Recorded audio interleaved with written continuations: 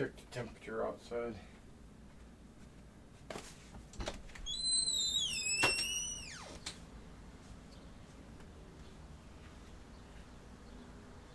Nice, but not too hot outside.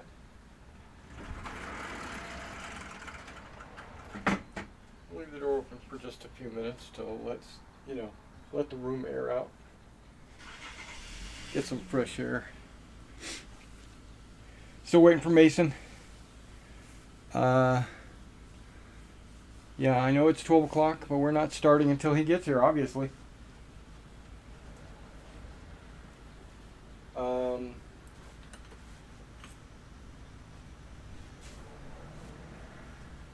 I would say Mason, on a scale of 1 to 100, is late 98% of the time. That's just his method. He's usually 5 minutes late. Always.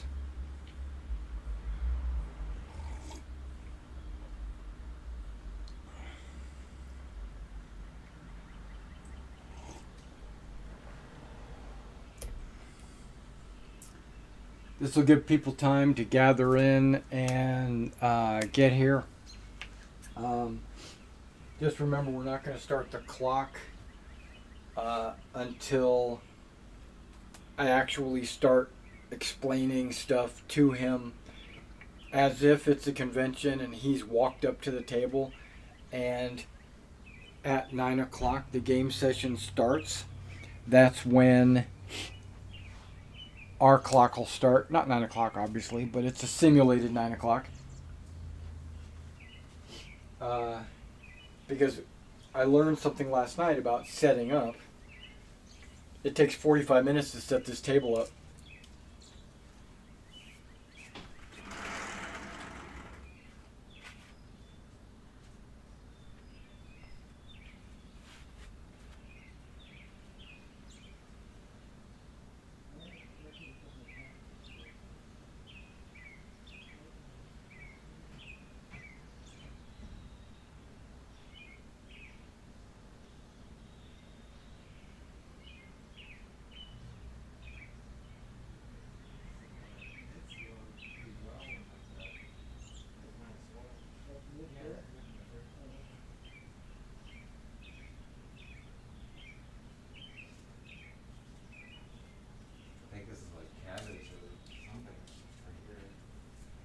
The tall one?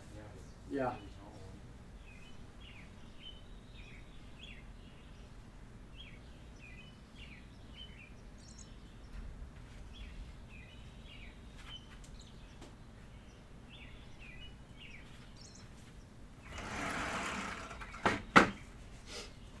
Just checking our garden. I think I should check Discord just see if we put a little chat in and said he's going to be late or not. I'm going to open it up.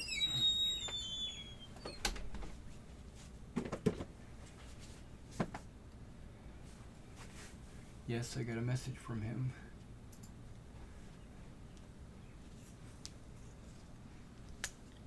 At 11:50, he said he was on his way.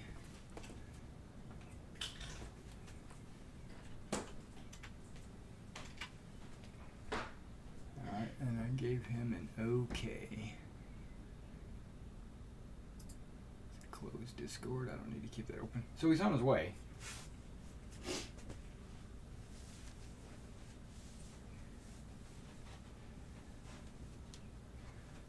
Well, I'll try to keep you guys company while we're waiting for him to show up.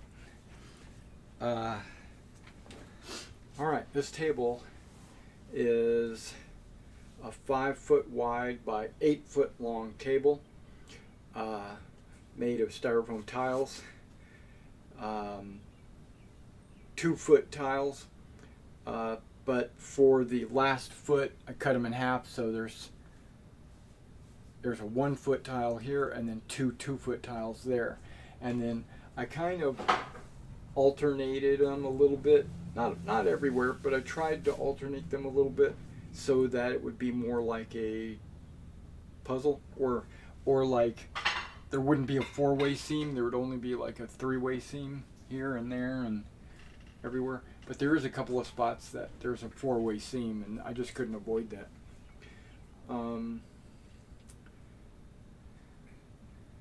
Now I'm going to explain this scenario to him when he gets here, but it's basically Fiere Bridge Causeway, and I'm pretty sure you can see this on the screen, that the 2-foot section, maybe 2.5-foot section, no, 2 foot 6 inches, but before the bridge and this slope up here is actually a raised area. If you were to actually go there and take a look, the slope is not that steep. Okay, the slope is kind of a gradual slope down all around here, so it's almost like you can't really see this, like from the road. It just slowly goes down. But for a war game, I didn't want to do that. I didn't want to do like a slow rolling hill. I wanted it to be sharp so that you knew exactly where the flood is at.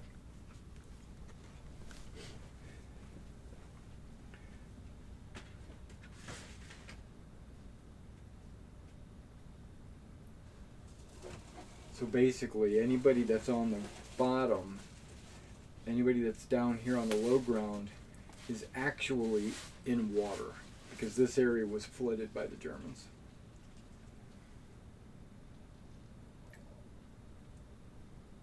So I don't expect any gameplay really at all to be in the low ground. I modeled it just for completeness sake, you know.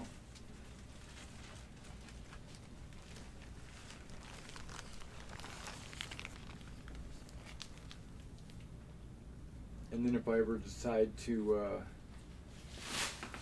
play a dry version or another scenario just using this map, you know, or maybe change it up a little bit. Maybe put the Germans over there. Well, there is a couple of scenarios where the Germans are over there and the Americans over here, and then there's also scenarios where the Germans have tanks, and so there's like, I have like 4 scenarios that would take place on this map. That's why I put so much effort into it, mainly because it's going to be at the convention and I wanted it to look good, but I also knew that it could be used multiple times. And if I ever wanted to, I could play a Napoleonic battle on this. I could play a medieval battle on this. You know, I could just take these 2 rows and have a 5-foot by 4-foot little battle right here. You know, medieval battle, or these trees and bocage, they don't have to be there. You know, I can always pull that up and put nothing down or whatever. Or if I wanted to play something over there, I could take that low ground piece and put it on this side. You know, maybe make another low ground piece, and then I could have like a causeway on the end.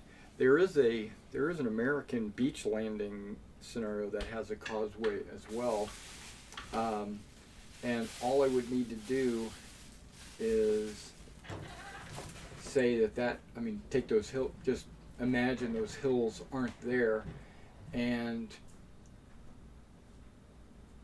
or just create an additional piece that where that farm would be and replace it with the tip of the causeway, and make the other 2 pieces beach style pieces, and then the Americans can attack up the causeway. That's another D-Day scenario that I got from the campaign scenario book.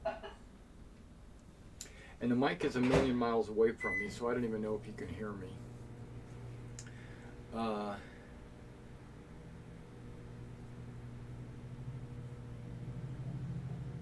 Yeah, I think this is finished. This is the final version, and I think it came out pretty good. I mean,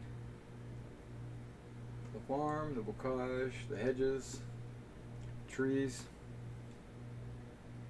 I need to do a little work, I think, on these orchard pieces here.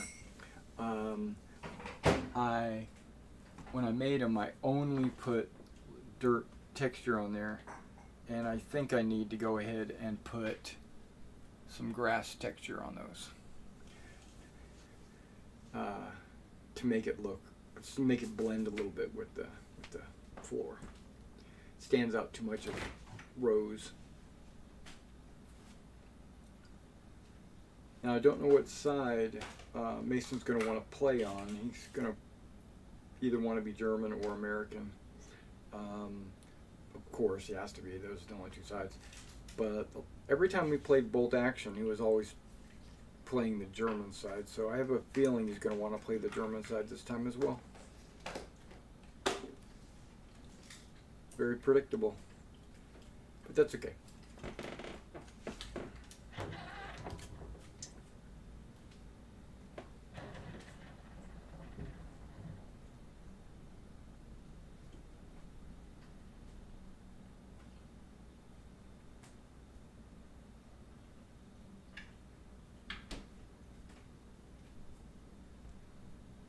Now, if I was being a little anal about it, which I'm not right now, but if I was, I would go through this map and I would adjust where all the hedges are based on the color of the hedge.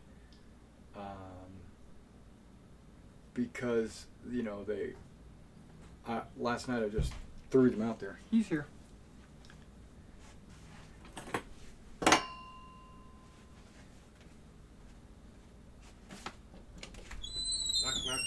Hello, hey, come on in.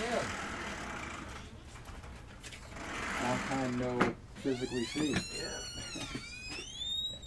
I'm gonna try to close that because of air conditioning and all that jazz.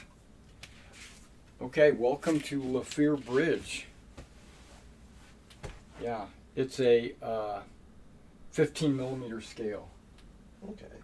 So It's a bit smaller. A bit smaller, yeah. It's not bolt action. It's and it's a different set of rules. It's Battlegroup, and so I'm gonna have to kind of teach you the rules real quick, tell you about the scenario, and then we can get to dice rolling and stuff like that.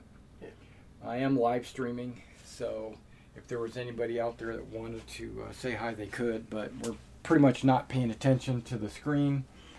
But it's Germans against Americans. And I assume you're going to be one side, but I'm going to let you make that decision. I like the extra dice.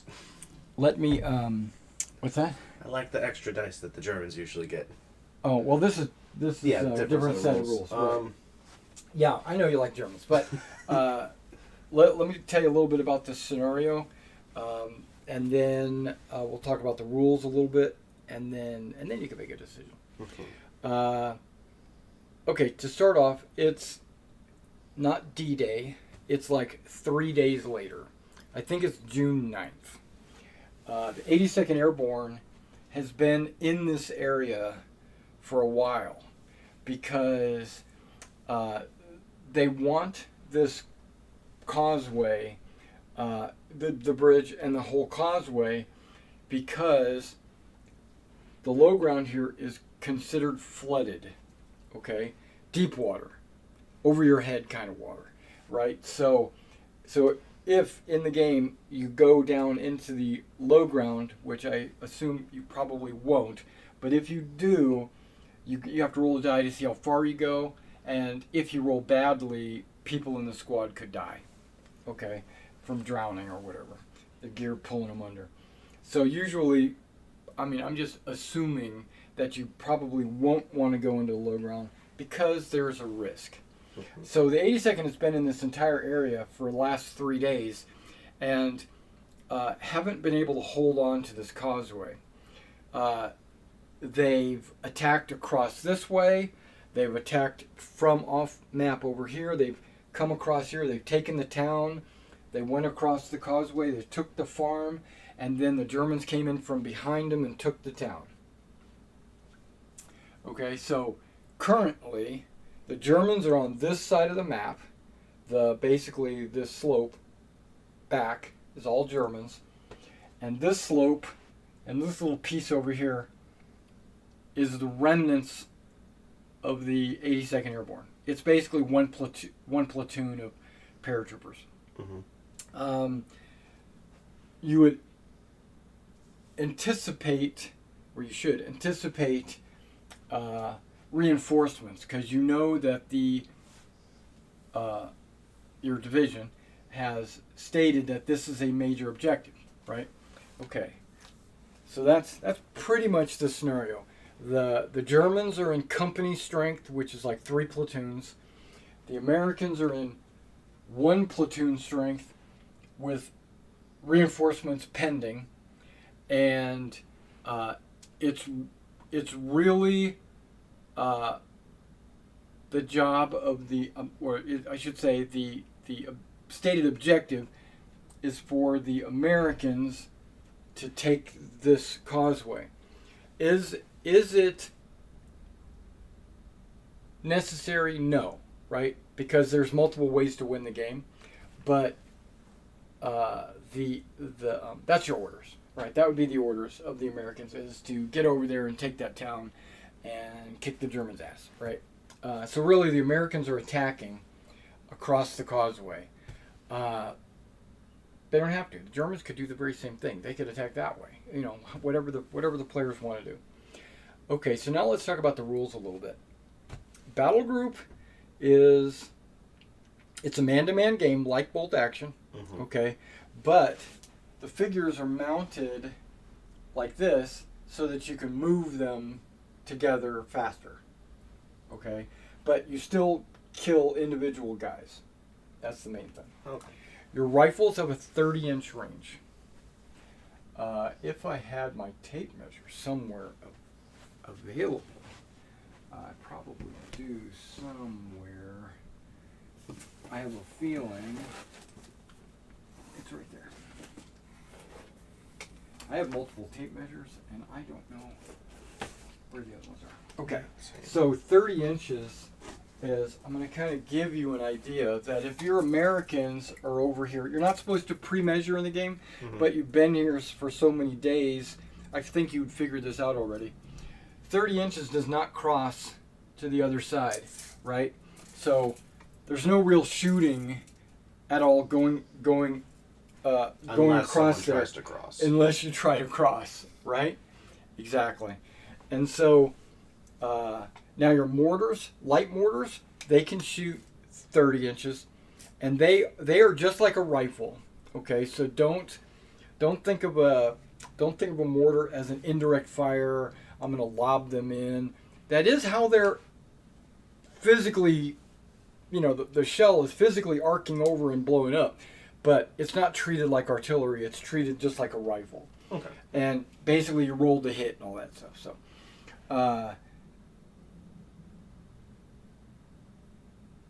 the medium mortars, which the Germans have, Americans don't, have like a 70-inch range or something like that, something crazy.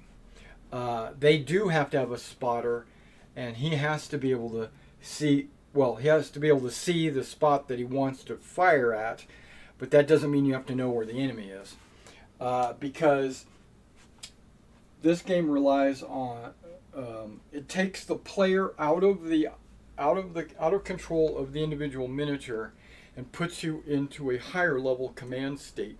So you give your guys orders, but that doesn't mean that's what they do. Okay, so we'll go with the turn. Oh, basically, I got something you could probably follow along with.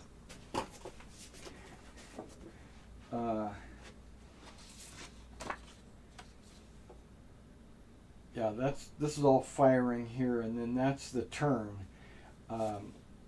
and there's like movement and orders on the other side, and there's also like a half sheet that goes along with this, but don't worry about all that. Okay. Okay, the turn. The very first. It's a you go, I go game. Okay, so like, you do your turn, finish. Now it's my turn, and I do my turn. Then you do your turn, I do my turn. Goes back and forth. Perfect. On your turn, based on the size of your force, is how many dice you get to roll. Mm-hmm. So, because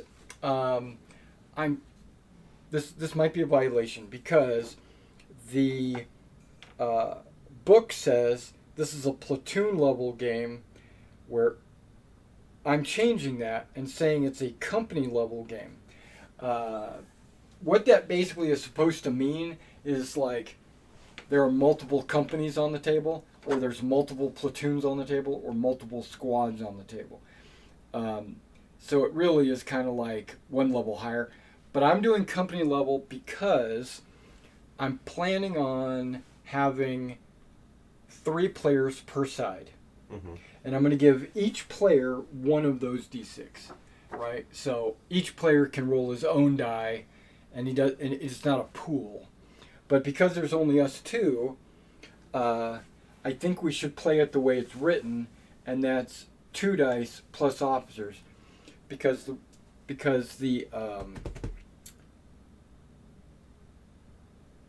unless you want to do it this way, we could do 3 dice, but then we'll have to individually assign the dice to each platoon. Because normally you would just roll your dice, you'd have a number of orders, and then you could place them on everybody on one platoon if you wanted, right? And that way everybody that platoon could do whatever it's going to do, and the other platoons would not get any orders, right? They would just sit there.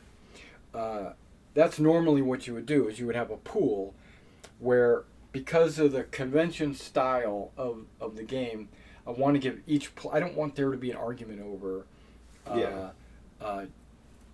or not an argument, but a discussion that's going to slow the game down, saying, can I get one of those dice? Can I get it? Can I get one of the orders? You know, I don't want that kind of a discussion. I want to okay, I have my own orders. This is what I can do. And then same thing with the Americans.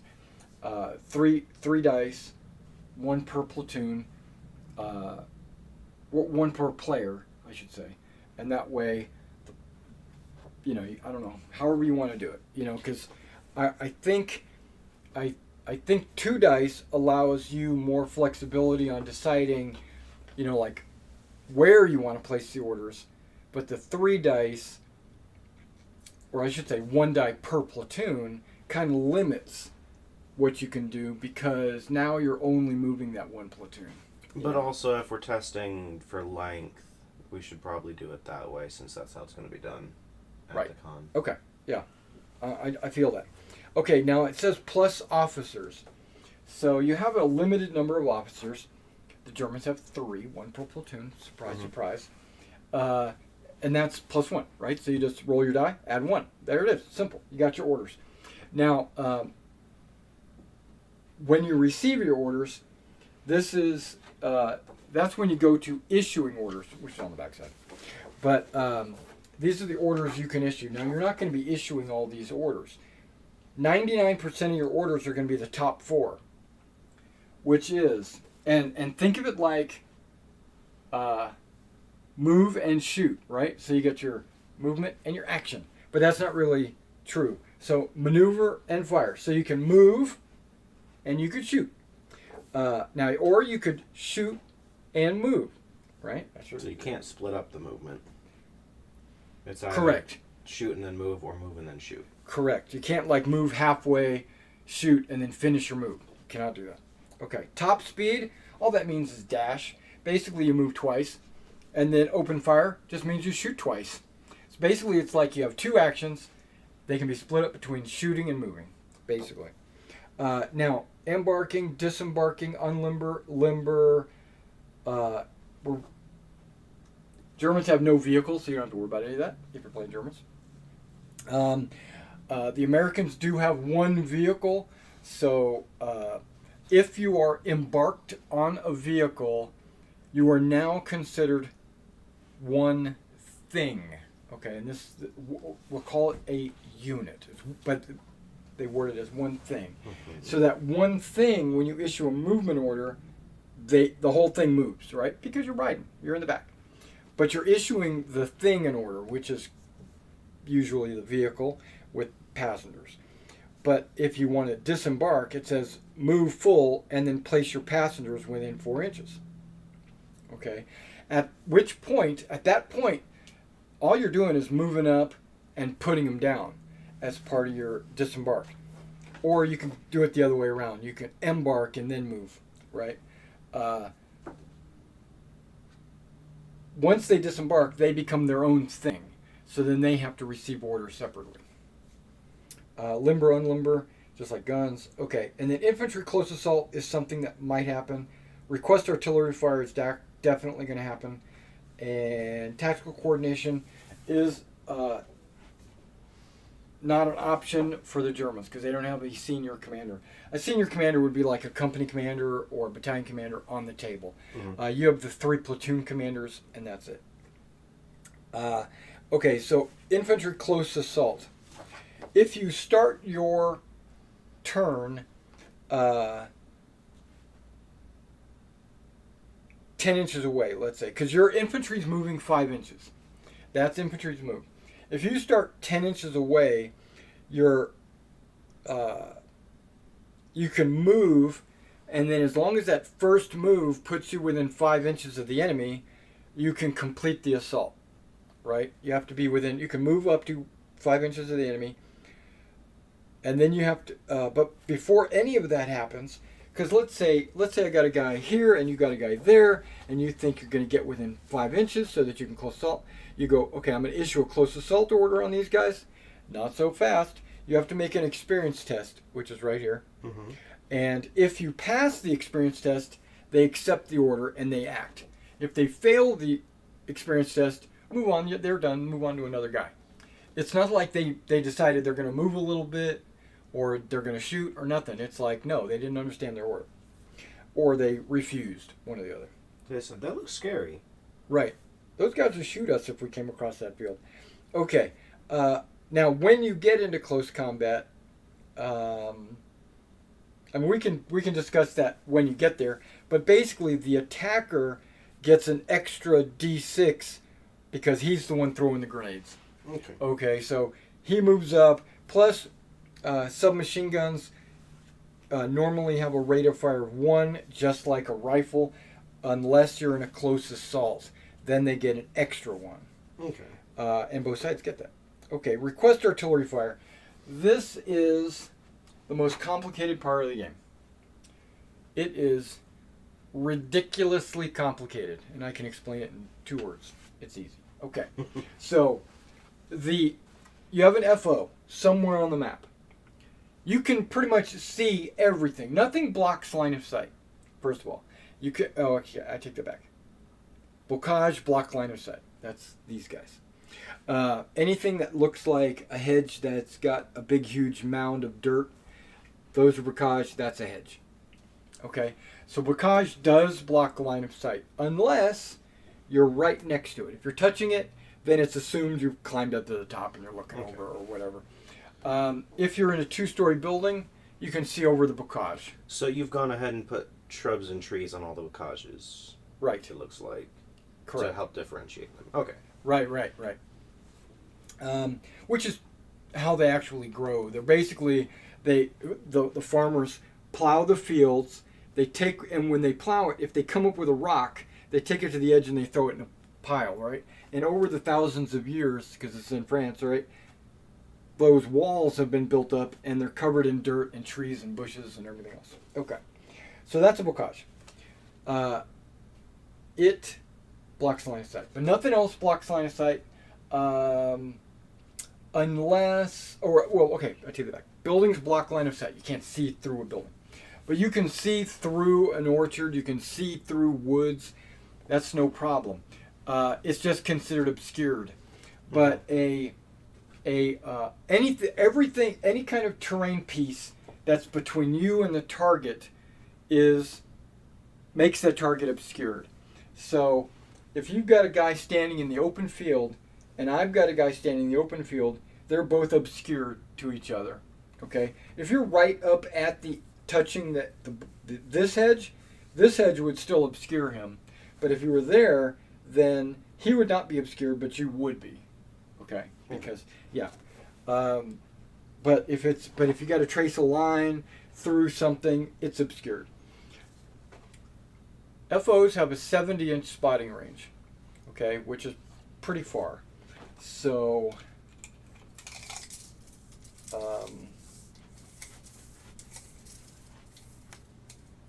yeah, that's it. That's 70 inches. So, if you've got an FO probably in that building, you can see the entire table. You know, that one of those kind of deals. Yeah. All your officers are considered mortar FOs. Okay, so they can call for mortar fire. You do have an actual FO, an artillery FO, and we'll go into that too. So there's offboard artillery. Okay, so, but all your platoon leaders are considered mortar FOs. A mortar FO cannot call for real artillery. He can only call for the mortars that are on the table. So you would issue an order to your FO. Boom. I'm calling for fire. Great. Are you calling for on-table or off-table artillery? In your case, it would be on. So you have to make a communications test. You roll a 3 or better. If you roll a 3 or better, you continue on with the rest of the order.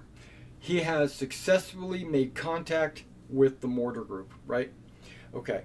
Mortars, let's say you got a mortar sitting right here and you got an infantryman standing right there. The mortar cannot shoot unless it receives a call for fire from an FO. Even though he can see him, it's time for him to run, is what it is. But okay, so, or they can use their rifles, because they'll have rifles too. But, so if you can see it, and you make your communications test, super, then you place your spotter round. So you can put this spotter round anywhere within 70 inches, right? Boom, there you go. And then, hold on, artillery fire sequence. Request artillery priority check, that's if it's off table. Communications check, 3 or better. Position spotter round, and then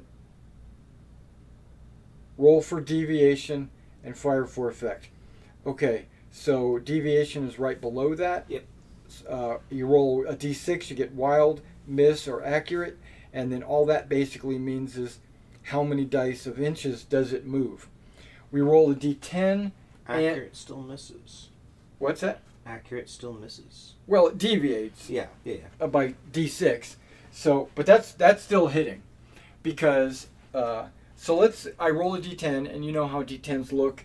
They'll have an arrow pointing on them in some direction, and then that will be and then you roll the dice. Let's say you roll 7 or whatever. We measure the distance. Let's say it's 7 is right there. Okay, just hypothetically. Now you decide, okay, I like where that's placed, or I don't like where that's placed. If you don't like where it's placed, you just end the fire mission, everything's over, don't have to worry about it. But if you like where it's placed, you move over to fire for effect. Okay. And then you need orders for those mortars. So you go, I want 2 mortars to fire on that. These are the 2 that I called, so I give an order to him, and I give an order to him. So you're burning all your orders. Well, that's 3 orders you've used for this fire mission. Okay. Those 2 mortars fire. They fire as if they were given open fire. So they fire twice each.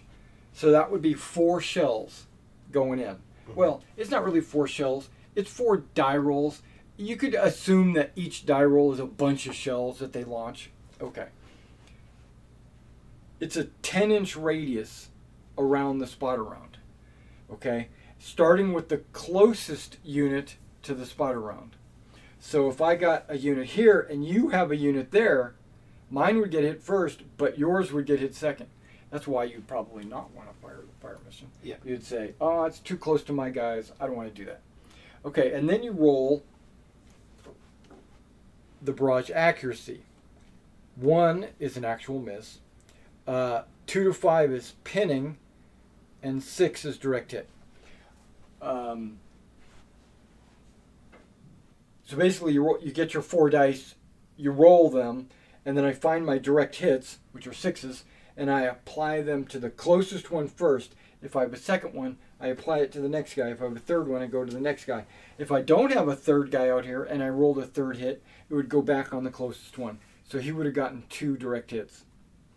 And then whatever left is the pinning shots, and they go on just the same way. So the first guy gets pinned, and then the second guy gets pinned, the third guy gets pinned. And then we roll the results of the direct hit and the pins. Basically, HE direct hits from your mortars are 4-4, I believe. I'll look it up, but I do believe it's 4-4. So what that means is for each hit, you roll 4 dice looking for 4s or better, and those are considered hits to the unit. Okay? So let's say you hit this first guy, you roll 4 dice, and you get all 4s or better. Then that means he would take 4 casualties, and then I get armor saves or cover saves. So you go to shooting, bottom left hand corner, cover saves. If I'm in the open and I'm infantry, I can roll a 6 to prevent one of my casualties. And you roll 1 die per hit. So if I had 4 guys get hit, I roll 4 dice for cover saves. Hopefully I get 6s. If not, 4 guys would die. And you can see most of these stands have 4 guys on them.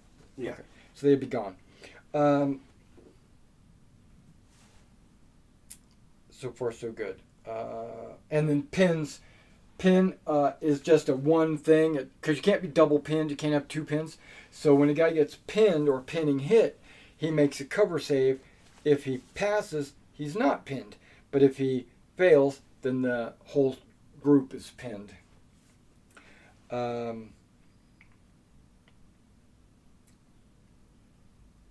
Okay, that was the request artillery fire. There is something called tactical coordination, and my philosophy is that should be used rarely, and you need a senior commander on the table for it to happen. The Americans will have a senior commander on the table after reinforcements arrive. He places an order on himself because he has to issue an order, so he's doing it. Now his tactical coordination is he picks a unit on the table that's pinned. He makes an experience test. If they pass, you remove the pin. Okay? So basically that happens in the middle of the turn, right? And I've still got an order left. Well, I place it on the guy I just unpinned, and now he can shoot twice or whatever, right? So that's a way to avoid or to help your assault or whatever. At the end of the turn, okay, before I get into that,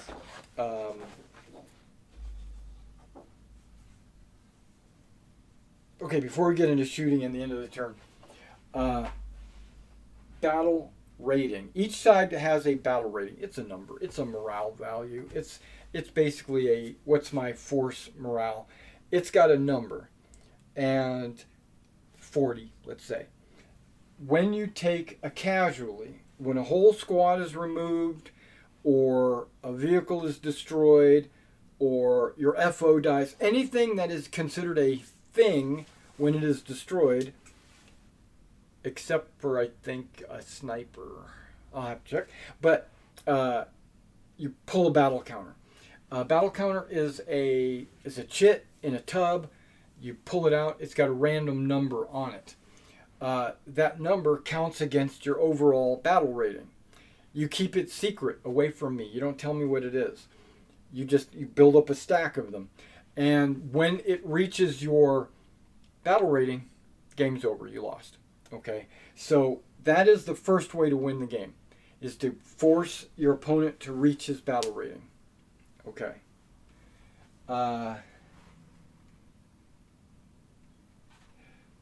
That tactical coordination. For me to do tactical coordination, I have to take a battle counter. So So for me to take my senior commander, I place an order on him. I tell him I want to do this. I draw a battle counter, which is a penalty for my side, right? Because it's going to get me closer to the end. And then I roll. Okay. And I still might fail. At the end of the turn, everybody gets a free rally. So you basically draw any number of battle counters, and that's how many D6 automatically unpin. So I think if you can avoid using tactical coordination, because that's only one unit for one battle. And it might not even go through. Where the other one is, okay, I've got like 7 units pinned. I can pull 2 counters. You got to decide ahead of time. I pull 2 counters, roll 2 dice, and then I just start picking up pins, right? And that's the only way you can remove a pin. If you are pinned, you cannot move. Back up. You cannot receive orders. So you can't shoot, you can't move, you can't do anything. You just sit there and, just suffer. Last 2. Reaction orders. There's a reserve move and an ambush fire. If you issue an order to a unit to ambush or reserve move, they'll get a different color order counter. Okay? Yellow for move, and I'm thinking maybe blue, I'm thinking, for the shooting. So, because green is your normal orders. So, you'll put it on the guy. And then at any time, you can change that order. You can activate that order, basically. Mm-hmm. He's already received the order. He's waiting for your go-ahead to do the thing. So on your following turn, that stays there. And he can't. If you issue him another order, then the ambush order goes away. But if you don't issue him an order, he'll stay on ambush. And you could go, I'm going to put all these guys on ambush, and then on the next turn, I'm going to put all these guys on ambush, and then everybody on your side's on ambush. So when you move across, everybody fires. That's possible. Mm-hmm. If you are pinned while you receive an order like that, a reserve order, it doesn't go away. You just become pinned. You can't activate it because they can't be given orders. You can't activate it, but if that pin is ever removed, they'll still be on ambush. Okay. So it doesn't burn the ambush or whatever. Okay. Battle counters. They don't all have numbers on them, the tokens. Some of them say things like breakdown or air attack or minefield or various special events. Mm-hmm. Those are usually good things. So when you pull a battle counter and it's got words on it, you're like, nice, because it doesn't count against your battle rating anymore. So you voluntarily or not voluntarily, maybe you got a unit killed, had to take the penalty of the battle rating, but instead you get an air attack, right? And what that basically means is on your next turn, you roll a die to see if an aircraft shows up on the battlefield, and then it comes down and bombs or strafes. Same thing in minefield. You go, oh, by the way, you're in a minefield. Or breakdown. If for you, a breakdown would be okay because I have a vehicle. But for me, a breakdown would mean nothing, really. It would just be a 0 because you don't have a vehicle. It doesn't automatically revert back to me because I got a breakdown. Okay, so here's where the rally talks about moving the pins. Mm-hmm. Here's your movement rates. There are 2 movement rates, on-road and off-road. To get the on-road movement rate, your entire turn has to be on a road. If you, at any point, go off the road, you have to use the off-road movement instead. Everything you have is infantry, except for your mortars, which I think are the 2 mortars. Mm-hmm. I think are considered light guns. But I don't think they're medium guns. I think they're light guns. But I don't think you're going to move them because they're dug in. Aircraft anywhere. Yes, you just put it on the table somewhere, and it's always spotted. And it okay. Let's talk about shooting because that's the next thing. Okay, observation and shooting and suppression. There's two types of shooting when you're doing the shooting. Before you roll any dice, you have to decide if you're going to suppress them or if you're going to shoot to kill. Aimed fire. Suppression is much easier. If you notice, if you're doing area fire, you start at 1, of course, and you just go straight to the range, rate of fire, and then you go straight to suppressing fire. So you don't have to worry about observation. You just have to kind of check to see if they're in range. You figure out your rate of fire. Everybody is considered rifle, right? So rate of fire 30 inches, right? I think. Yeah, yes. Rifle at top. Rate of fire 30 inches. There are BARs, and there are American light machine guns running around. I think there's even some medium machine guns. But the Germans have MG42s on bipods. They got quite a bit of them. Mm-hmm. And you'll notice that's got like a rate of fire of 6, but it requires 2 men to get that. If you're down to only 1 man, you half your rate of fire. Okay. There are no tripod mounted anythings on the table. I take it back. There's no tripod mounted German stuff on the table. The American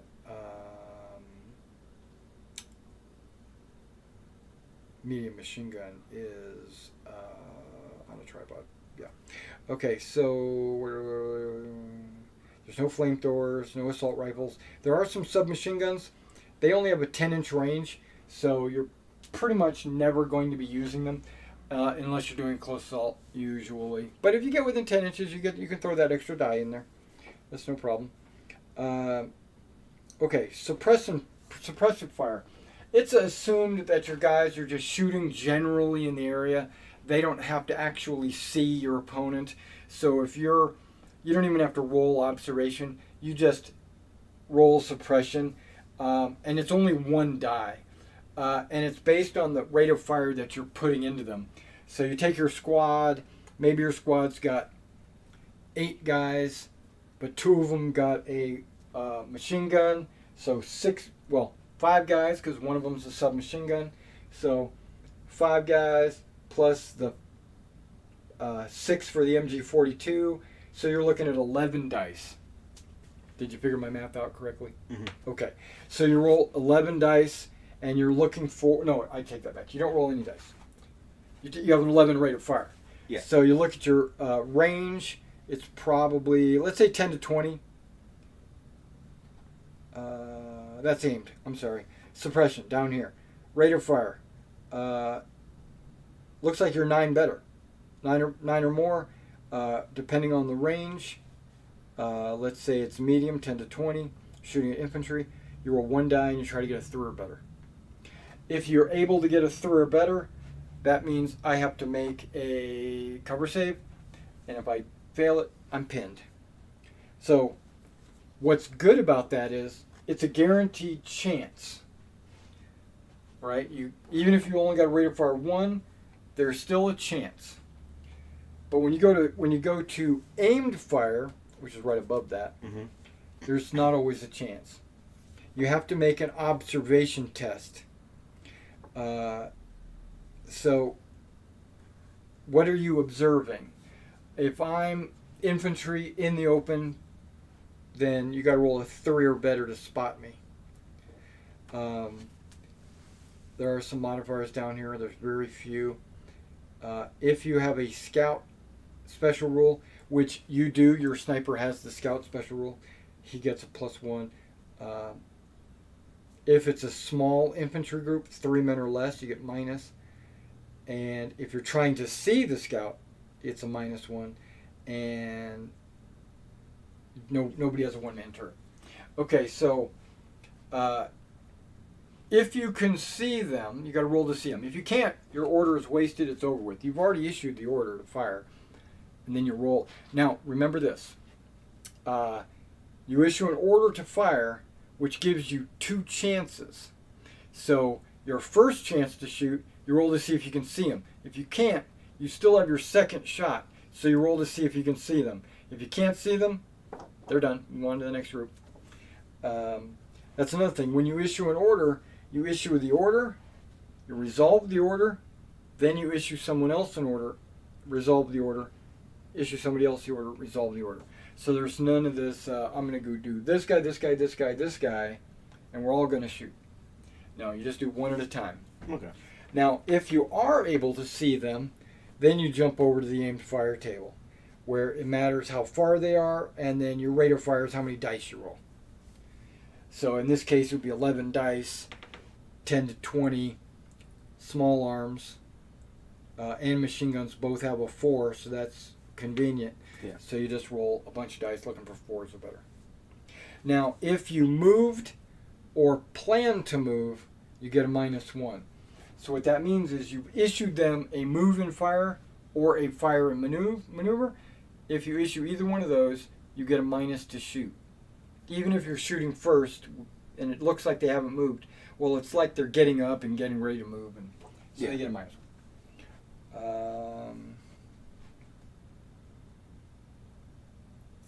Anti-tank. Okay. There is anti-tank, and the way it works is armor piercing has a value between 1 and 15 on the left, and armor has a letter value. So depending on the letter value and your armor piercing, you cross-reference, and that's the number or better on 2 dice that you have to roll to knock them out. That becomes important because your mortar has an armor piercing value. So if you get a direct hit with your artillery on a vehicle, it goes against their side armor. And if you do a close assault, it could against a close assault against a tank there, which is this here, you could get side or rear armor, or you could take casualties going in, because it's considered like their machine guns shooting you down. The reason why there's an observation test, because you could be 2 inches away from each other, you still have to make an observation test to do direct fire. It's just that they're considering that there are mortar rounds landing, somebody is firing smoke, maybe the infantry has lobbed some smoke grenades, maybe they're in a ditch that you just can't see because it's a flat table, maybe they're behind a bush or something and you just can't see them, or you got dirt in your eye, or you're crying hoping you can go home to your mama. You have to make an observation test if you want to try to kill them. But if you're just trying to suppress them, no observation test. Unit morale. If you take a casualty, 1 or more casualties, you have your guys, your squad has to make a morale test, and 4 through 6 they're okay. 6 is actually, I do believe, a Call of Duty test, which basically means there's a chance that they'll get up and do something right away. They might become extremely emboldened. If you roll a 1 or a 2, they're definitely pinned, but there's a chance they might surrender. And the only way they'll surrender or rout is if that unit has had 50% casualties. So if you had an 8-man squad and it's down to 4 men and you get a pin rout on them, then they are lifted up, they're destroyed, and you have to take a battle counter. If you have a squad reduced to only 1 person and it becomes pinned, it's eliminated. A 1-man pin is elimination.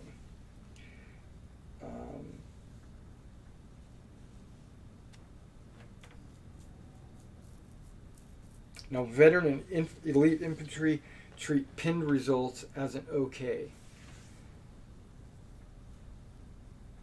Yeah, that's pretty good. I think I've gone over everything. All right, we got the turn, issuing orders, and rally. Aim fire, small arms, rate of fire, suppression fire, observation table, fallback option. Okay, if infantry in the open and they receive 2 or more casualties, not just one, they can instead opt to take that 1 casualty and fall back 10 inches. Okay, so they fall back, the shooter moves them. So if, let's say I'm in the open, you're here, and you, or better yet, let's say they're here and you're here, and you shoot them, and you, I decide I'm gonna, and you do 2 or more casualties. I decide to do a fallback. You get to pick to go to this cover or go to that cover. So really, it's, you just say, I want you to go over here, and then I'll move it over there. Okay. Yeah, it has to be the closest cover within 10 inches. Yeah,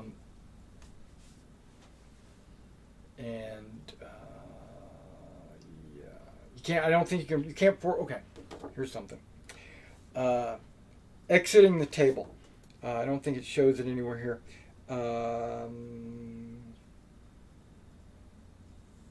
Yeah, it doesn't really show it. But there is something called exiting the table. If you're within 10 inches of the table edge and you're given a exit the table order, you just pick them up and they're not counted against your battle rating. Okay. So if you got a guy who's down to 1 man and you know that it's getting ready to impact your battle rating, you can gradually move him back and get him close to the edge and then remove him to save you from having to draw that battle counter. Okay, I think we got that knocked out. Any questions? I don't think so. Okay. We'll see when it starts, though. Right. Oh, I anticipate questions.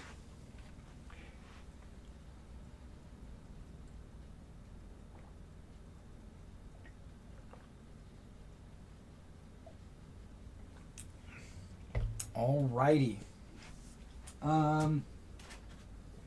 There is a couple of things on here that might be important.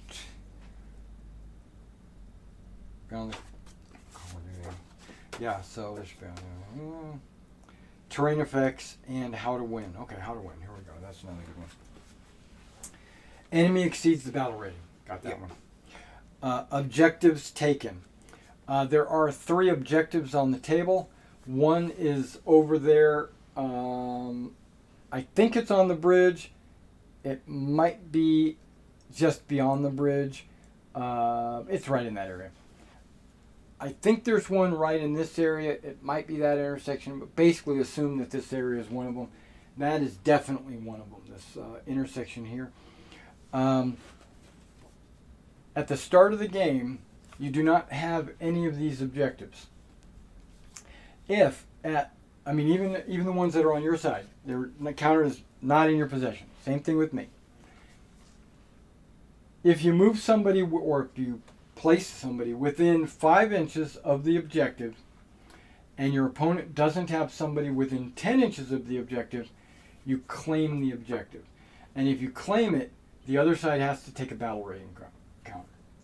So just from the start of the game, I can see you're going to be giving me 2 battle ratings right off the top. Because you're going to have 2, and I'm going to give you 1, probably. Okay. So it's like it's going to be an initial loss. But those might be good. Might be airstrikes or whatever. But they're supposed to be bad. Okay, and then there is, that's how to win. Objectives taken. If you take all 3 objectives and hold it for 1 turn, you win the game. Okay. It's considered all objectives taken. If all the enemy units are pinned,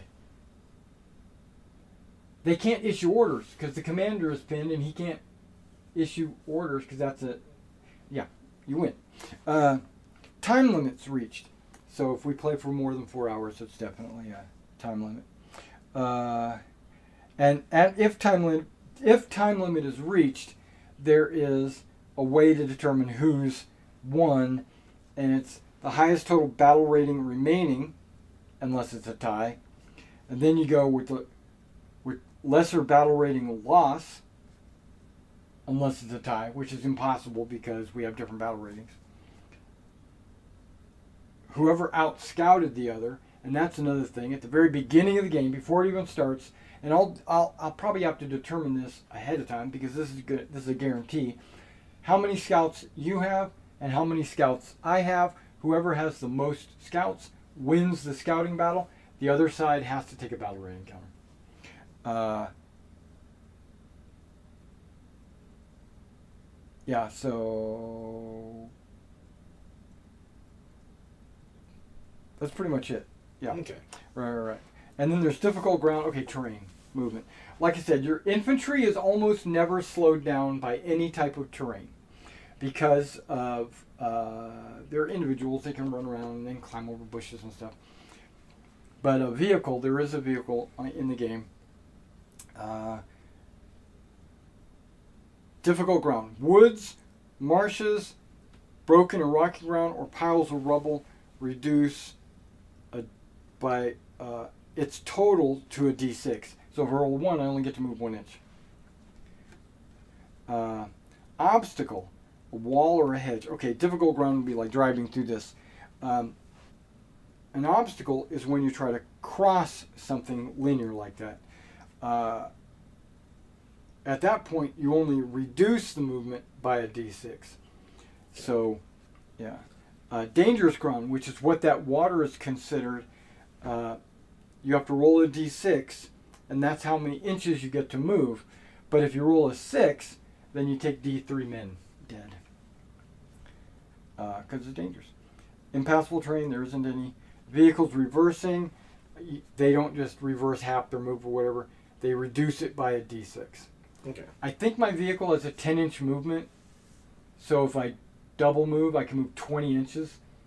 But if I go in reverse, I reduce it by a d6 per move, right? And then reduce it again if you're in difficult terrain. Yeah, so all those add together. So let's say you only move a d6 in here, and that reduces it by a d6. So if I roll 1, and then this rolls a 2, he doesn't get to move. He can move the 1 inch. He can't cross the obstacle. You can always like let's say I'm here and I'm saying I'm going to move like over there. I'm going to reduce it by a d6, but that should not stop me from getting my full cross country up until the obstacle. Okay. Because you didn't actually get that d6 penalty until you got there. Yeah. Entering and exiting buildings. Okay. Infantry unit has to have the majority of its unit within 1 inch of the building model, and then it can just be placed inside. If you want to exit it, basically you get half your movement. So basically they're saying you can move 2.5 inches. You move 2.5 inches, and then you get your 5 inch if you do a double move, right? Okay. Vehicle passengers do their thing. Tank riders do their thing. Okay. I think that's it. Cover. Yeah. Okay. Cover. That's on here. You got open. Pretty obvious. Yep. Soft cover is going to be your hedges. Yep. Right, and then hard cover would be as if you're behind this stone wall, the bocage, or if you're inside of a building, and then there's no reinforced or hardened.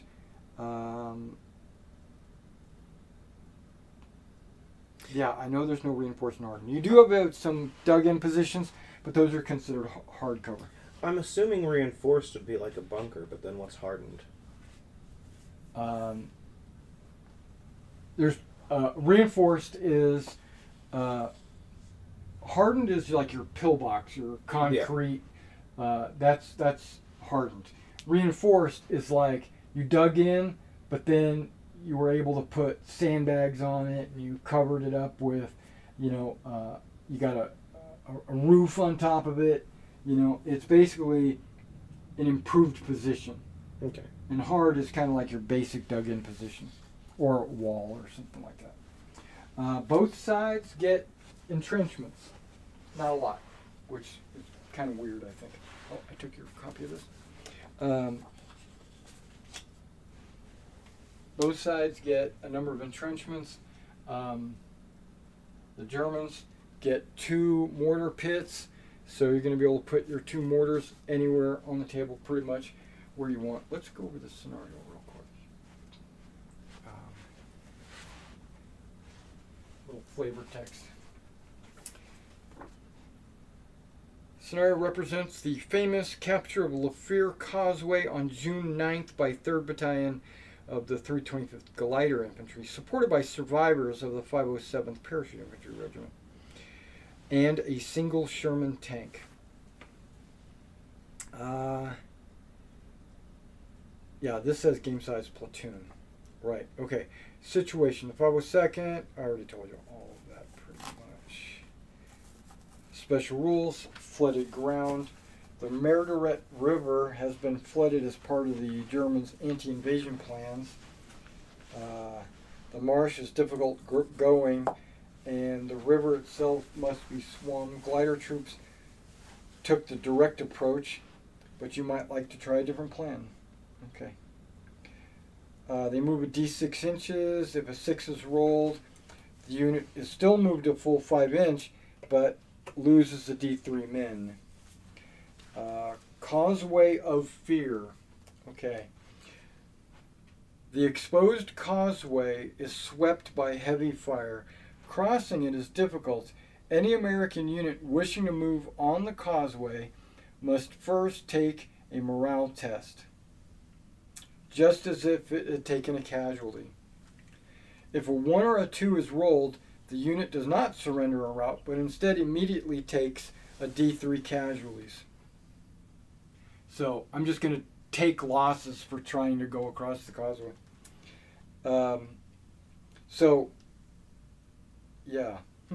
Okay. These losses will cause them to take another unit morale test. Because the first one is just to see if they take any casualties. If you fail the test, roll 1 or 2. But then if you take casualties, now you got to make a morale test. Okay. Unmarked minefield. As part of their defense, the U.S. paratroopers have strewn anti-tank mines on the causeway, and these were not cleared before the assault. Any vehicle that moves on the causeway must roll a d6. Okay, now I'm considering the causeway this line to that line. Mm-hmm. Okay. That 2-foot section is the causeway. Actually, this piece here should probably also be the causeway. Okay, so from that line all the way up to the bridge, pretty much, is the causeway. Any part of their defense, okay, any vehicle that moves on the causeway must roll a d6. On a 1 or a 2, it hits a mine. Any other result means it's okay. And we just go to the mine table. Okay, objectives. There are 3 objectives. 1 on the bridge. Okay. Okay, hold on. 1 on the bridge. The church. There we go. And the road junction right here. Mm-hmm. Okay, so I didn't. Okay, I thought it was. But then units can remove minefields, right? If they do an action for. I don't have. You have to be an engineer. Engineer, okay. Specifically engineer. Yeah, you have to be an engineer. There's no engineers on the table. Battlefield, got it. Buildings, got it. Okay, the causeway itself is lined with low hedges. These are not bocage, and blocked by wrecks of 2 French R-35 tanks. So there's some cover. Okay, these are German, French R-35s, basically captured.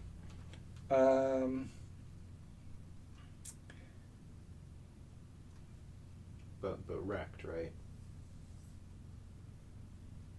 They are wrecked. Okay. Right. They're roadblocks.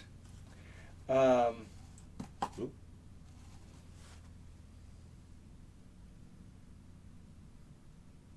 Yeah, Kakigny has a church, but the church has no spire, so there's no like two-story action there. Mm-hmm. Bocage and orchards.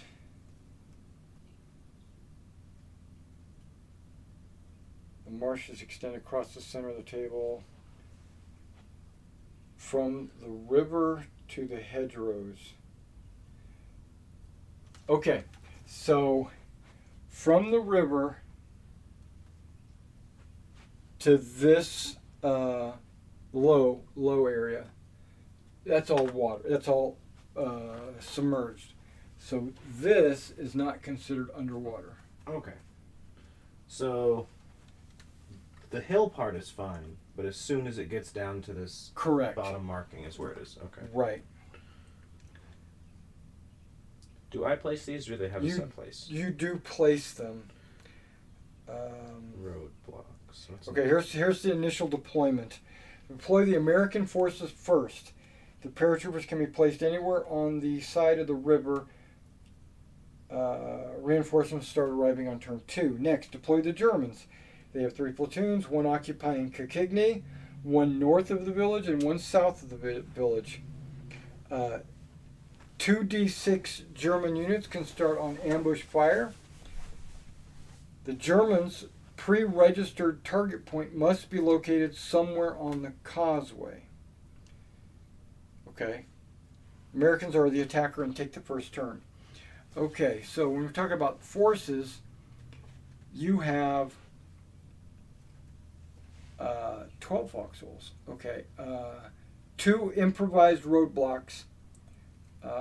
Right? So those are yours. Now the sniper is also dug in, as well as the, well, he's in a hide, really. But then the 12 foxholes for grenadiers, and you just tell me which 12 guys you want to put in there. And then you'll have 2 batteries of 2 howitzers off table. So your FO, when he calls for fire, he can, and if he decides to call for off-table artillery, you don't have to roll priority, because these are directly assigned to your battle group. They're basically dedicated to you guys, so you don't have to make a priority test, but you still do have to make a communications test. Mm-hmm. If he passes, he could put all 4 artillery howitzers on there, but that would take 4 orders. Yeah. So you put 4 orders on the artillery, and then they would each fire twice, so that would be 8 75s landing somewhere. Okay. You do get... That makes me worried for what kind of reinforcements you have that are going to counter that. Hopefully, I think the Germans could win. Okay, you get 1 pre-registered target point. Okay, a pre-registered target point is supposed to be drawn on a map, right? You're supposed to have a map. You're supposed to say, okay, I want it to be in this spot. And you do it there before I start deploying. That's the very first thing you do. Hypothetically, let's just say you put it dead center of that bridge. Mm-hmm. When you call for fire, you don't have to give your FO an order. You just give the guns an order. There's no spotting around. There's no deviation. That's where it is. Okay, so 10 inches. Now there is something called suppressive fire with artillery. If you decide to do that, you get a 15-inch radius, but your hits have to be re-rolled. So there's more suppression. Yeah. Which is still a good thing. You just have to decide that ahead of time. Okay, so for you don't have to mark it on a map, even though I could provide you a map and you could write it down. But just in your head, decide where you want this pre-registered spot, right? And then you just tell me when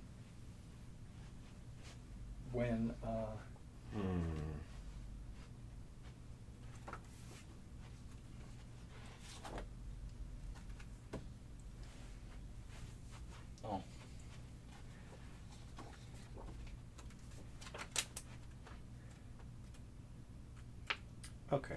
I do plan to print these out or type up something that tells the Americans exactly what they have and tells the Germans exactly what they have.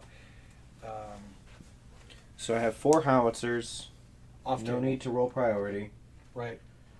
They're built into you guys. Yep. Yeah. And then you place your stuff, and then I do the roadblocks and everything. Correct? Right. But you do have to do the pre-registered spot. Okay. I'm checking mine. I do have a priority request that I could get. I also have off-table artillery, the same as you, but no, like, pre-registered spots. Okay. Okay. Turn 1. Parachute infantry platoon. Okay.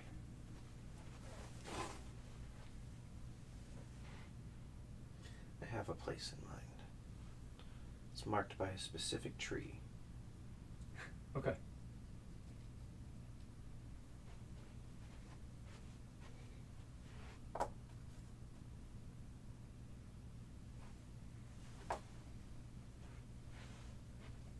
Okay, your squads, and yours as well, and mine, usually have these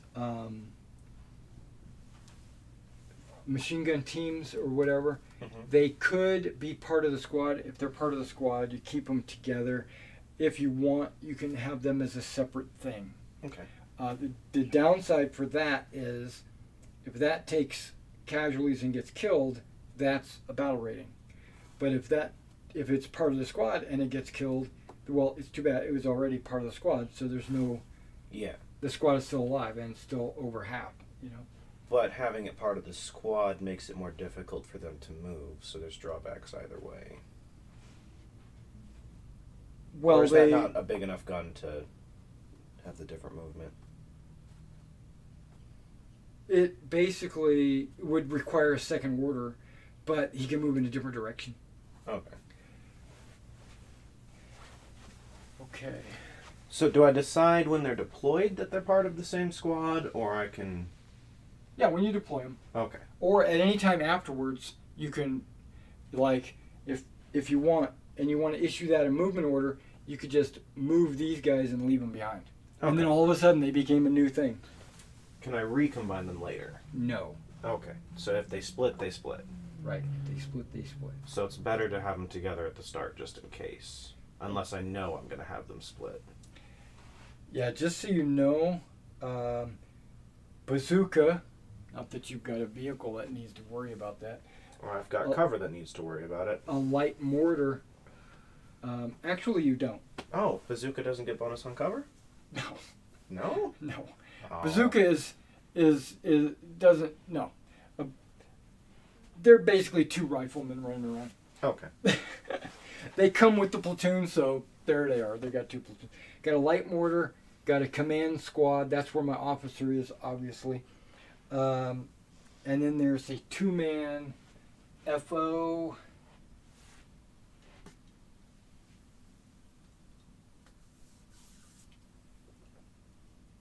Two-man FO team. And those guys are glider guys. And a 2-man forward signals unit. Okay, the forward signal unit allows me to make communications tests. It either allows me to re-roll or it gives me a 2+. I can't remember.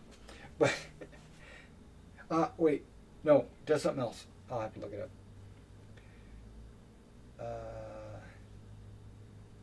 Yeah, so that's what I start with, and you start with all of this.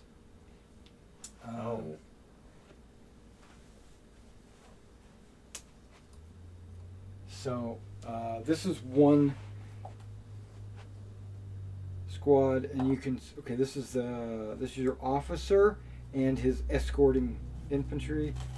That's your 8-man squad, right? And you get 3 8-man squads per platoon. So that's what all your platoons look like. And then you also have a sniper and an FO in addition to that, as well as these two 80mm mortars that you're gonna put wherever. I guess I don't put them here yet, but I'm going to anyways. Right, and they don't have to be deployed next to each other or anything like that. Yeah. Your commanders don't have like a command range. You know, you've got little radios or whatever. Command range is really only important for mortars and for off-table stuff. And that should be 3 machine guns. And 5 guys with a rifle. Now the 5 guys with a rifle, one of them is carrying a submachine gun.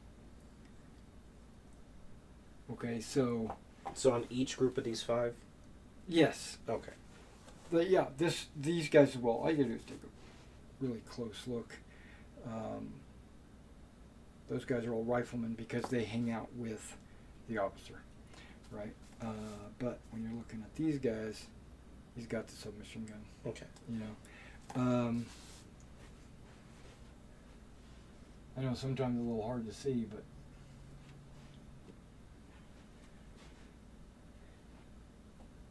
that's your officer, and this is your 3rd squad. Okay. Yeah, so the way it's worded in the book is these are 2 different teams, but really it's an 8-man squad. Okay. And then you can break it off as a second team if you want. These are 3-man teams, so that means you get a minus on observation when trying to see them, right? Anybody that's 3 or less is hard to see. This is considered a 6-man squad, right? There's 6 guys running around. Mm-hmm. 360-degree field of fire. Squads have to be touching to be together.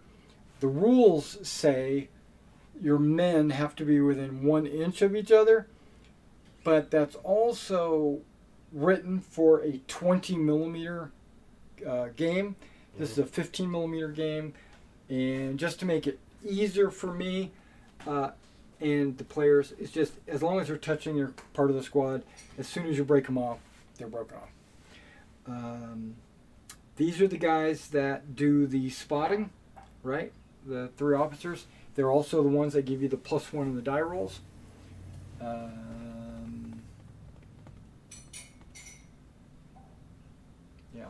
Okay. You do this.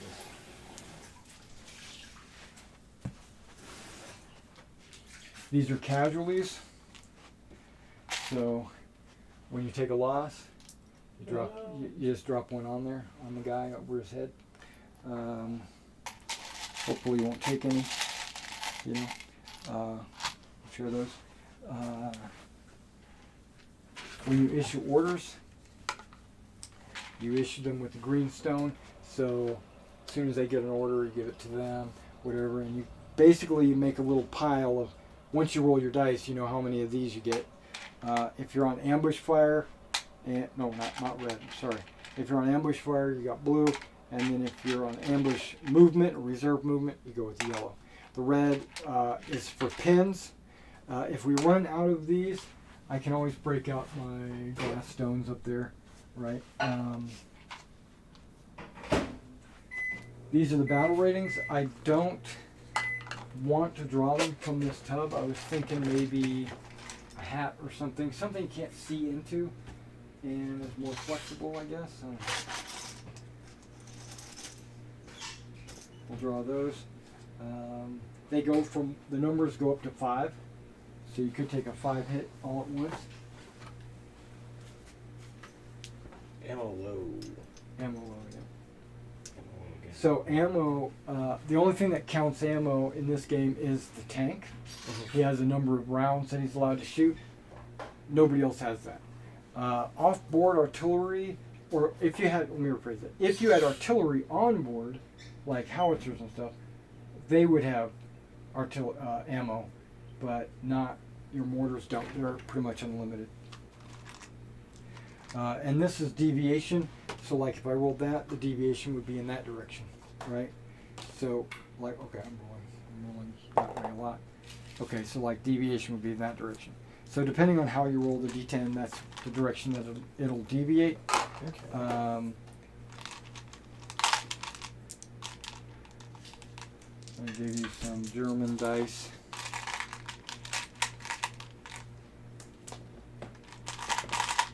And if you look closely to what the hawk there is grasping in his little claws, Mm-hmm. what do you see? The swastika? That's right. Nazis. No, you're not. It's actually a Fallschirmjäger badge. Yeah. So, now there should be 20 of these in here for you. I don't know if it's right. Right, and then I've got some 82nd ones in here for me. I doubt if we'll ever need to roll this many dice, but just in case.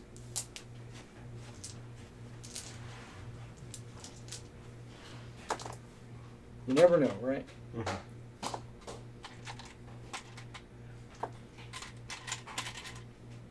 Oh wait, I got one more for you.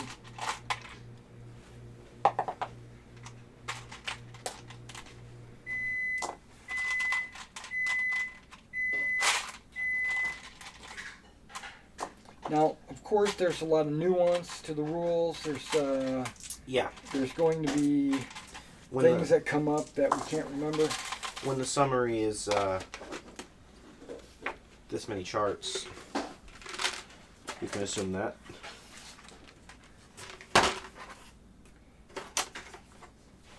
Now here's a couple of 6-inch rulers. Because movement is 5 inches. Yeah. Unless you're doing like ranged fire, that'll be 30-inch range pretty much. I think I got all my troops that I get initially. You know where you're going to attack. I feel like I'm going to need to be standing on that side of the table more often than this side of the table. But I don't know what I'm doing.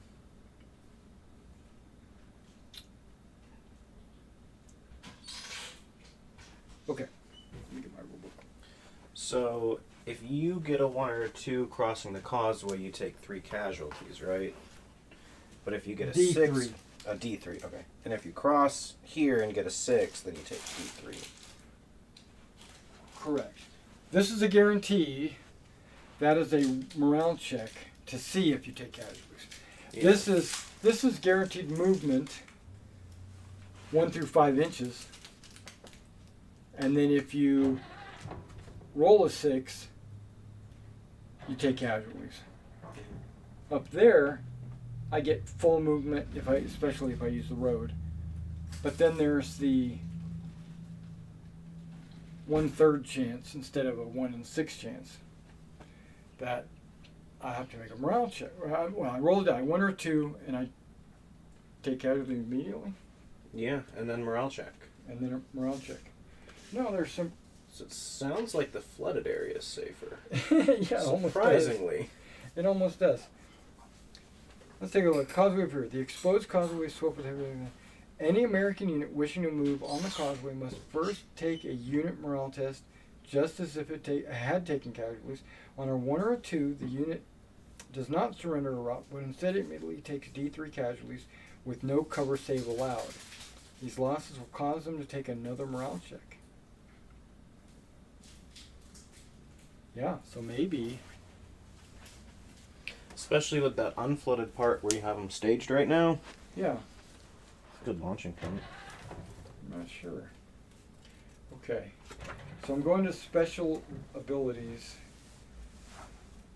This is the rulebook, yep. Okay.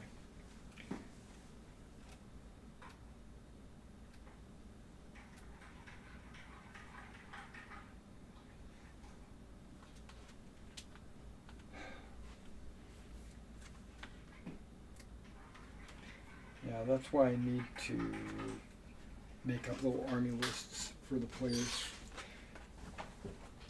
slowing me down. Okay. Yeah, but that'll go quick enough. Yeah, once I get an army list actually created for the players.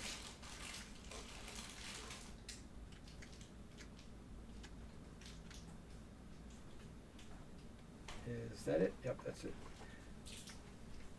Okay, FSU is a communications team. Okay, so they're communications team. Which communications team means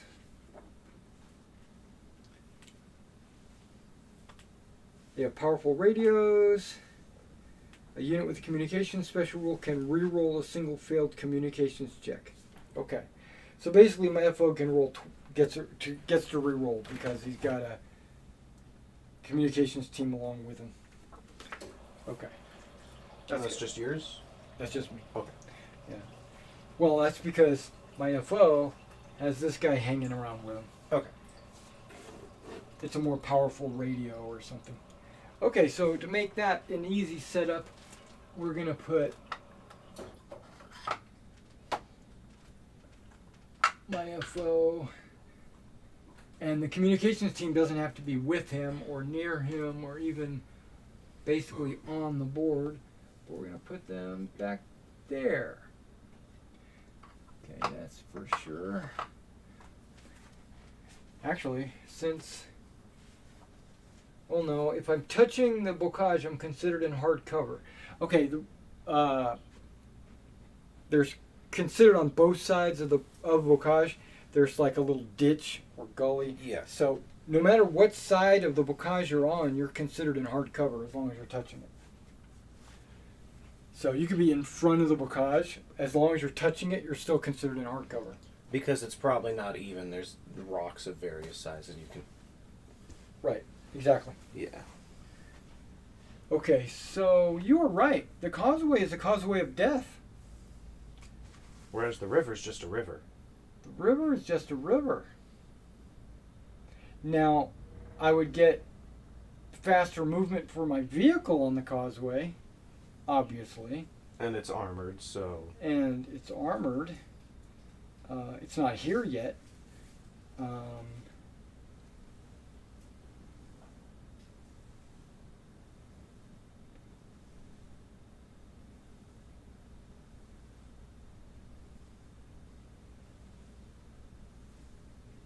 That is a very interesting thing. Okay, now this player, right? Because the player is the initial deployment. He would only get one die, right? Because we're doing one die per platoon. Plus officer. Plus his officer. Well, it's not a die; it's a +1. Oh, plus... Oh, okay. Die +1. Okay. Right. So I could get 7. But the reinforcing platoons will show up with their own die.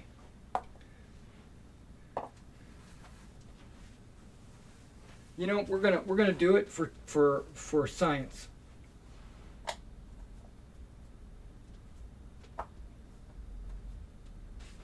I mean, I can't shoot at them from there anyways. Too far away. Well, maybe. Maybe the artillery and mortars. No, because the mortars were 30, right? The light mortars are 30. Yes. The medium mortars. Which I have light, don't I? These guys are your mediums. Oh, those are medium. Yeah. Those are the ones you have to call for fire for. Okay.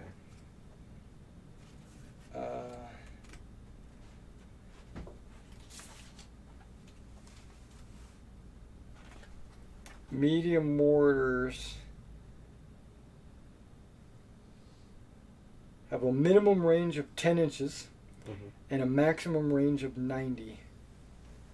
They are light weapons with HE rating of 4.4 and an armor penetration value of 2. Okay, and we already saw that this table... Oh, they're counted as very light guns for movement. Okay. So, yeah, so they move a lot faster. They move faster.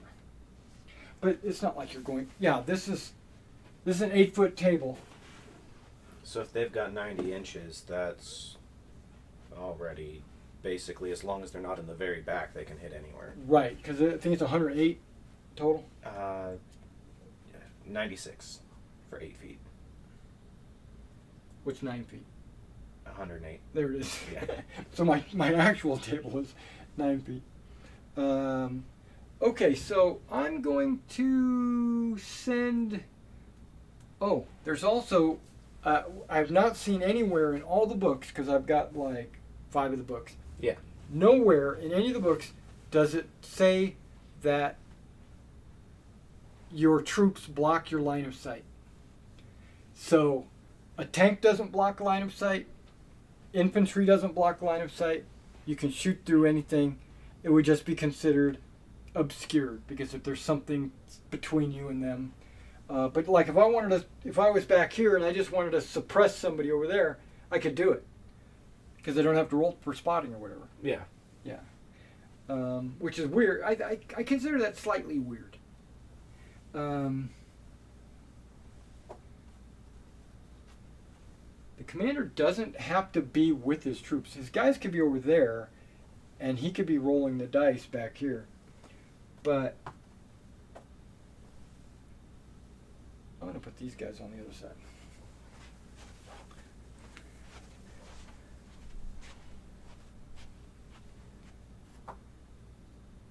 Wasn't that part flooded? This is going to be flooded. Okay. But I have to set up behind the river. Oh, you were just setting him down. Okay.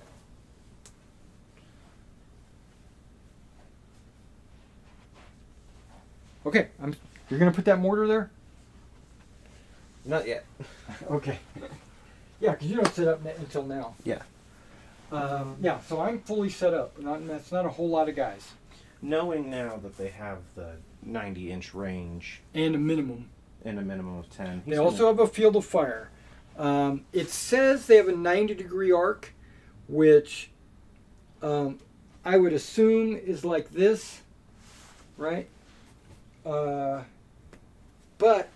the self-propelled guns and stuff, anti-tank guns, they have a 45-degree arc.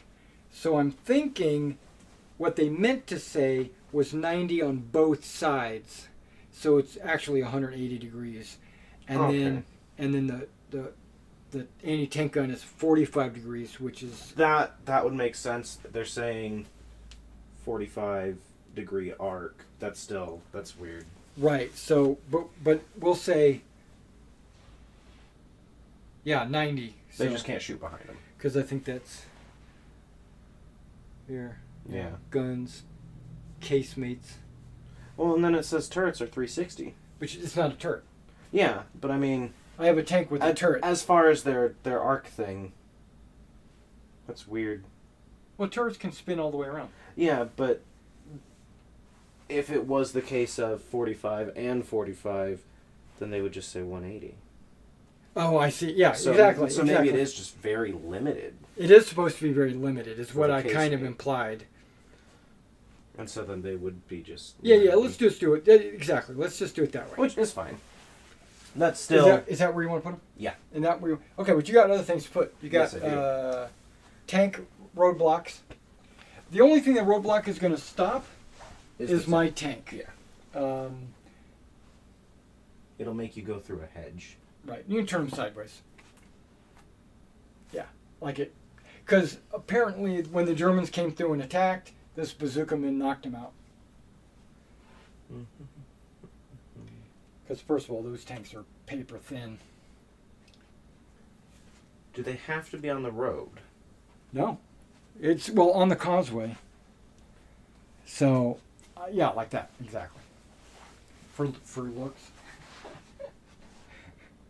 Well, more... I don't want you going over that way either. That either makes you go back and forth a bit or keeps you on the one side. The causeway is covered with mines. I don't know if I want to take that.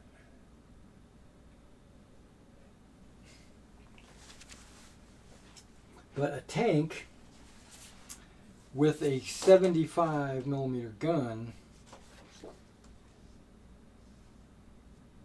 is considered HE from it might be a medium gun, I'm not sure. It's shooting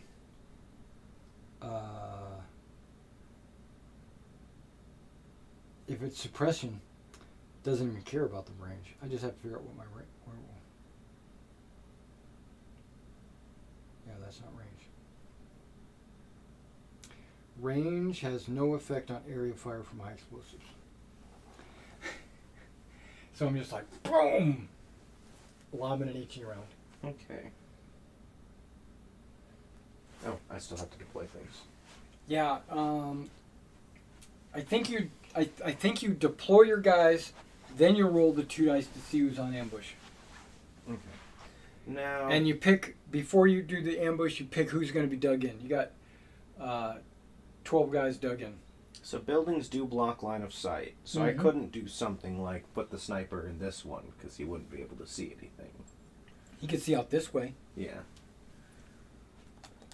I'm gonna go for it. Well, the sniper's in a dug in position. He's also in a hidden position. Also in a hidden position. Yeah, so he could be placed pretty much anywhere and get the same benefits as a building. Okay. The buildings do still block line of sight. Mm-hmm. And if you want to see over bocage, you need to be on the 2nd floor. So that's a legit thing if you want to shoot over bocage, but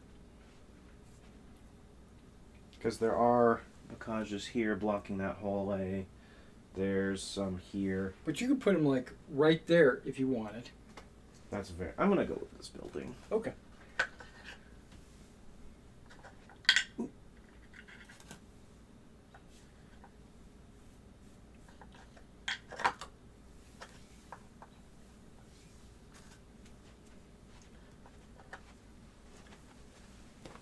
Okay. Thanks, JJ, I'm sorry. JJ said nice map. So, Commander. FO.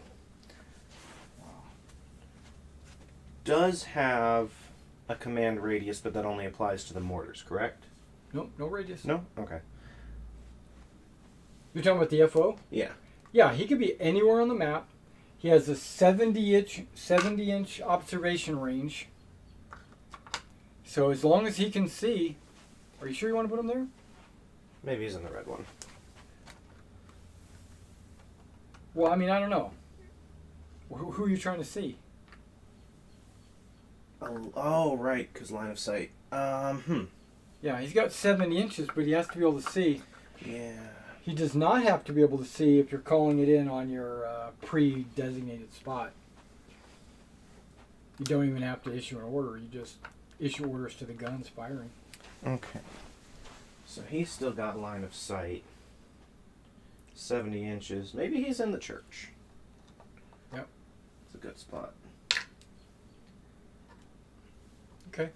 Plus, that's one of the objectives. Yeah. So if I lose that, I'm getting hit hard anyways. Oh, I want to change something. No, I don't. Never mind. I'm good. I've got my FOs within to take the objective. I haven't taken it yet.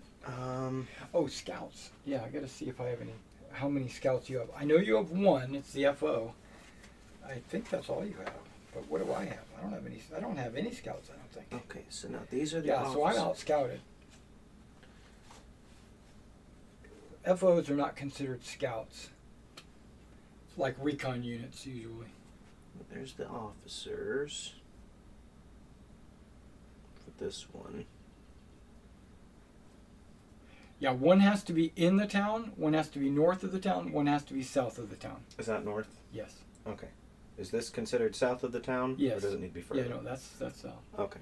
South of the road, main road, really.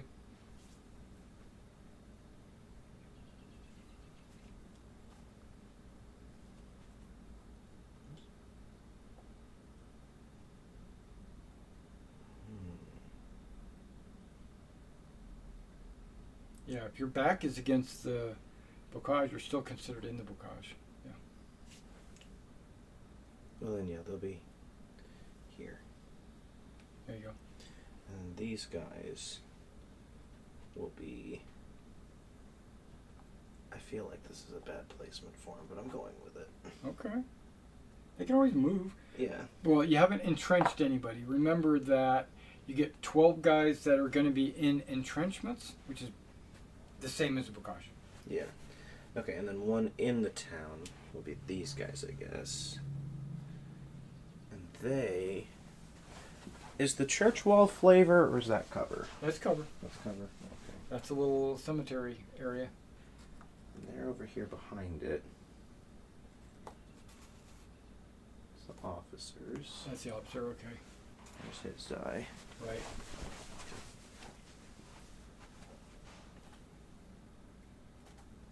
And this would probably also go a little faster because each player would be setting up his own guys. Mm-hmm. Right? And it wouldn't be you doing all the work.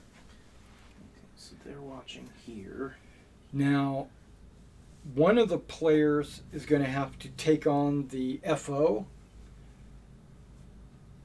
which would give him the mortars and the offboard artillery. But that would just be determined by the players, I guess. Now, are they going to be together? They are separate. They are separate, okay. And then... Because they're going to be 3 in my dug in. That's a good spot, I think. And then... Well, I'm going to give you dug-in markers if you want to put them farther forward. And then these guys are in the house. Yep. Turn them sideways. No, turn them sideways. Oh, like this?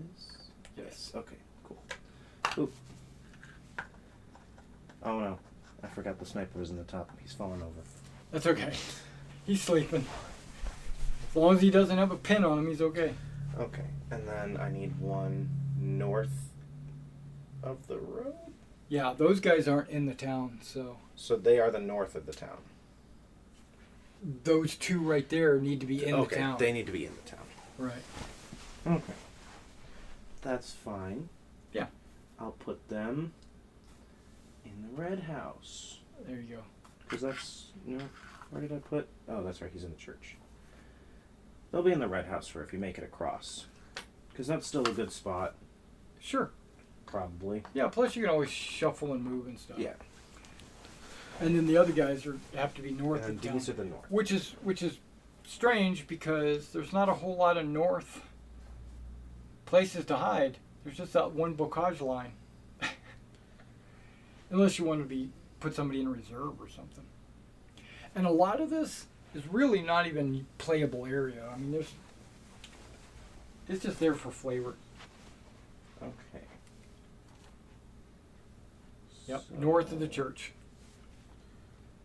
Well, anywhere in that flowery field or that dark green field would really be fine.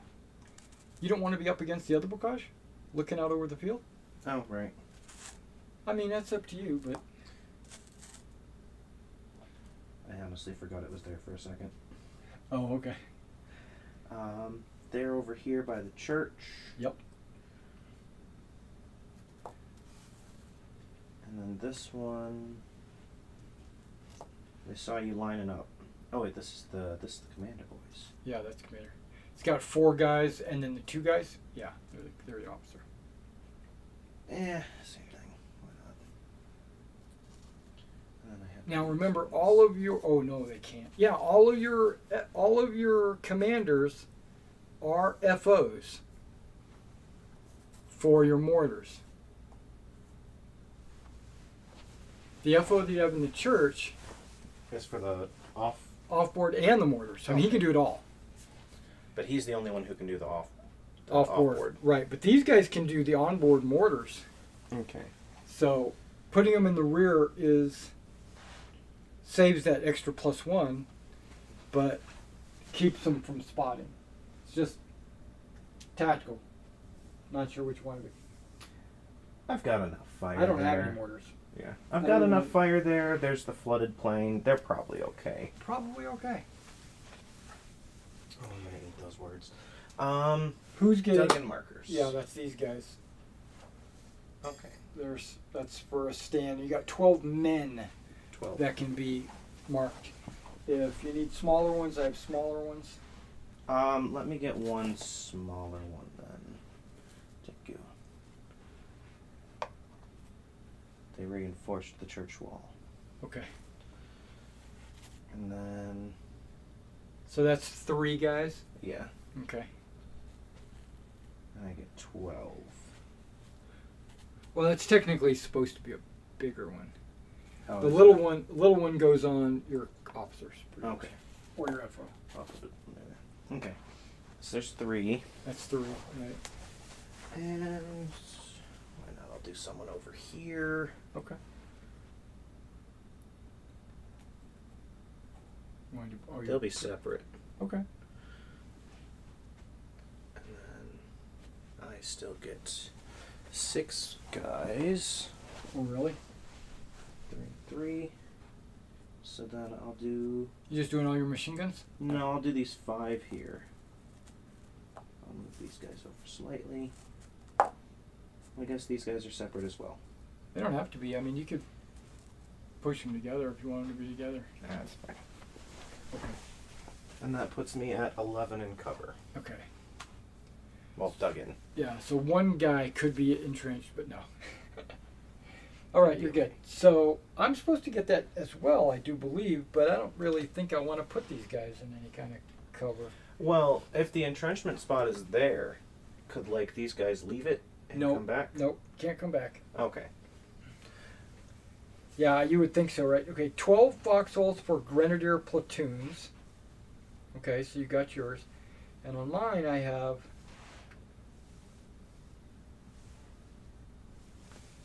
I don't have anything. Okay, I thought I did too. I got no dug-in positions, which you wouldn't think I would need them anyway. That's probably why. All right, I'm the first. You're all set up, right? Yes. Okay. First things we do. I am out scouted. Oh, I get to roll 2d to determine who starts an ambush. That is correct. And I got 11. That's right. So is that 11 squads or 11 guys? 11 men. 11 men. No, I don't know what it says. It's 11 men. And if you... Hold on. It might say 11 squads or 11 units.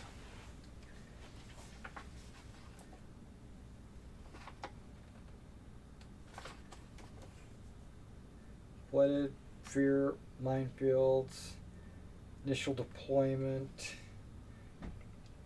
2d6 German units may start the game with ambush fire. Okay. There's so 11 units. Yes.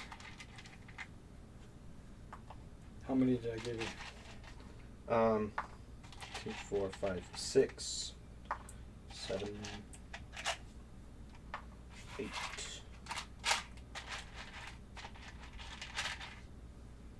9, 10, and 11. Okay. Okay, well then I'm just going to start throwing them down. Because I Yeah. feel so like... these guys can shoot at any point during my movement. Yeah. If I issue an order to a guy, I get to perform the order, and then you get to ambush them. It's not like before they move. It's like during their movement.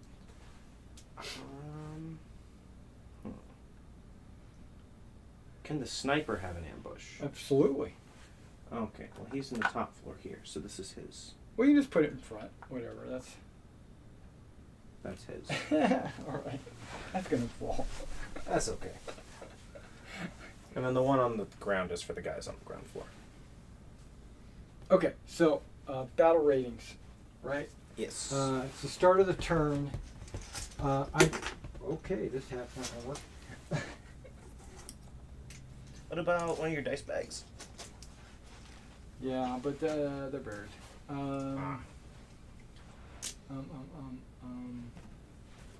Big cup.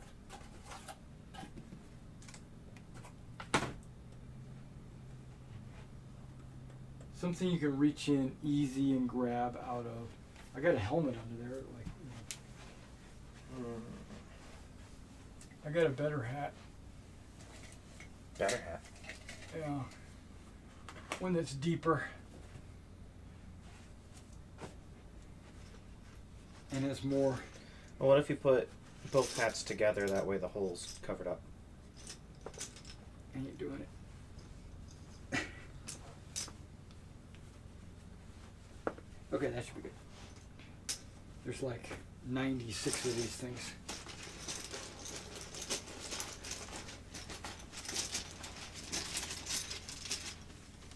Okay, this is my out scouted. Okay. Just keep it over there. That's right. They're secret. They are secret.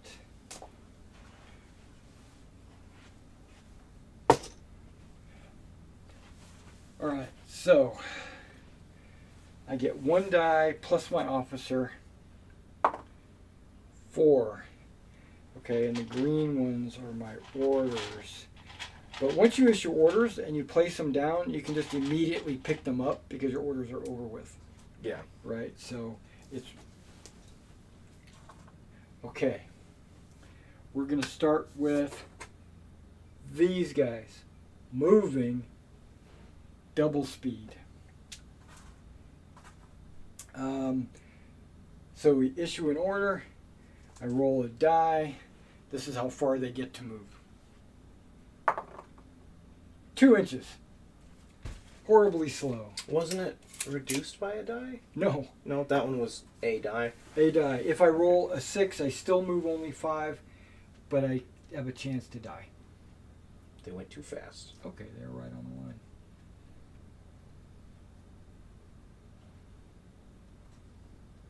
Okay, so that's one of my 4 orders. I'm going to order those guys to move. Double speed. Oh, double speed. That's the first move. Mm-hmm. And then here's the second move. Totally forgot about double speed. Okay, 2 more inches.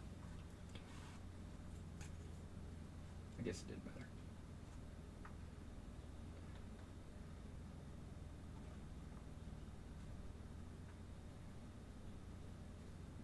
Get the idea. Okay, and they're going to move double speed as well. So I'm just going to roll 2 dice. Mainly, hopefully neither one of them are 6s. Hey, so I moved 8 inches total.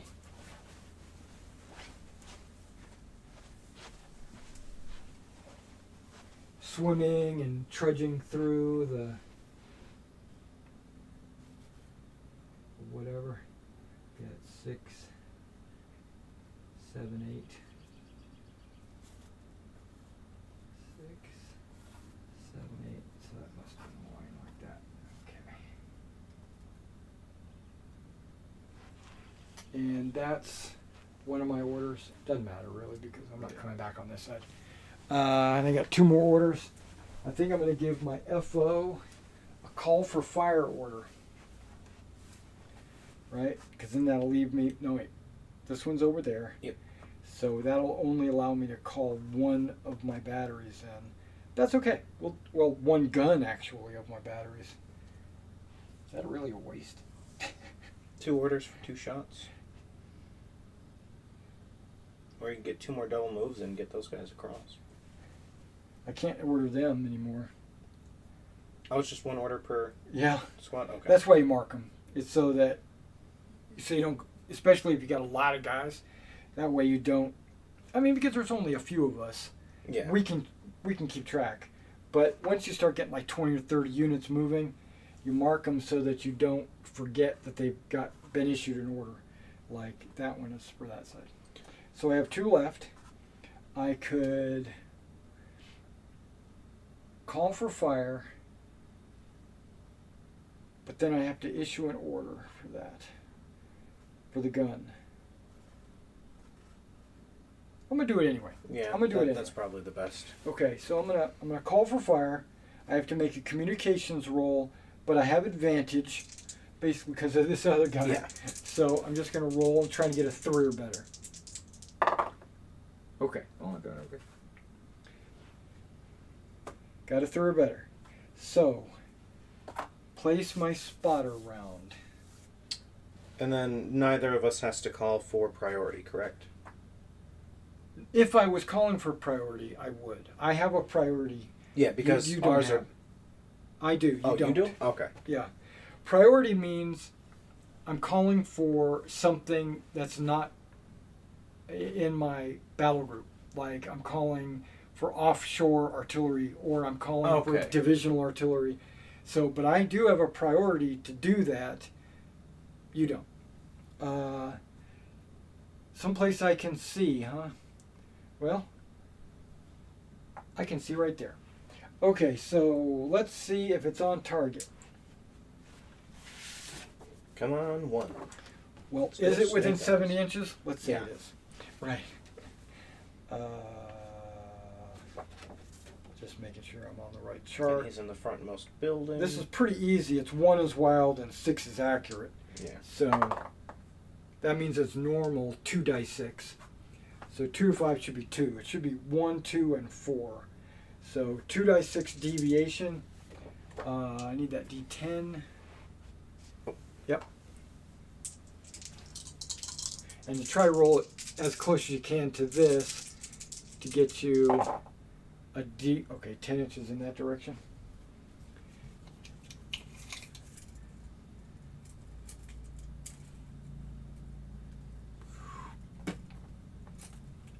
Okay, I can't see that, right? I do believe I have to be able to see the location of the news where's wire. your FO? He's up here. Is he on the 2nd floor? Yeah. Yeah, you can see that. You see over the hedge, the bocage.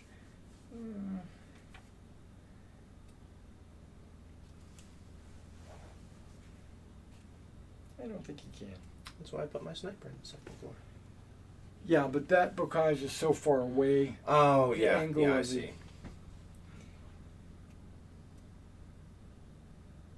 Spotter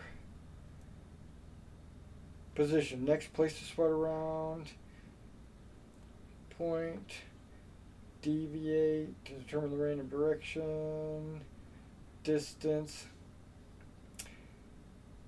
With the spotter round in the final position, this will become the center point within the spotter unit can now fire for effect, in which case the guns will open up. If the spotter round is positioned badly, the spotter can cancel the mission.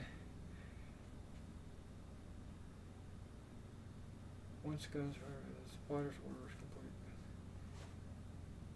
Okay, I don't have to be able to see where it moves to. I just have to see where I placed it. Because it's got, like, smoke coming up, right? Right. So, like the smoke. I saw the little behind the hedges up. Okay. It's not a bad spot. I'm gonna call for fire.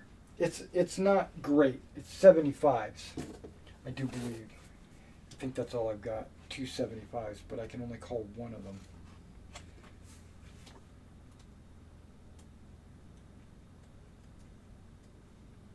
Oh, that's a rule book.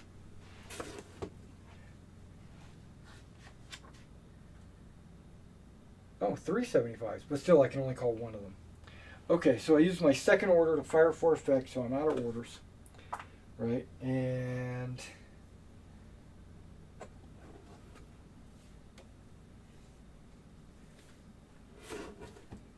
$75. Oh, so what is our battle rating? Since we're going up to that. Yours is 37, Mhm. mine is 39. Okay. But it's really only 39 once everybody gets there.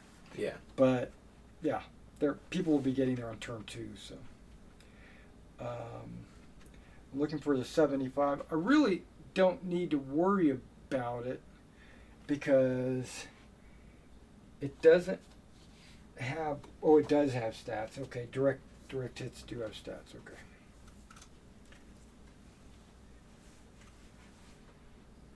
$75. What kind of 75s are they? Just says 75 pack howitzer. Okay. See, all this needs to be worked out ahead of time.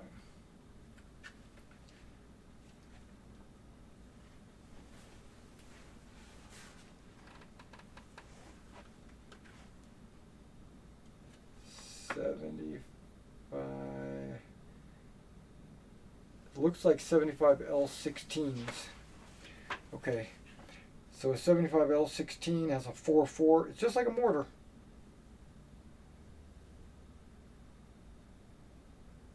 Interesting. Okay, had pretty much the same stats as your 81 millimeter mortars. Okay, so because it was one gun, open fire, it has 2 shots. I roll to see if I get direct hits or misses or pins. Okay, that's what I'm rolling for. And I rolled a 3 and a 5. I do believe those are both pins. Oh, I totally forgot about my spotter. Okay, no big deal. We'll do it next time. Your FO has the ability called Spotter, and I know mine is a Spotter Plus, which has, I think I get to re-roll deviation or some junk like that. I just totally forgot about it. It's no big deal.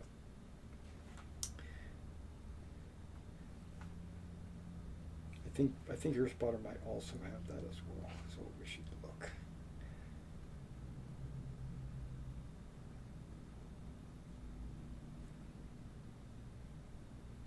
Maybe it's not called spotter. What is it called?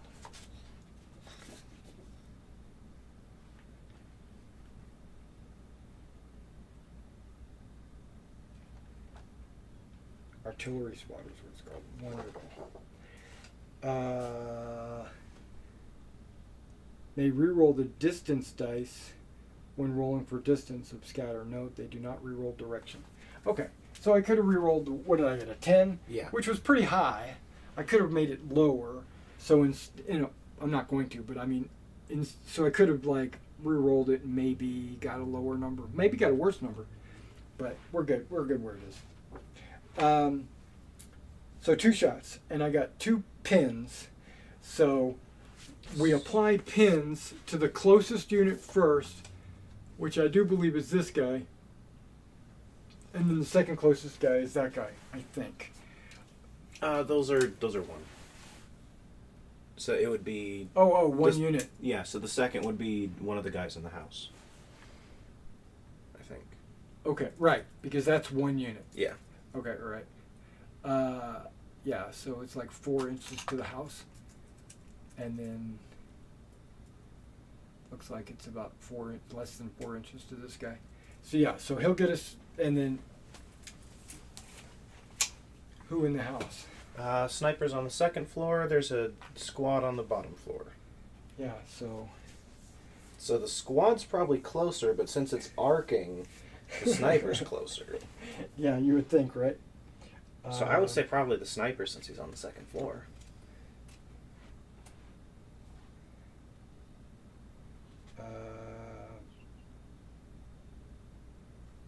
Targeting infantry inside buildings. Here we go.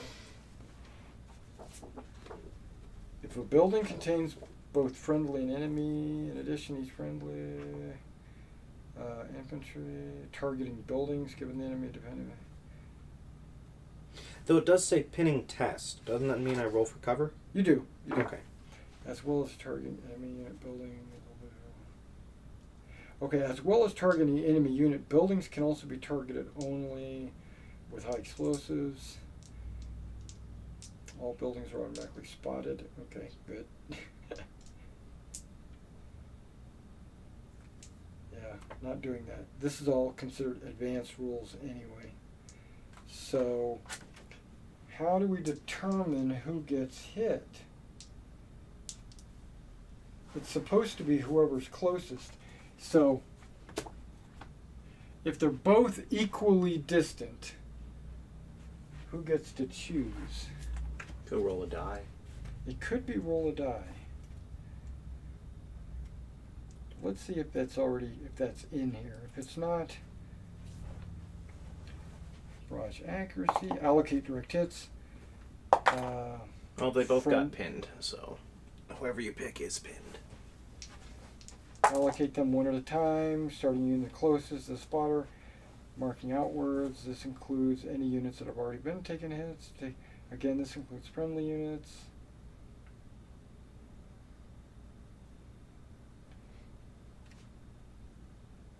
It doesn't say. So yeah, we would just have you. I think the best thing would be to do is just to roll a die to see which one it hits.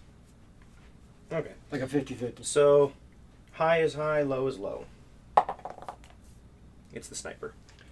And I rolled both their covers. I got 2 for both of them. They're in hard cover, so I needed a 4, so they're pinned.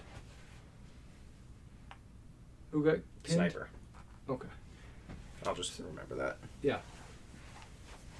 Okay, so those guys are pinned, but they're still on ambush. Question, that does still say start soon. That's fine. We should probably take that off.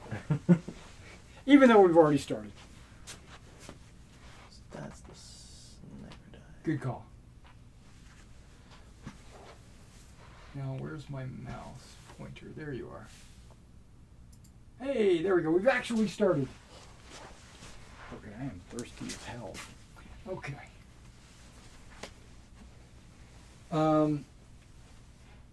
I did all my orders, right? Yes. I moved. I shot once with the offboard artillery, and yeah, my turn is over. At the end of my turn, I have somebody within 5 inches of the objective. You don't have anybody within 10 inches. You have to take a battle rate encounter. Okay.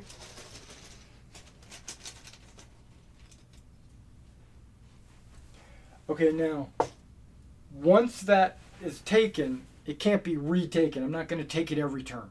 Okay. It, But can I take it? You could take it, and then I could take it back. Okay. And each time it is actually taken is when you take the counter. So it could go back and forth in lots of battle counters. All right, it's your Okay. turn. No. Rally. Okay, I decided not to rally anybody. Okay. No need. So, I get 3 dice 6 My plus water 1. round disappears. It doesn't stay. Really? Really?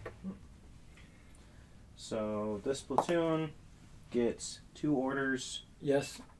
The one in Here you town, go. If you want 2 there, you can put it by the die or whatever. That way you the know. one in town gets 6. They do get 6. And the one to the south shall have 4. Or Which do I re-roll that? what? What do you think your opponent would say? If it was a 6, I think they'd say re-roll, but a 3 is pretty average. I'll re-roll. That's fine.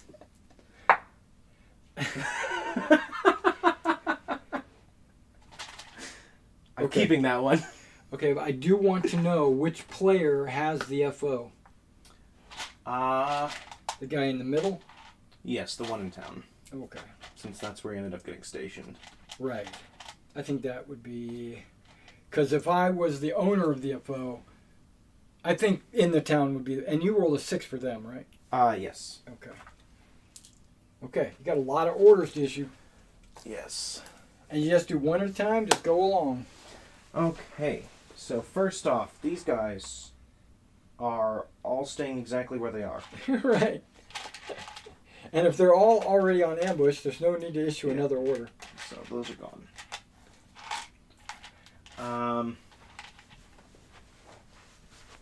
I got some more ambush just in case you wanted to do that. South guys will probably be the quickest resolved. Yeah, he's gonna get an ambush. He's gonna get an ambush. You can just give me the green die, Yeah. you know, as a... There you go. That's everyone south of town. Okay. So you're just waiting. Yep. Oh. Now, you want... Okay, you do have somebody within 5 there. Okay, that's good. Yes. You have somebody in the church. Okay, good. I have a lot of people within 5. So it looks like I'll be taking 2 battle rate encounters here in just a moment. now. And hopefully the battle rate encounter you drew was a number and not worded. It was. Okay. Orders for these people. Well, this officer Yes. is going to give.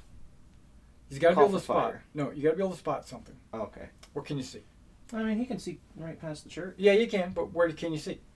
Them. You can't see over this. Oh, I can't? Okay. Well then, that changes things. He's going to...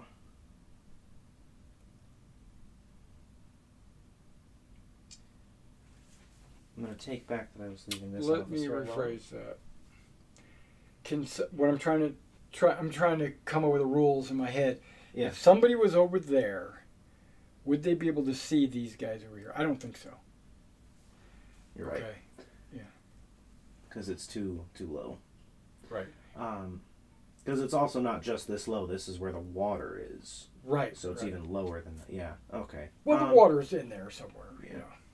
But if it's deep enough to be that big of a problem. Right. Okay. Then, I don't anticipate this being a problem soon. So he's going to get the move. The squad moves. Yeah. Yeah. They're going to move. Yep. I need my ruler. You're going to do a double move? A double move, yes. Okay. You're not penalized by... You can just jump into the building if you wanted to. You're within an inch of it. Yeah, sure. Let's do that. High priority target.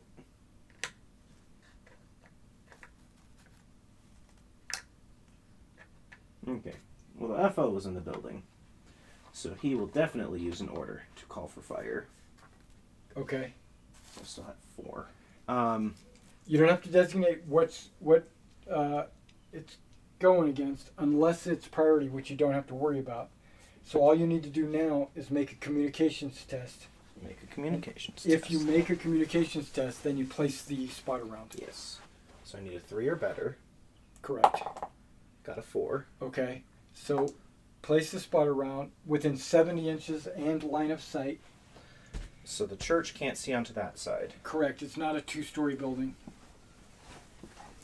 I mean, you could put it up on the causeway and hope the blast hits those guys. Or deviates over there. Or you could do that. I'm gonna do that. Okay, so Now I roll deviation. correct. You roll the on target or not, 1 through 6. Yes. On target or not. Got It a is 4. it is average, so it's a 2-die deviation plus a d10.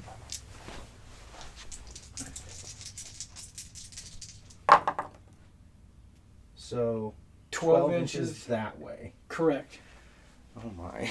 You don't really need to move it because, well, no, you could change it to a suppressive fire, right? So which would have a 15-inch radius. Yeah. So that's 6.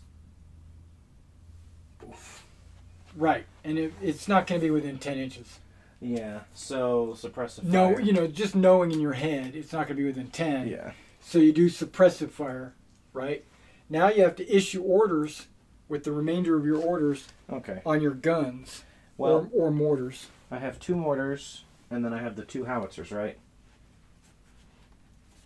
Yeah, Okay. Well, I can make all 4 fire. but I'm going to double check it.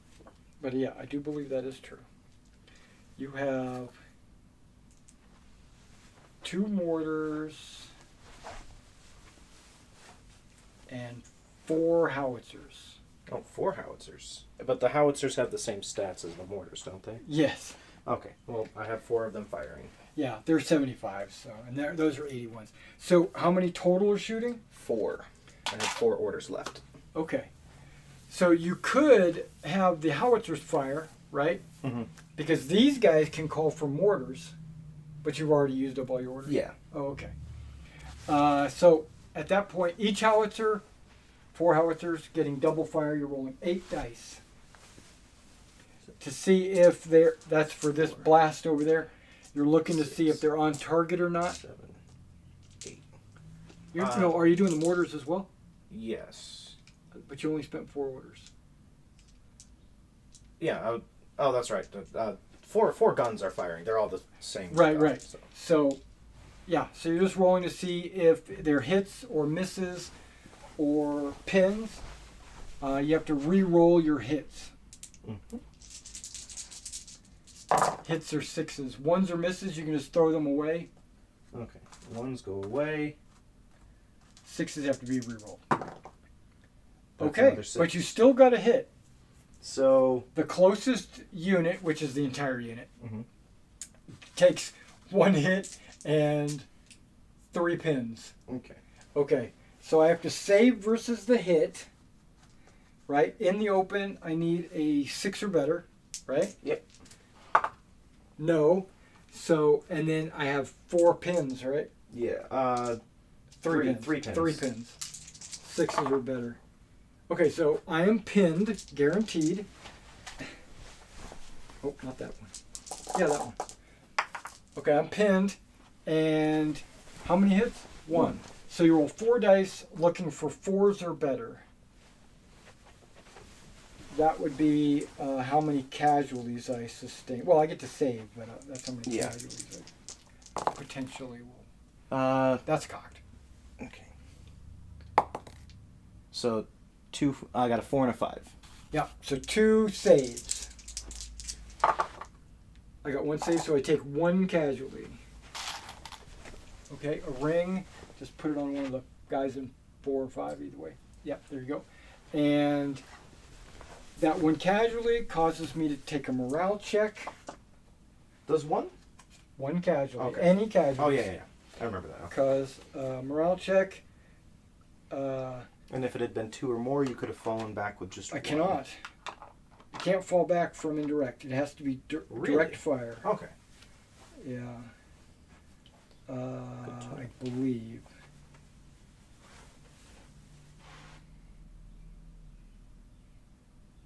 Infantry in the open. And receive 2 or more casualties. May fall back instead with 1 casualty. Huh, maybe they can. But like they're running out of the blast or something. Yeah. So yeah, okay, we'll say that. But which would be weird here because it means they're running towards the blast. well, it's in that whole area. Yeah, but you're right. They'd be running somewhere. Okay, so what was I rolling? Morale check. 4. Yes. 4 is okay. So they don't panic. They are pinned though. Okay, so These units, are they veteran or... mine are veterans. Yours are not. Mine are not, of Let course. me double check this. I do believe yours are... they're Fallschirmjägers from the 1057th Grenadier Regiment of the 91st Air Landing Division. Mine are survivors of the 507th. Okay. So the 507th...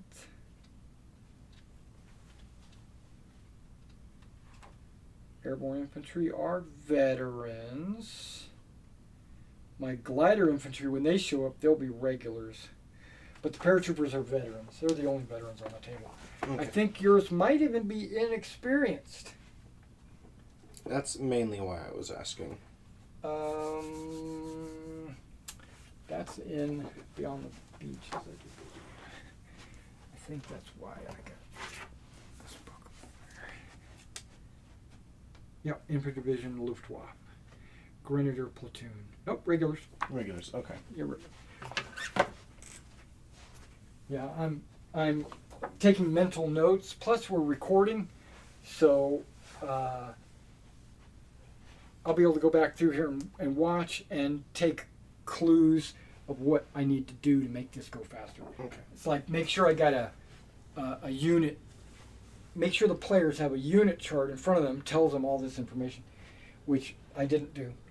Okay, so your turn's over. That's all my orders. Now I get to rally if I would like. That's correct. You can draw any number of battle chits to roll that many dice. I will draw 1. Really? Because my sniper's pinned. He's useful. Hopefully you get a 2 or better, right? Or, Yeah. Come on, free airplane. That's true. Nope. Now roll your die to see how many guys rally. I did not get a free airplane. 3. Hey, that's all of them, right? Both of them? Yep. And they're all in ambush, so they're useful. That's true. Now there's no pre-measuring, so once you think I'm within 30 inches, you might decide to shoot. I'm gonna wait a little bit closer. Remember, these boards are 24 inches. Yeah. That's a little grid square action. You know, you've been here a while. I did consider firing on the last turn, but I was going to wait until they're a like little seeing bit closer, like 20. Because then I only need 4s. Oh, okay, right. Yeah. And then save it. I got 1, 2 objectives, so you get 2. Okay. 2 boys. That's also why I wasn't worried about drawing 1. Okay, I'm drawing 1. Okay. Not a 1. What's the second one? Whoa, that's 2 of them. They must have stuck together. And I have 39 or 37. I know those were the 2 numbers. 36? Oh, yikes, that's a lot. Okay. Yeah, I got a big one on my first one. Yeah, that's right. 37. 37, okay. And you have 39. Yeah, 39. Okay. Okay, so it's my turn? Yes. Yes, it is. Okay, starting on turn 2, I get reinforcements.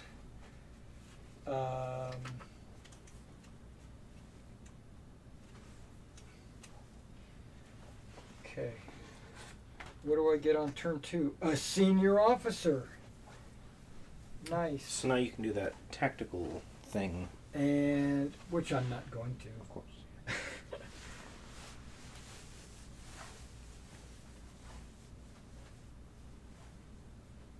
A senior officer and a glider infantry platoon arriving on the road. Okay.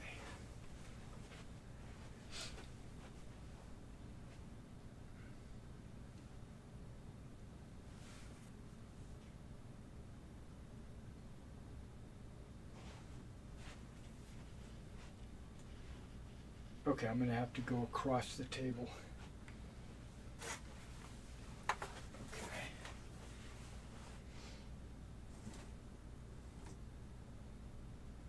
Okay, so there's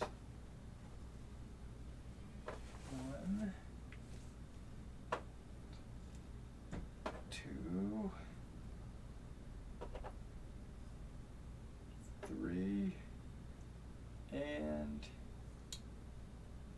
the officer. I think that's it. Yep. Okay. So this would be another player entering the battle.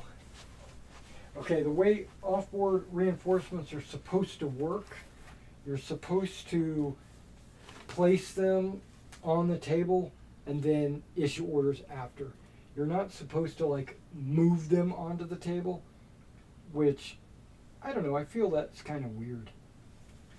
You know, that you just place them on the table. So what I think I'm going to do is place 1 squad on the table and then have the rest move onto the table behind them. If that makes sense. Yeah. Okay. Now, because there's a senior officer with this group, he has the normal platoon officer and the senior officer, so he gets +2. So it's 1 die plus 2 for orders. For this guy. Yeah. The senior officer does have another ability. I think it's, I'm trying to remember, I think it's the ability to re-roll something. We're going to double check that, just so I don't miss out on some ability. Okay, he has artillery spotter, not just mortar spotter. And then senior officer, right, we knew that. Maybe senior officer. So he can actually call for artillery. Okay, I didn't really realize that. QR.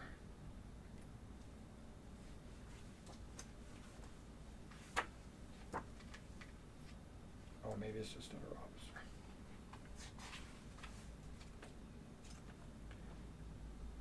senior officer. Here we go. He counts as an officer, right?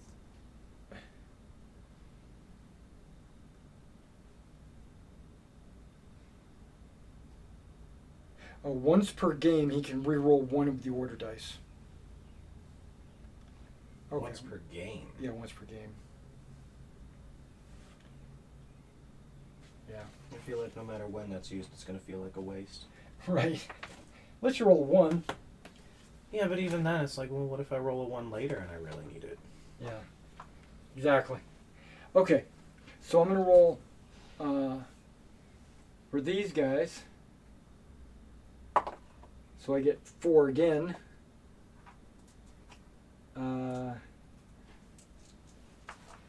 Right, and then I'm going to roll for those guys, which is +2. 7. Which I'm going to need. Hey, there's 7 right there. Okay.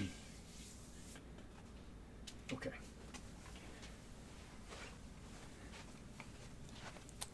We're going to do a double move, which is 10 inches.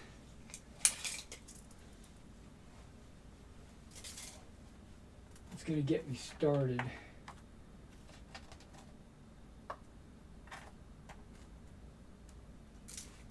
Yeah, first squad.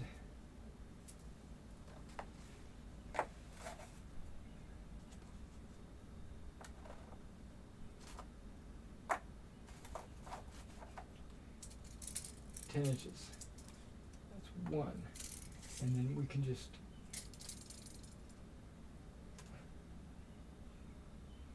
wait, BAR. There we go. BAR and infantry.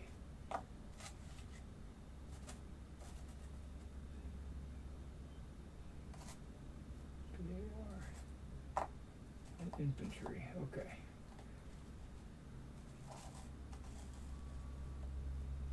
There's the 3 squads as they came in from the road. And then the senior officer. Yeah, he'll go with them. What the hell, right? So that's 1, 2, 3, 4. Okay. See? Wasted orders. Okay. Well, oh no, because he moved, so he can't call for fire now. Right. Okay.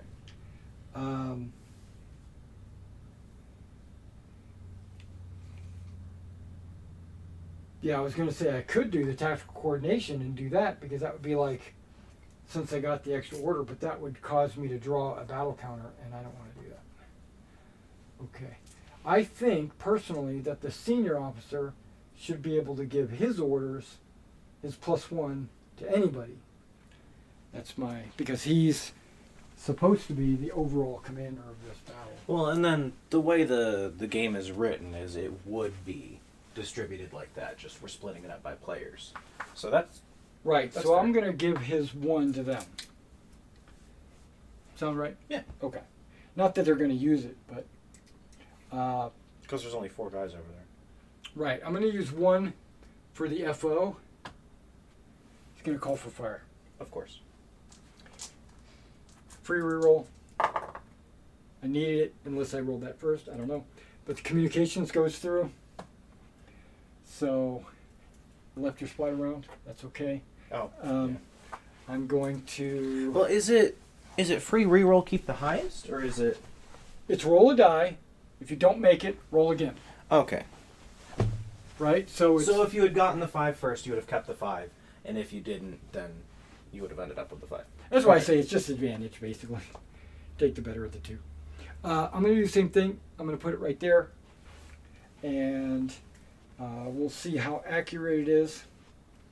And this also gets reroll distance, correct? Yes, you can Okay. reroll distance. It's a 2-die roll distance, but not direction. Come on, straight onto the water. Yeah. Okay, it's this way, 2 inches. That's pretty good. You sure you don't want to reroll that? I'm pretty sure, unless I wanted it to deviate further. Okay, You sure you don't? I'm sure I don't. Okay, how many orders do I have left? 4. Yeah. Let me see what I can put into this. I think you had 3. I have 3 howitzers. Shit. I have 2 priority requests. I'm not calling in priority. Oh, maybe I should. You have the orders. Oh, I have to do that before I do communications. Oh, okay. I forgot. Right? Isn't that what the order says? Order direction? not sure. Hold on. It says request and then priority, then communications check. So I didn't go for priority. So I'm going to use 3 of those for the 3 off-board guns. That's going to give me 6 dice. Looking for accuracy, hits or misses, right? Mm-hmm. Yep. 1s mean nothing. 6 is a hit. The rest are all pins. Okay.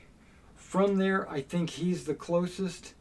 Wouldn't you agree? Yeah. That's a hit. Then we go with pins. He's the closest. So he gets a pin.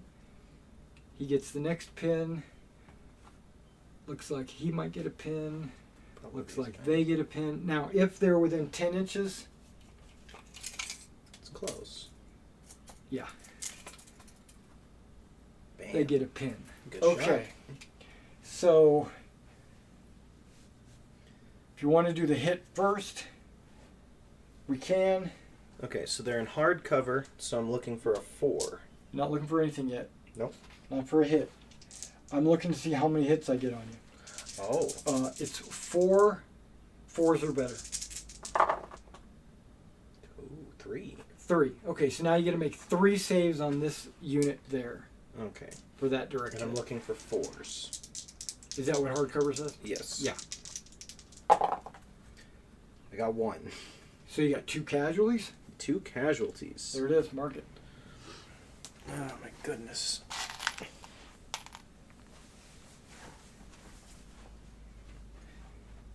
Could tell them to fall back because they're getting a pin anyway. You're not in the open. Oh, you're right. So him and... They're not going to leave cover, is what they're saying. Yeah, for other cover. That'd be dumb. Okay, so now they have you have various pins you have to roll. So what is it? They're all in cover, right? Yes, they're all hard cover. So they're all 4 better? Yep. Okay, so you just start and go down the line however you want to do it. Okay, so this one... Yep. Didn't get it. Casualty 1, got it. So no pin for them, surprisingly. Okay. The one across the trees. Got it. Okay. This one here. Yep. Is fine. Uh-huh. And then the officers are pinned.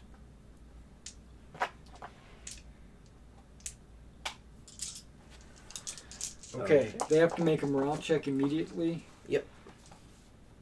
And morale. So I got a 1. That ain't good. Pin/route surrender. Have they taken more than 50% casualties? No. Ooh, you're right. Almost. So they're just pinned. So they got the pin anyways. Uh, And they are not a veteran unit, so they do Right. not ignore the pin. Well, that's only on that. That's only on That's that. only on the 3? Okay. Right. Okay, yeah, you don't rout or surrender. And you're not immediately destroyed because you still have 3 guys. So they do get... Oh, they're pinned? Yeah. Yeah, they're pinned. Okay. Yep. Good deal. So that was a successful barrage. And that was all my orders. Mhm. I'm done. Am I done? Rallies.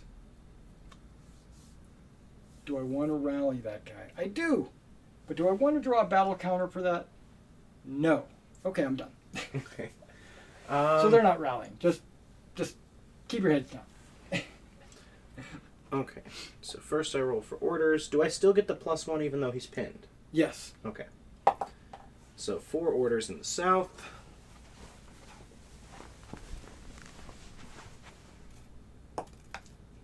Two in town. And 7 over here. That's not where I wanted them. Okay. 7 over here. Yeah. Well, this officer can see them. Yes.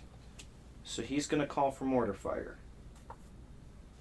So I make a communication roll. Right. He can only call for mortars. Yes. Right. I got a 3. That's So what you need. 3 or better. Yep. So you place your spot around. Place my spot around. And then roll to see what kind of deviation it has. Hopefully it's big. Yeah, you could put it like up on the hill over there, Bill. No, that's what the FO's about to do. with the Okay, big okay. guns. Gotcha. Those guys are closer. They are. Okay, so now it's And- one gun, and they're 2 not shots. Okay, one gun. Only one mortar? Yeah. You have, how many orders does that unit have? A lot. Oh, it doesn't matter. You got to deviate first. Oh. Actually, yes. Okay, so I'm just going to bring some dice. How bad is the deviation? So, I'm going to give you this over there too, because you'll need it. even if the FO gets a good shot, he's only got 2 orders, so this guy is going to call both mortars. So he called for fire. Well, you don't have to place the orders unless Yeah, you yeah. decide to call for fire. So deviation, 4, so it's 2 die. Correct. So 6, that away. It'll still be within 10 inches. Yes. We don't even have to move it. Okay. Because you know he's going to be within 10 inches. Yep. And there's only one unit there. So he's getting 2 mortars, which is 4 shots, Correct. and that's these 2 orders. So, yep, the 2 orders, right? Rolling to hit now. They're all pins. They're all pins.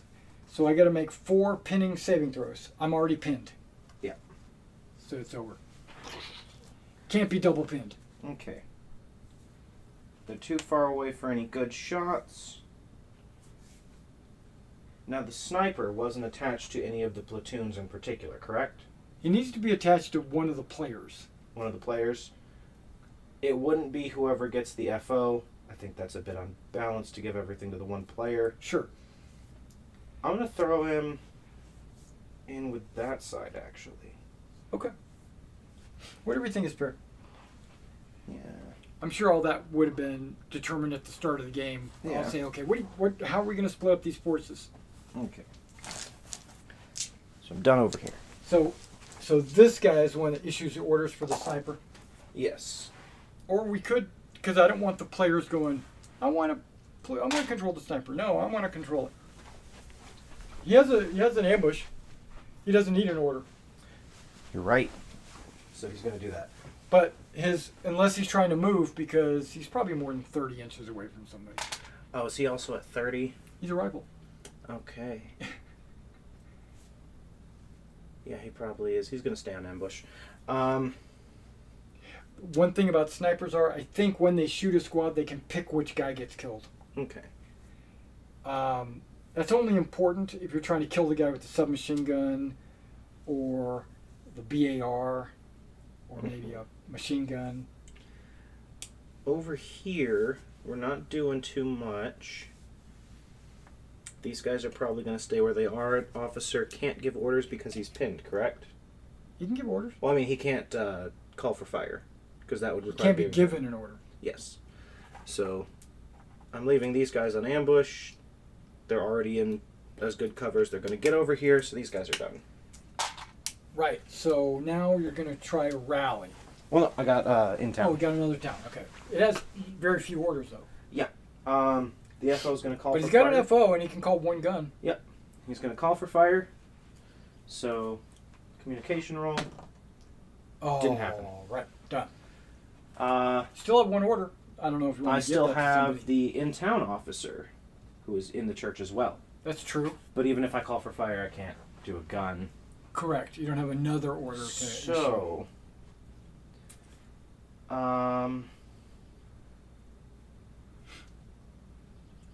that's... I think that, probably- well, I was going to say, I think that if any platoon had leftover orders, they could maybe share, but that might complicate things. Yeah. So that's it. Oh, I needed to leave this up there. Okay, That's now nice. do you want to rally? Yeah, I need to rally. How many dice? How many pins do I have? I have 3 pins. I'll That's just all? do 1.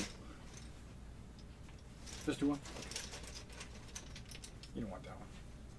Oh, I don't. I don't even know what it is. There's another 5. Okay, so D6 pins. 5. All of them. That's good. I'll get them back in a second. Yeah.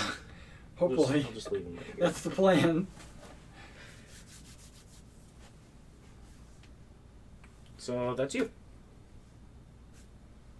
That went pretty quick.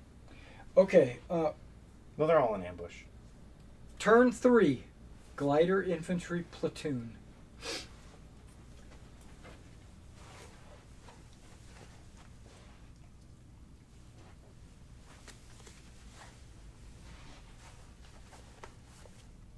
Getting a lot of artillery fire on that side of the causeway. Thinking maybe I want to go the other direction. Coming through. Coming through. This guy does not have a senior officer. I'm just putting them down. This is not where they're at. Big pile. Okay. Maybe I should leave some dice over on the other side just for whenever I'm over there.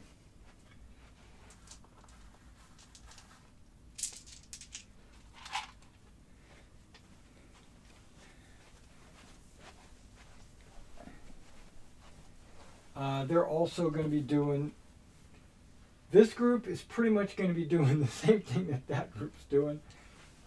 Well, maybe not. Maybe not. Let's roll for this group +1. Okay, 7. It's way more than I need, but hey, that means I'm going to be able to call in some artillery.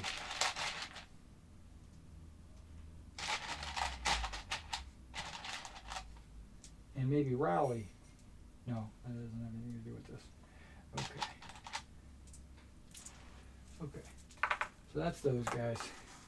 I'm going to roll for the new guys. 6 as well. That's more than I have in troops that are moving on the board. So that should suffice for them. And then these guys get, well, there's 1 for the senior officer, right? And then I'm just going to add 1 to this. 7.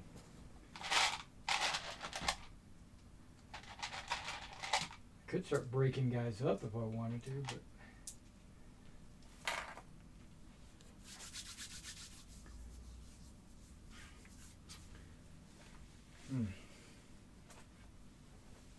okay. This guy here is going to double move.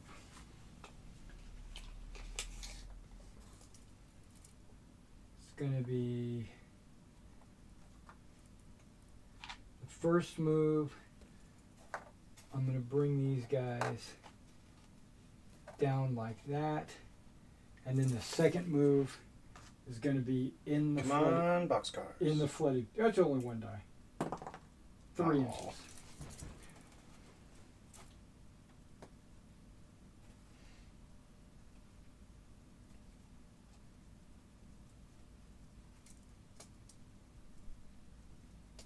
You're getting caught on each other. Okay. This guy's going to double move, but not past the river. Okay.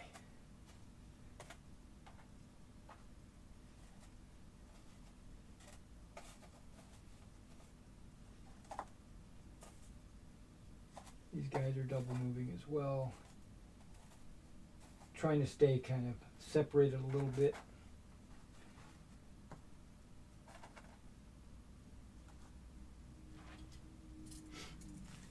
Okay, these guys are actually 2. I totally forgot. Senior commander, regular officer.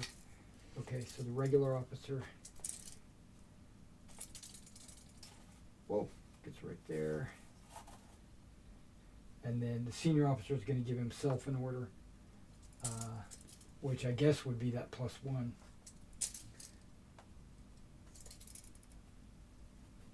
It's a good spot for artillery. Okay. Yeah, I was gonna do that. And the second group's coming on. And it has 6, so it's got more than enough. So I was thinking I was going to make an adjustment and go attack this way, but I'm not. I'm gonna pile it on right through here.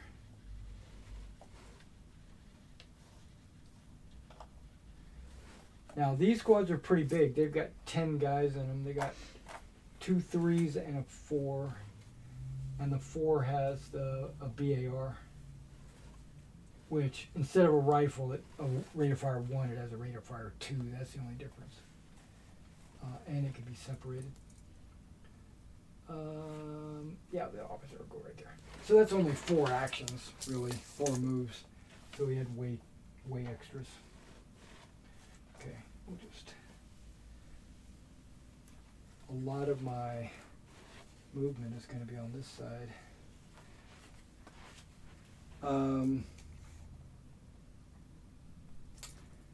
Okay, the other side.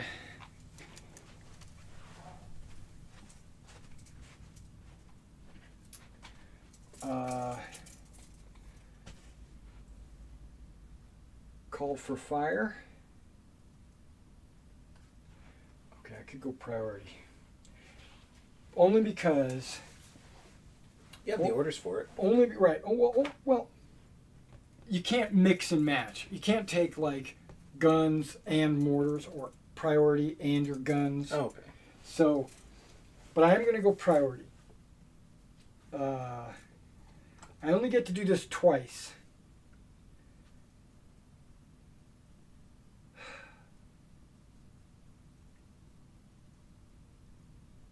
I only get to do this twice. I'm going to do it. I'm going to use up one of my priority attacks. Okay. It's a die roll I have to make.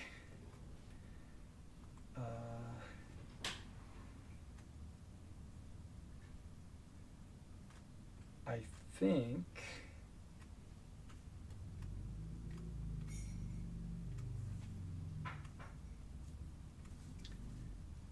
once I get to the 82nd, there we go. Priority, first priority. Oh, it's a 2 or better. Okay. So here we go. Priority, right? Because it goes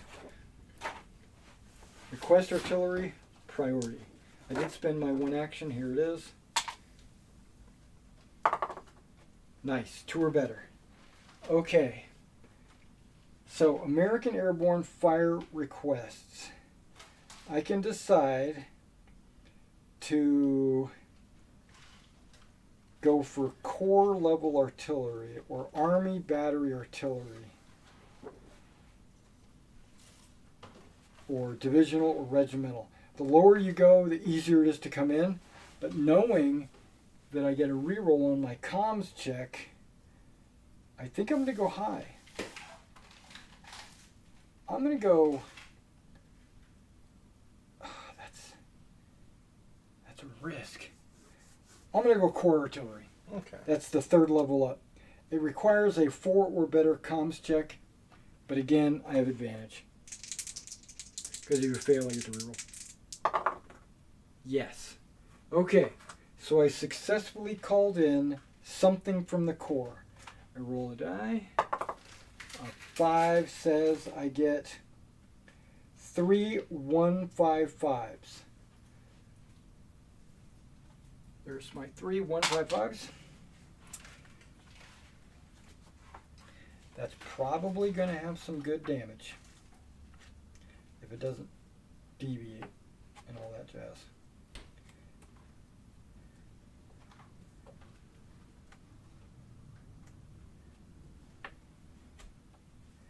Here we go. 155s. 155 what? 45. Okay. They have 7-3. That's what I'm talking about. Okay. So FO. I can see that spot right there. Let's see how badly it deviates. On 1. 2 dice with the potential to reroll. I'll just roll it right in this little pocket right there. Oh yes, I'm rerolling that 11. 7. Okay, so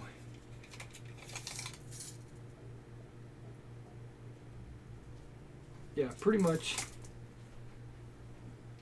right there. Oh no. Somebody kick it. Right. Yep, they're within 10. Oh, I'm calling it in, by the way. I'm just checking. Yep, they're in 10, and that's it. There's nobody over here, right? No. Okay. So it's all those guys. Somebody kick it. Okay. Because there are 3 guns, that's 6 shots. Or 6 potential hits. Mm-hmm. Lots of 6s. Come on, 6s. Come on, Medusa eyes. Okay, no 6s. All pins. Okay. I think he's the closest. So Probably. he's going to get 1. He's going to get 1.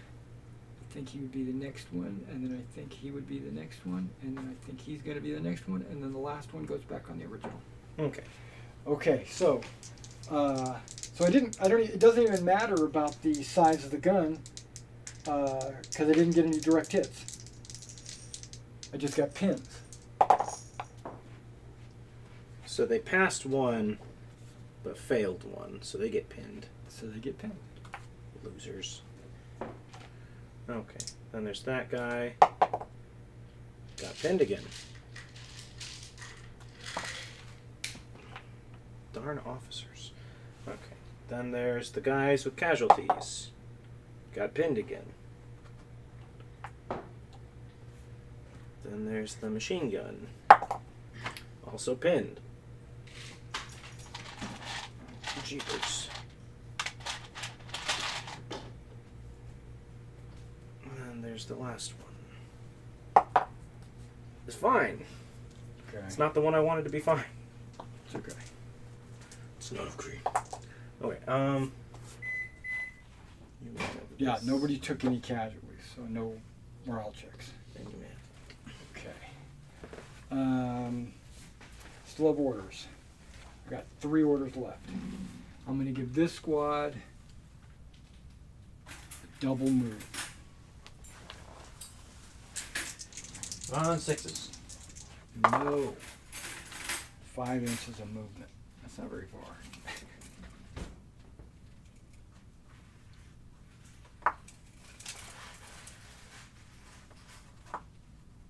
Yeah, so they're pretty much right there.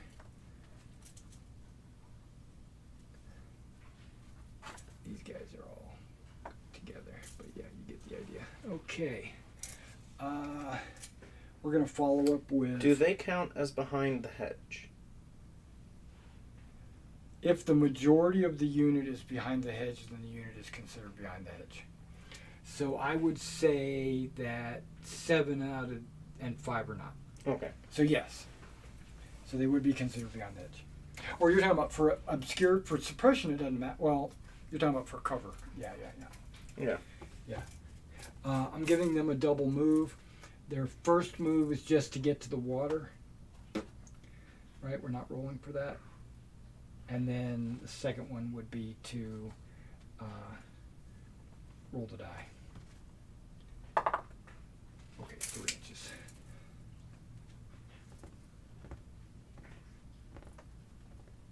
And then I got one more. I'm going to move this guy double pace as well. Am I rolling? That's not a die. Oh, okay. Okay, so that's everybody. It's been issue orders. I called for fire. I moved them. Would you like to rally? I am considering it, but nah.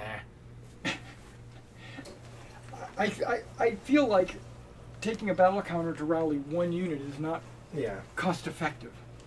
But when you've got this many guys pinned, it is. But it gets you closer and closer to your side deciding to quit. Okay. So these guys get 6 orders. I can only use 1. So I'm not even worried about the greens over here. There's one guy who can act, and he's going to stay on ambush. Okay. Actually, he's going to open fire on them. Well, you don't have to give him an order. He's got that. Yeah. You're supposed to do that on my move. I'm gonna Now, change you can it. issue an order to fire. Yeah, I am. Oh, okay. Yeah. He's going to get an order to fire, so that's going away. Okay, what kind of fire? Direct. Okay, so you're trying to see if you can see me. Oh, yes, I have to spot. So, Observation table. Infantry obscured. 4. Just obscured. Is there moving? Nope. Nope, that's only for a vehicle, right? Vehicle, nope. Moving doesn't have anything to do with it. Target unit infantry 3 or less. Sniper scout. Nope, so no modifiers, right? Just obscured infantry 4 or better? I got a 5. Okay, so you can shoot me. I've been looking at them for a while. You're within 30. Am I within 20? Oh no. 23. Drat. Okay. See, I was waiting for the 20. Yeah. So 20 to 30, small arms, so 5 plus. 5 And- plus. yeah, That's okay. correct. So I've got these 5, no, because one has a sub, so 4, Yeah, one is submachine gun, so you just and don't then even 2 count. for the medium gun. No, no, no. Or the No. MG Look at it this 42 way. bipod. You got 8 guys. Yeah. 2 of them are the machine gun. Yeah. So that brings you down to 6. And that machine gun gives you 5, right? 6. Bipod MG 42, correct? Yeah, 6. 6. So right now you're at 6. And then submachine guns, so you get 5 more. Okay. So I have 11. You have 11. 11 dice. And rate of fire is 9 plus. No, no, no. Oh, that's suppressing. Aimed. Right, you just figured out your rate of fire was 11. 11. So That's it's 11 so it's dice. just 11 die. I need 5 plus. You need 5 plus. That's correct. It's a lot of dice. Yeah. 3, 4, 5, But I'm going to get 6, soft 7, cover, which is 5 or better. 8, 9, 10, 11.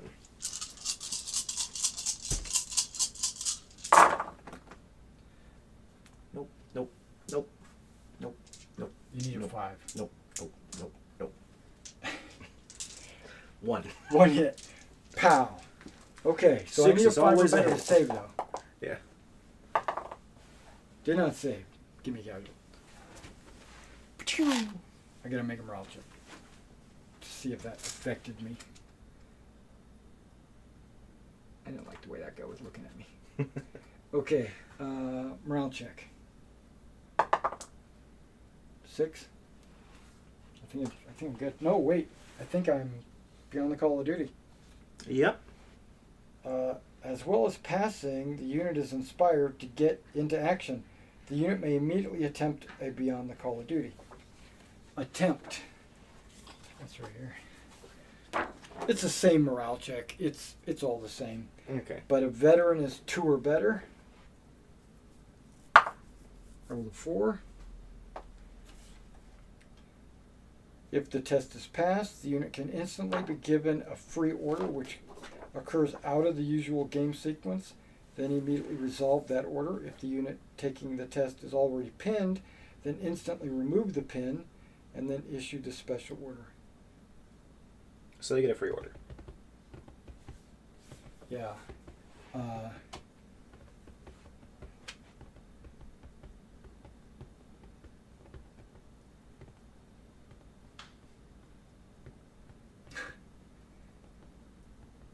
I think I'm gonna.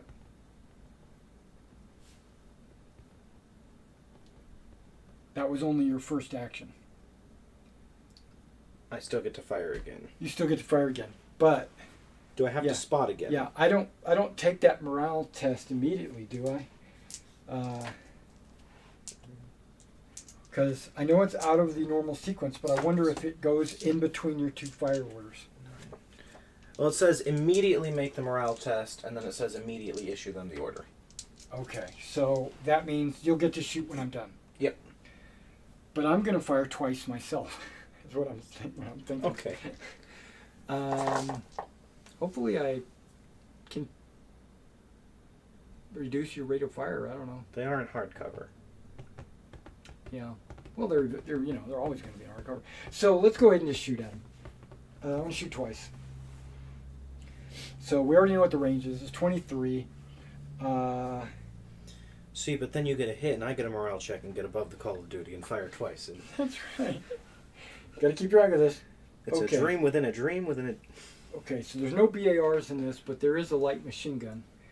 So, light machine gun gets a rate of really only 2, and or is that a medium? I think it's light. So, really? Hold on. He's on a tripod. Just a second. Gotta check that. Might be light though. Wait a second. Here we are. Not too many pages over. Nope, medium machine gun. Okay. So it is a medium machine gun. So here we go. Let's take a look at that. I don't have a full allotment of people. So that right there is a rate of fire of 5, those 2 guys. Mm-hmm. One of these guys over here is a submachine gun, so he's doing jack diddly poop. So 5, 6, 7. So Right? you got 12. 12 plus the 5? Okay. I mean... Yeah, with the 5. Yeah, that's what I meant. 4, 4, and 4. There we go. And I am looking for 5s, small arms. Yes. Okay. And I didn't move and will not move this turn because I am beyond the call. So 2. 1. Oh, 2. Yeah. So I get to make 2 cover rolls. Right? I'm hardcover, so I need a 4 or better. That sounds right. Jeez. That's some garbage. Hold on. Before you take that, Yeah. I have to spot you. Ah.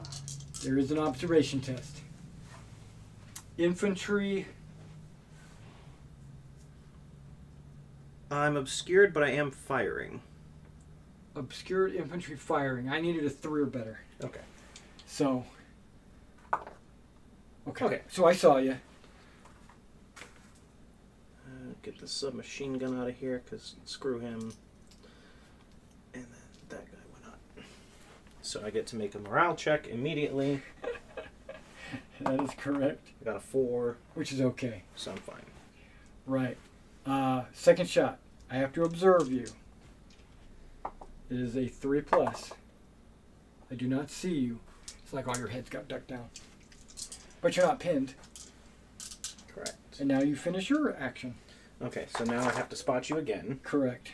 I got a 6. You see me. And so then... You lost 2 of your guys. But one of them was the submachine gun. You made sure it was him. Okay. So, forget him. Okay, so instead of 11, you're down to 10. Yes. And then I just make the 2 hits. Okay. 2, 4, 6. Yeah, with your 5s.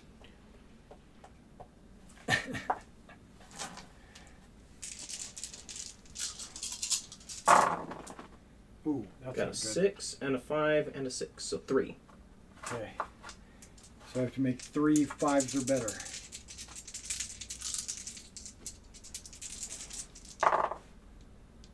Got 1. 2 more casualties. Oh, wait. That's me.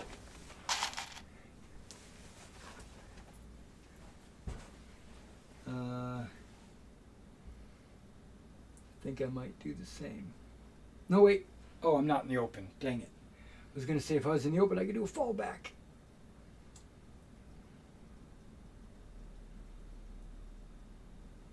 The rest are all rifles, so it doesn't really matter. Okay. Okay. So then you get another morale check.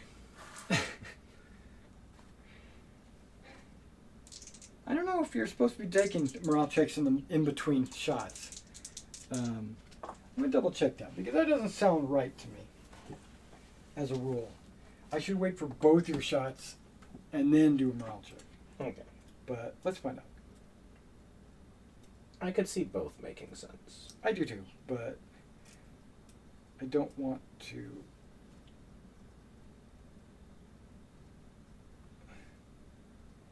Should be a. Okay, morale, biofactor, all that BS. Two forms of morale. There's the battle group and the individuals. Few units will survive. Last man, shelter. An infantry unit or team must take a morale test if it takes any casualties.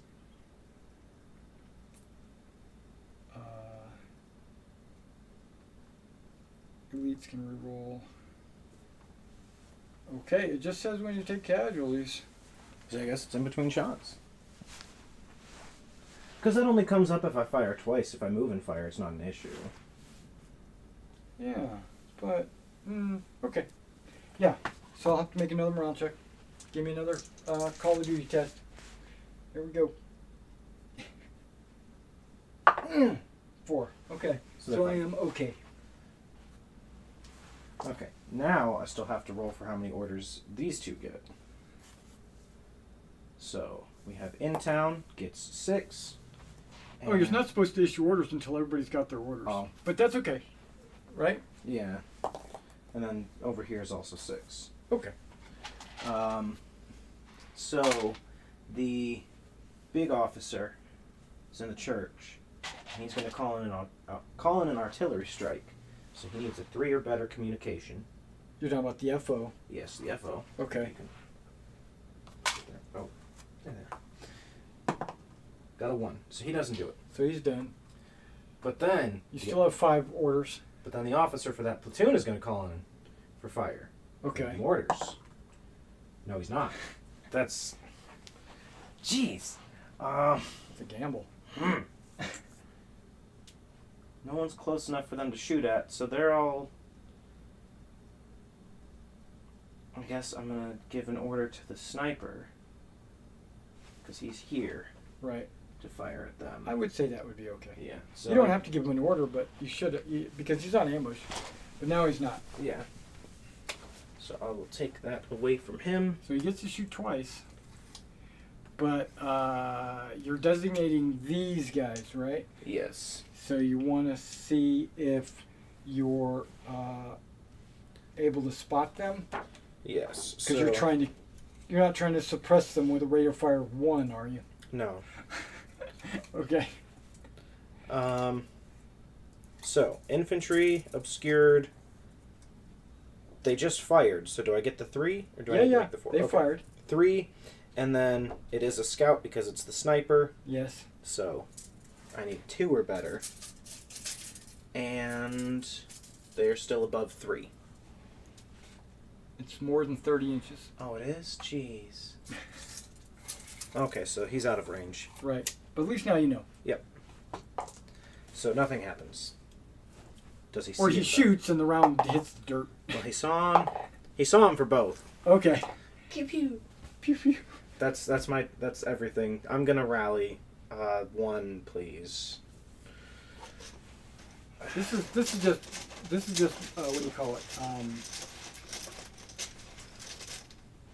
If I could get some mortars off, I would be great. No air attacks, huh? No, Not yet. We haven't. It's starting to get Oh. low. We're eventually going to get an air attack. Okay. 2. Oh my goodness. This one. Really? And this one. Okay. I was unsure about that, but I'm going with it. So that's you. My turn. Turn 4. Is that right? Turn 3. Turn 4. Yes, turn 4. Yeah, because it's the turn after I got the second platoon.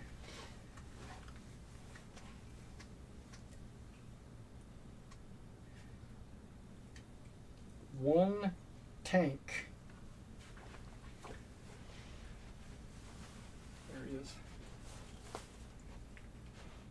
Oh, we know where he is.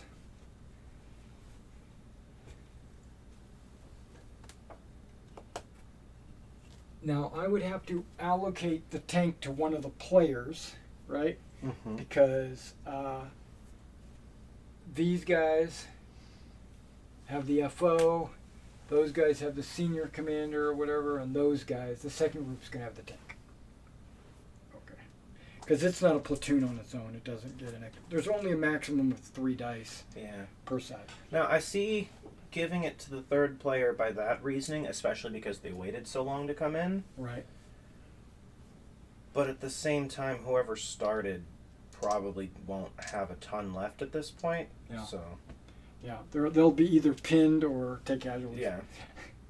Yeah. So But I'm going to let the players make that decision, Okay. At the table. I'm going to tell them, where do you want? This comes in on this turn, this comes in. Yeah, okay, so I'm giving it to that platoon up there. Okay. So they've got 2, so they probably won't be calling in much artillery. And that's why I think I really think I should roll 2 dice and give it to the entire side, because 3 dice, we're getting up to 18 orders per turn, plus officers. Yeah. And the game's only supposed to have about 12 per turn. So we're getting way more orders than we should. So that's why I think I might do a 2 die. 2 dice, everyone gets the 1 from their officer, and then the dice get split up between them. Yeah, or whoever the senior officer on both sides will just give out the orders. Let's make a change. Going forward, we're just going to roll 2 dice and add our officers. Okay. Okay, so I rolled a 1 and a 1, so I got 2 plus 4 officers. Right? So what that basically means is every platoon's always going to get at least 1 order. Mm-hmm. Right? Plus the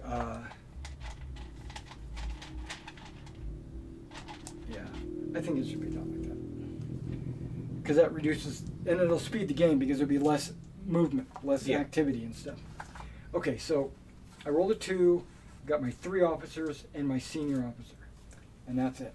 Actually, holy crap, I think my FO is an officer.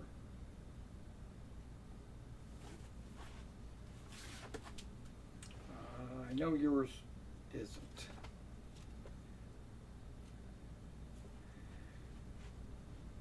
Forward signal, no. Forward observation team. Officer. Yeah, my FO is an officer. Dang it. That's alright. It just means I got 1. Now, on the German side, I'm going to take a look to see if your FO is a spotter plus, because I think he might be.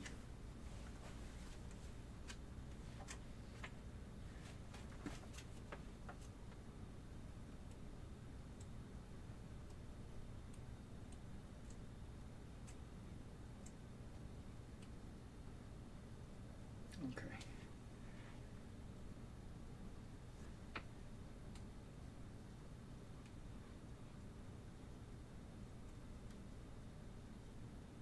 He is a spotter plus. Okay, so you can he's not an officer though. So you can re-roll distance on the deviation. Okay, so here's all my orders. I think I want to push forward with my guys over there. So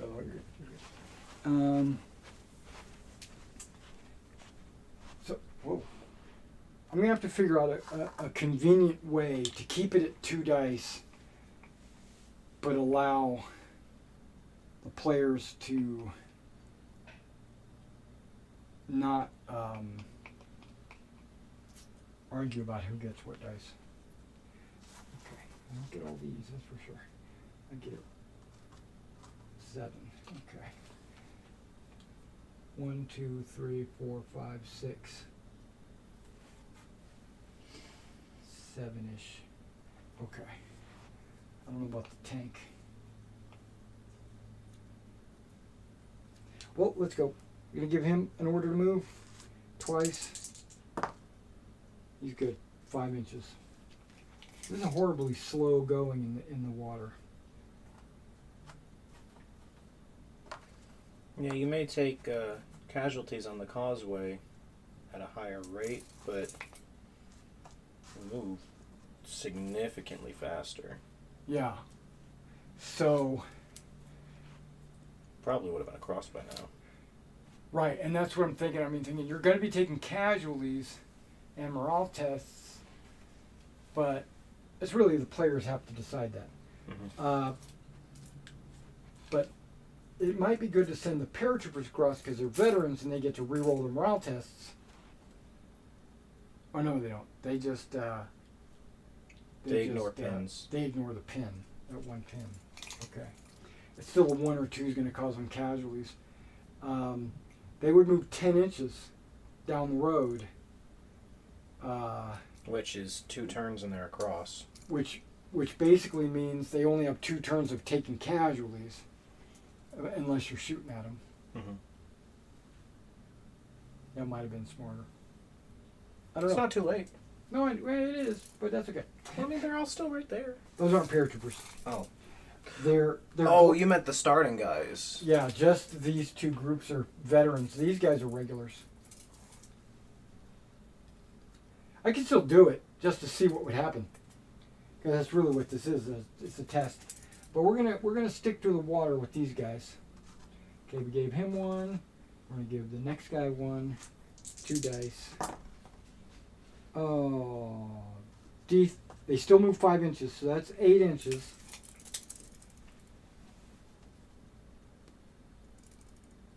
Which would put them all over this guy. 8 inches, right about there. 8 inches. 8 inches, yeah. Okay. So D3 casualties. 2. I got it. 2. I thought I'd be hitting more of the casualties, as we went. I honestly did. This squad's moving double. Yeah, I'm just gonna roll 2 dice. 3. Okay.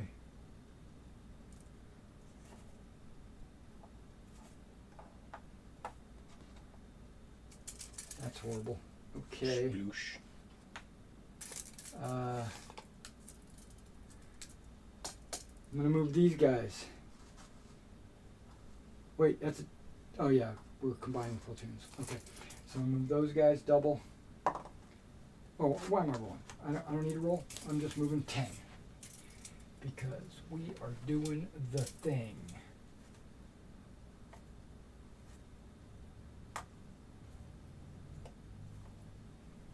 Okay, that is considered on the causeway, right? Yes. So I have to make a morale. Okay, I'm good, right? 1 or 2? Yes. No effect. Another 10. Oh,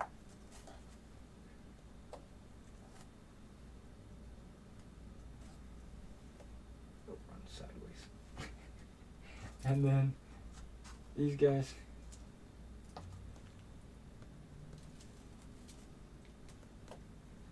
Okay, we've decided we're going down the road. And the last order, I'm just going to give it to the officer, let him tag along. Okay. Okay, I'm not drawing. Whoa, I'm not drawing chit for these guys. I wonder, do I have to make a morale check for those guys? Probably. I took a casualty. I think anytime you take casualties, you gotta take a morale test. See what the scenario says.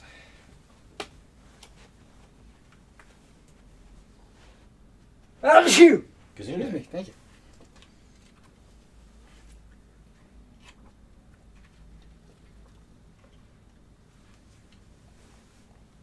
Causeway of Fiere. No cover saved. No, wait, we're talking about the water caused them the casualties. Mm-hmm. Okay, that's flooded area. Troops moving across the marshes only move D6. If a 6 is rolled, then they still move 5, but D3 men drown in the water. No, doesn't say that. Causeway of Fiere. These losses will cause a morale check. Okay, so if I take losses up here, that's a morale check. But down there is not a morale check. That's just people drowning. You would think it would, but didn't say it. All right, so that's me. My turn's over. Okay. Right? Yeah. Swarming the So- causeway. I get 2 plus my officers, which is 3. Correct. So I have 11 orders. Okay. Yep. Just to keep track. I'm probably not going to use 11. Yeah, not meaning to hoard all the green shits over here. Leave those over there. There's plenty over here still. 2, 4, 6, 8, 9, 10, 11. Okay, so I have 11. Okay. So, my FO is going to call in a strike. Call for fire. No, he's not. Here it is. Yeah. Well, communications. 3. Okay, so this...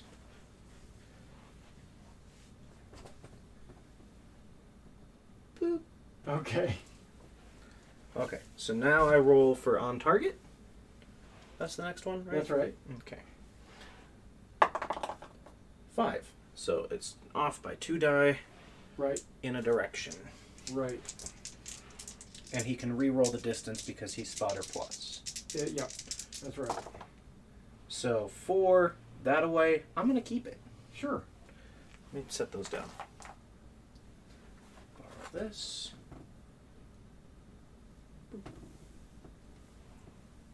So it ends up right there. Yep. Okay. Excellent. So, that was 1 order to call for fire. And he's going to call 2 mortars. You could call 4 guns 4. or 2 mortars. Oh, I can't mix those ones? No. Okay. 4 guns it is. I mean, why not, right, if it's the FO? Yeah.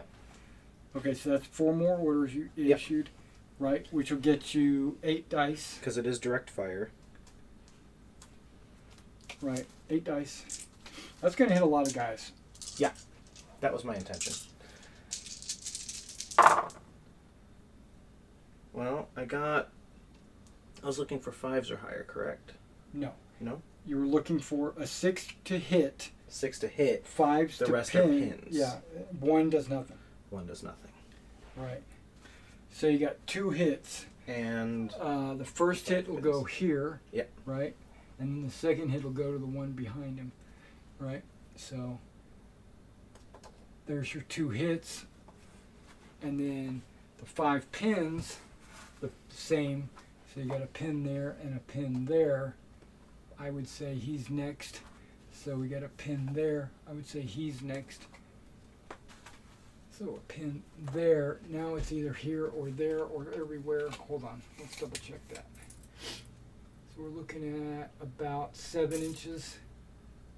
Yeah, he's further than 7. He's further than 7. And he's further than 7. Oh, he's like 9. So it's probably that guy right there. okay. Right. Okay. So the hit 2 hits. Oh, you got 2 hits? 2 hits. Is the other one right here? Yeah, it was the first and second guy. Okay. Well, this first hit, you roll 4 dice looking for 4s or better. Okay. Nope. Okay, no actual hits. That's what I'm talking. And then you do it again for the second guy. 1. 2. 2. 2? Okay, 2.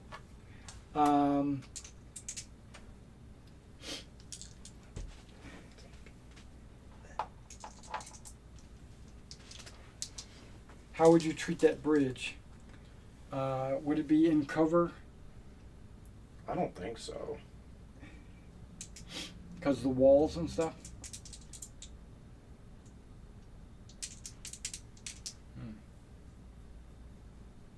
Because that entire road is considered in cover behind hedges. Oh, well then, yeah, I'd say they're about the same as the hedges. So that's considered hard. 1 save, 1 death. Okay. I moved him to the other side. I should probably get a couple of them. I'm not going to need that many.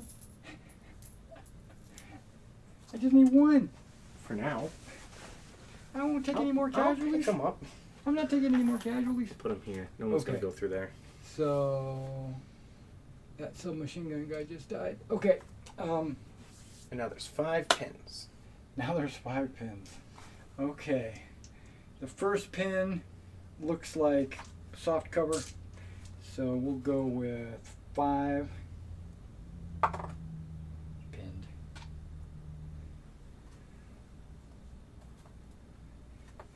Second one, hard, looks like 4s. Pinned.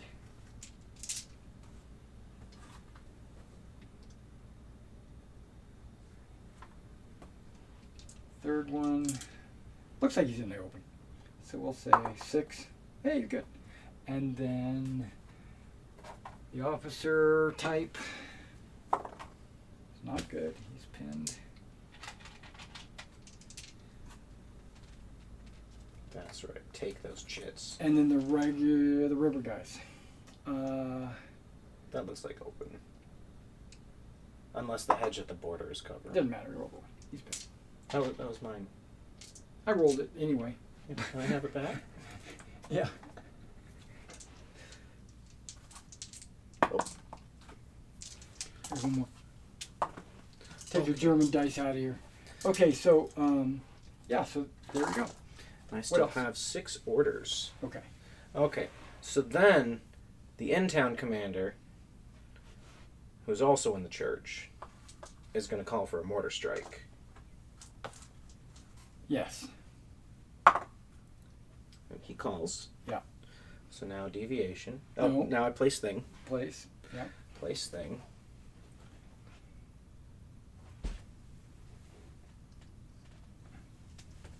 Same spot. Okay. Oh, there's a hedge on the ground. Looks good. Okay. Now deviation. Bad. 4 dice. Oh my You can, goodness. yeah, but you can re-roll those 4 dice. Yeah. Here's your D10. Yeah, let me set these here. Still have 5 orders. You're still going to hit something, most likely. Yeah. I get a good direction on that. I did get a good direction on that, but I'm going to re-roll the distance. Okay. Do I re-roll the direction? No. Okay.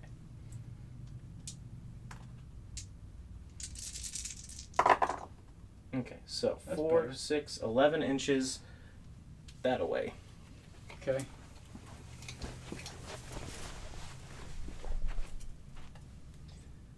So, on those guys, it looks like. Like right there. Right there? Yeah. Yeah, I'll fire that. Will you? Yeah, 2 mortars. Okay. 4 dice. Hits are hits. I know, right? Okay. Oh, 2 mortars. All 1s. Or 2 hits and 2 pins. Yep. Okay, so that's easy. Each one of them get a hit, and each one gets a pin. Yep. The hits on this first one, you're rolling 4 dice, looking for 4s or better. 3 6s. 3 6s or better. Yeah. Okay. 3 casualties. 3 casualties and a morale check.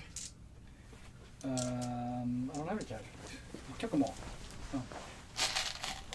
Okay. Do you Yeah. care which ones, or should I just throw them on rifles in the sub? Yeah, that's fine. Rifles on the sub. Sub. Rifles. Well, no, not on that guy. Not on that guy. The 3-figure guys. Oh, okay.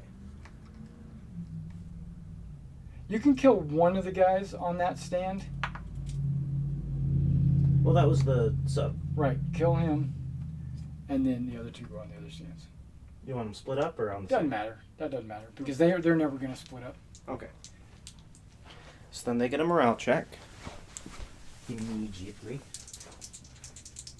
This is the to hits. Oh, well, and then I have to hit the other one. Right, Got a 6. right. I saved. Okay. Okay, but I have to make a morale check before you go over your pins. Ooh.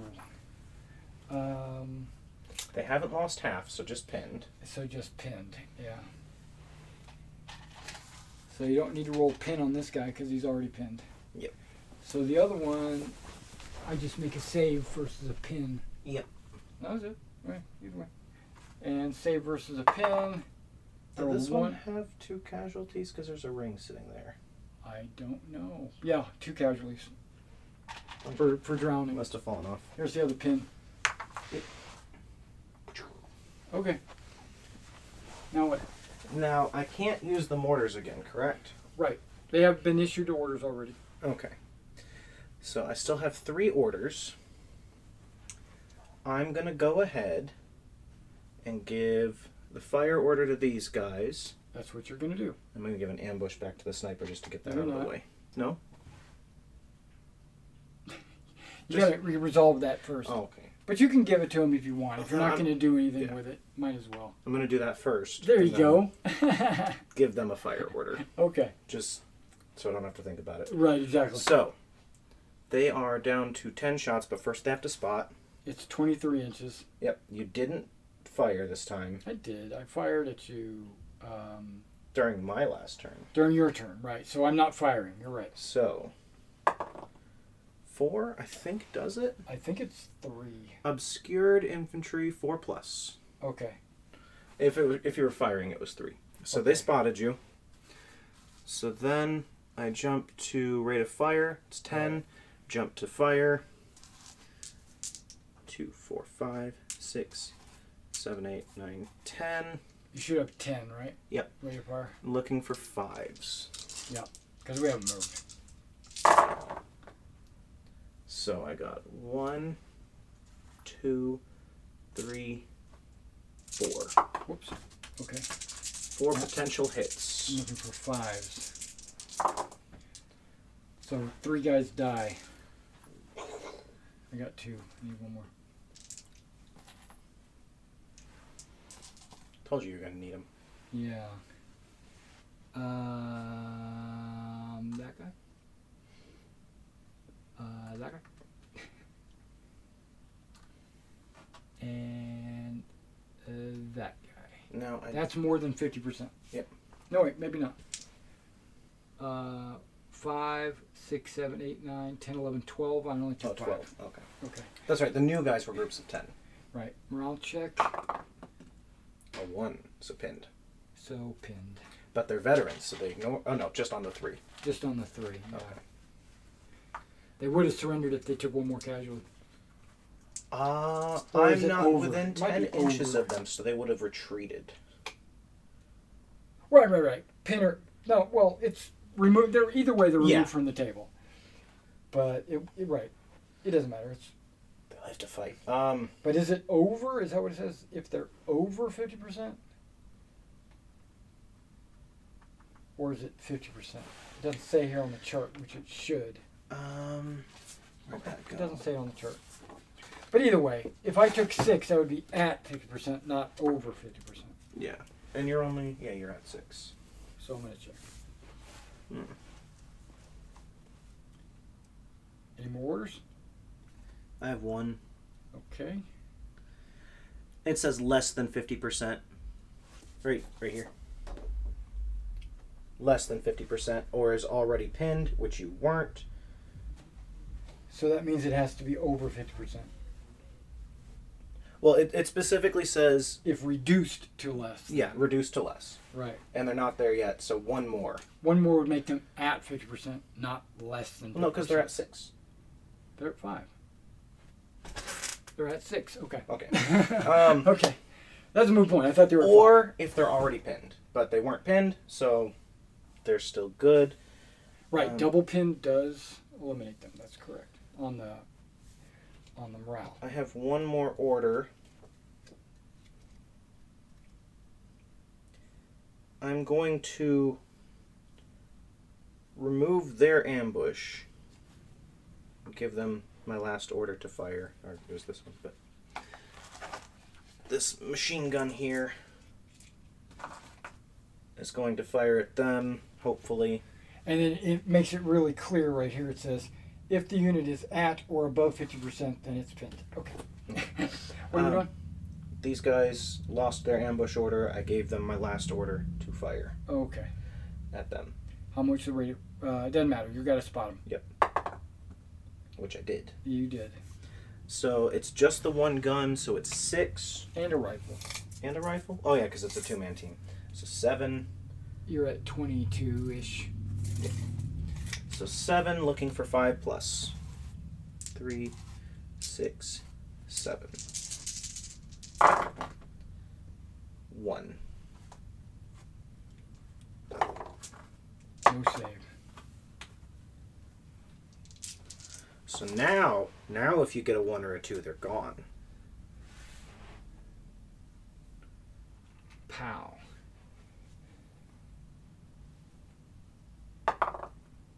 Oh, denied.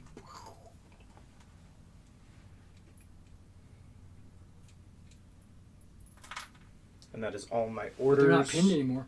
That's right.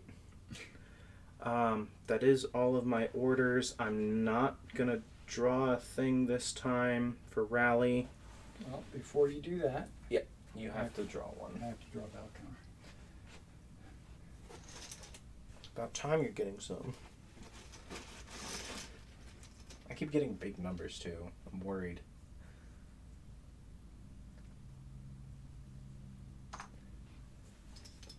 Still good. Okay.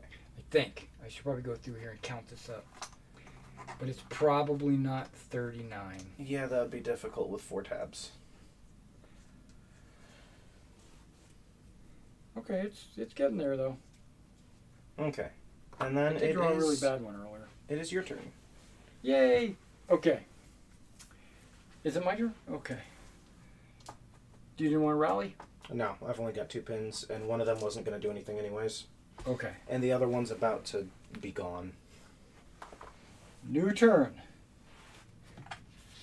Okay. I should have pretty much everybody. No, that's not true. I don't have everybody.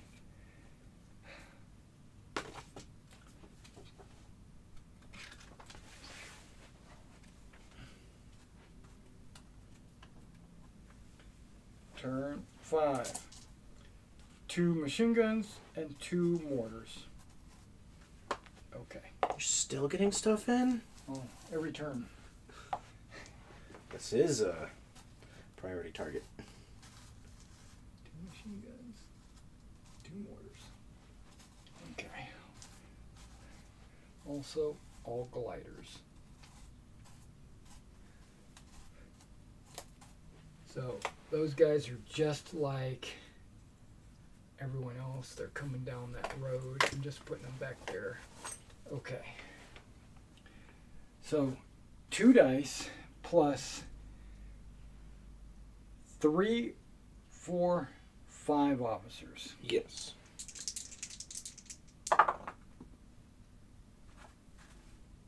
I'm going to use my 1 time to re-roll. No, I'm not. I don't know what I'm going to do. Yes, I am. Everything's pinned. You don't need a lot of orders right now. I need at least one.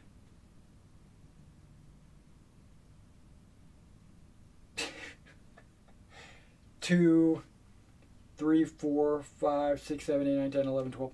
Yeah, so I'm gonna reroll. Okay. I'm using my one game time reroll. Okay. So 12 total. 12. Yeah, that sounds right. 1, 2, 3, 4, 5, 6, 7, 8, 9, 10, 11 of the 12. Okay.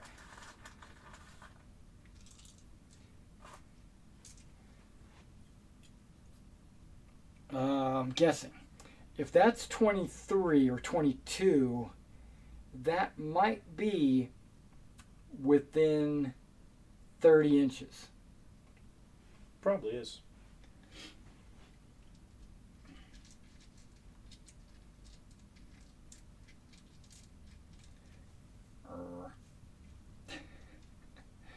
Doesn't matter.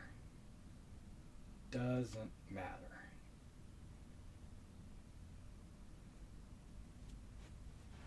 This unit is not pinned. I'm going to give them an order to move. Can the tank move through your infantry? Yes. Okay. They can squeeze out of the way. Yeah. I could close assault them and overrun them, but. Okay, I see where 10 inches is. It is right there. Boop. Okay.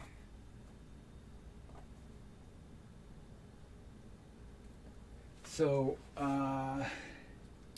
Morale check. morale check, that's it. They're 5 good. are fine. That is good. The tank. It is going to do a double move. That's another one of my 2. And road movement is 14.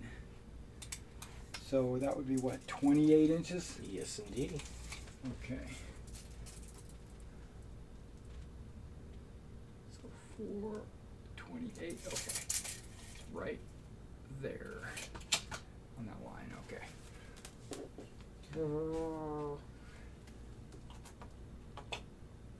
Now, was it? I don't need to.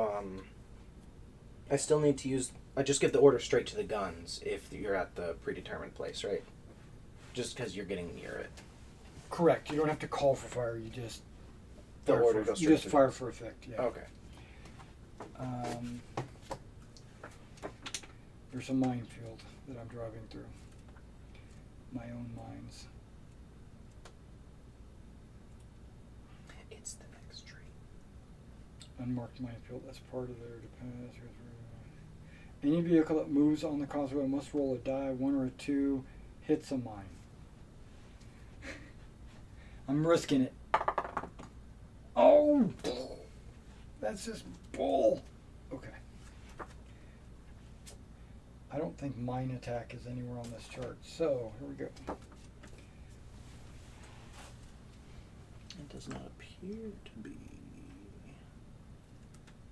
I think it's under the battle rating system, as if you drew a mine counter. So I'm pulling it out. Mine strike table. Okay.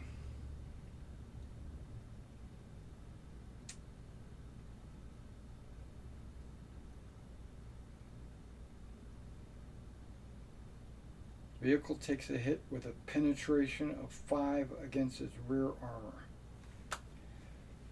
Okay. That ain't good. So I look at the armor penetration table. I look at 5. I cross-reference with my rear armor, which is November, which means 2 dice, looking for a 5. Since it's damaging me, I'm going to let you roll the 2 dice. You got to get a 5 or better. If you get... Okay, that's great. If you double 1s, he'd be immobilized. Equal to, he's pinned. less than glancing hit, and greater than he's destroyed. He charges forward and blows up. That's unfortunate. And that's why I grabbed this. And I do believe that's a chip. It is. I didn't even have to do anything. I know. Well, I hit my own minefield. Because the Americans put those mines up. Okay, that's another big number. Alright, so that was one action. 2 actions, I mean. Okay. Got the infantry, the tank. The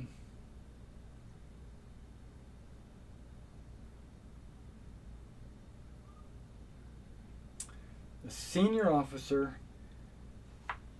is doing a tactical coordination. Mm-hmm. Something I said I would never do. So I draw a chit.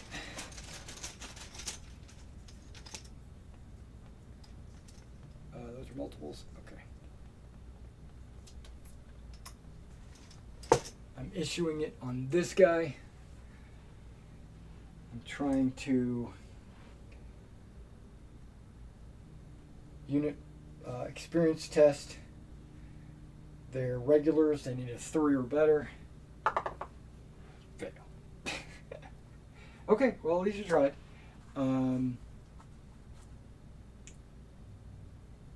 The FO is going to call for a priority fire. Would be a good time for it. This would be the second priority, so that it'll be burned. He needs a 2 or better. Oh, this is a priority test. 2 or better. Come on. Oh, denied. Does that still burn it? No, it burns his order, but not the Okay. fire. Because I didn't have to call for fire. Didn't even get a chance to re-roll. Okay. Okay. Well, I'm gonna see if I can do this. I'm gonna issue an order to these guys, right? Which would be the mortar. It's a light mortar. I think I'm gonna do suppressing fire with a light mortar.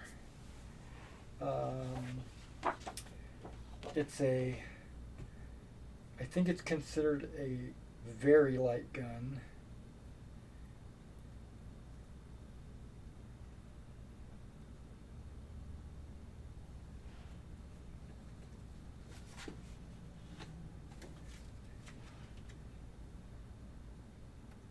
Double checking.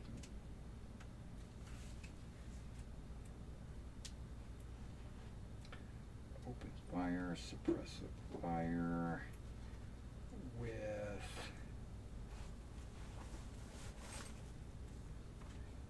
infantry,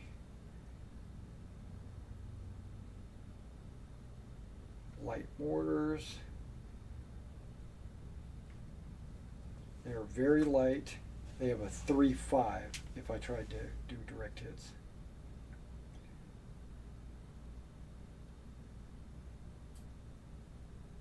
Yeah, so I'm basically just trying to do a suppression.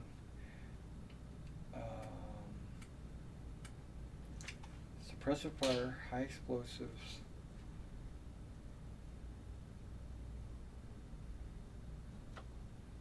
What did I say? Very light gun? Yes. So infantry 5 or better. Okay. Wow, that's horrible. But I'm going to do it. I'm going to shoot it at...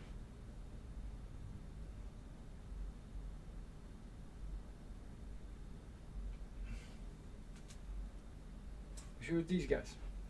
And try to suppress... I'm opening fire, so I'm going to shoot twice. The first one is going to be suppressing fire. 5 or better. There it is. Now you get a save. And they are hard cover, so I need a 4. Yeah. Didn't get it. So now the second one's going to be... I'm going to see if I can spot you to get direct fire.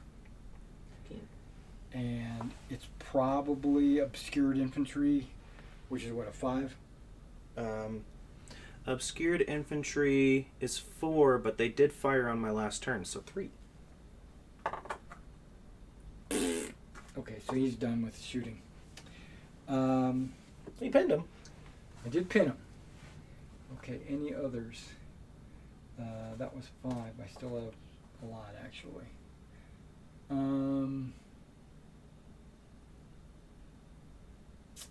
Okay, I'm gonna use 4 of these orders to move the guys down the road. There are 4. There's 2 machine guns, 2 mortars.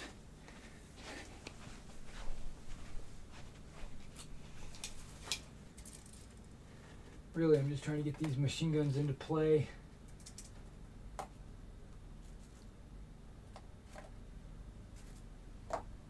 Yeah, these mortars, whatever. Not the best. They're only 60 millimeters, so you know, what can you do?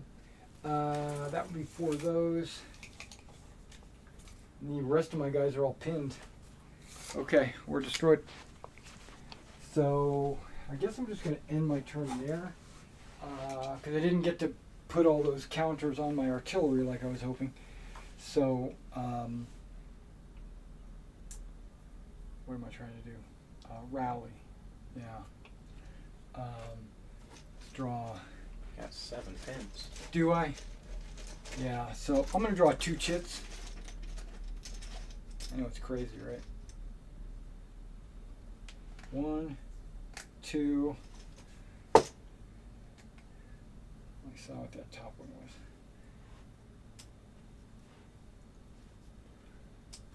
Let's see what my total is. Starting to build up a collection.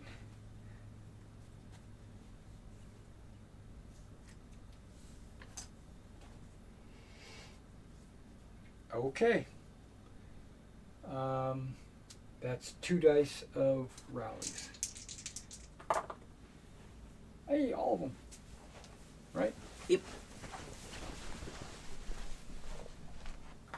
Yep, 7 total. Okay.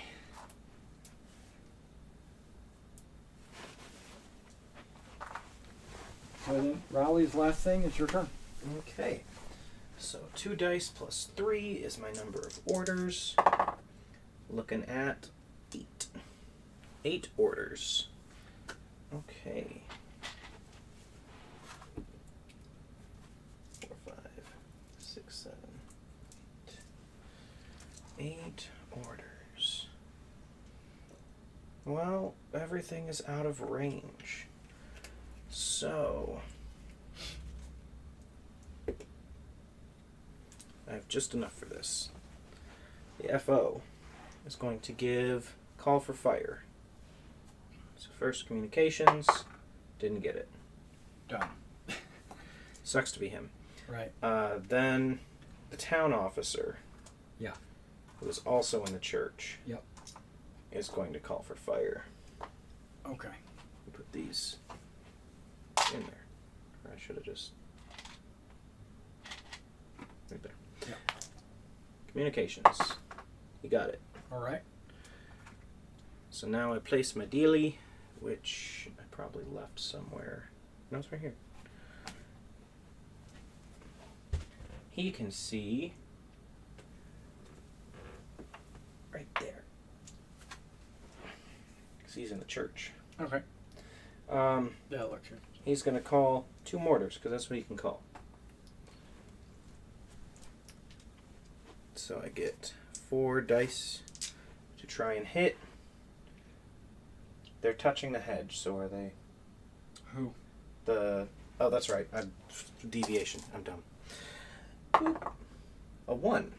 It's on target, 1 die deviation. A 1. Oh, 4 dice. Yeah, Yeah. it's the other way around. Yeah. It's a fumble. Right, got it. Oh my. But you get to re-roll it. So, 2, 8, 13 that away. You like it? You like 13? Yeah, I like 13 that away. Okay. That's not bad, actually. Here we go. I got you. Going that away. Yeah, it looks kind of like that, right? So There's- 13 would be right about on that little bush. Yep. That plops it right next to your new guys and your commanders. I like that. Right, now who are you putting on that? Or are you gonna It's decide that's not good enough? no. I'm firing that, and it's the town officer. So all he can call for is the mortars. Right, so that's 2 more orders. Yeah, I put them And 4 dice. 4 dice. 1 miss. 1 miss, 1 One hit, hit. 2 pins. Right. So The 1 hit is probably on that guy. These are all separate units, by the way. yeah. Yeah, that machine gun, I guess, would be the closest. 'Cause So it the landed machine right gun on gets him. a hit and a pin, and then the one in front of it Yeah, this gets guy. a pin. Right. That sounds right. So So for the the hit hit- is 4-4. 4 dice looking for 4s. I got 2. 2. That would be 2 nothings. Okay. So I just took 2 casualties on those guys. And I think that's a 2-man team, isn't it? it's 3. 3. But either way, 2-man team. I have to make a morale check. They destroyed. So you don't have to worry about pinning them. Okay. And then the one in front of them gets a pin save. Right. That is correct. Nope, he's pinned.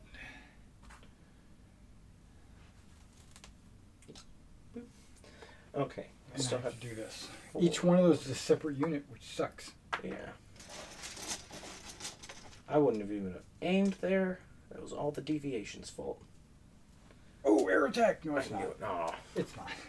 I'm waiting for you to get that. I Are know they even you're in gonna. there? Did I even put them in here? Yeah, I saw them. Okay. Well, there's like 100 things in here, so. Okay. To top it off, Oh, this guy's dead. oops. The guys you keep shooting at are gonna get 1. They get an ambush, and that's all I got. You're not just gonna shoot with them? They're too far away. Well, I mean, I could shoot, but I'll wait until you move up. Okay. Do you want to rally? No. You're holding off. Okay. All right. Next turn. What do I get? I know what I get. I looked ahead. No, my. It's something I need desperate. Turn 6. 10-man company headquarters and 2 medics. 2 medics! Yeah. Here they are, my last figures. Geneva happened after World War One, right? Yeah. Ah, dread. Can't target the medics. Well, you can indirect fire and get them by accident. Accident.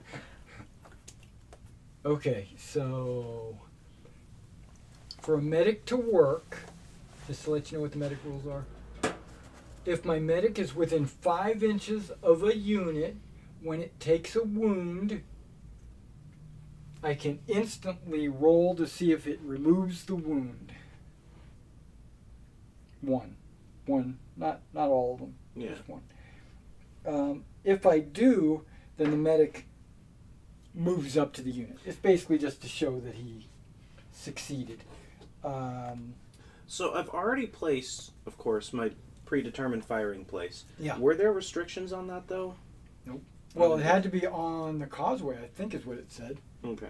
Because I was just thinking it would have been really nasty But I to don't put think it back I don't there. think it. Yeah, I don't. Yeah, exactly.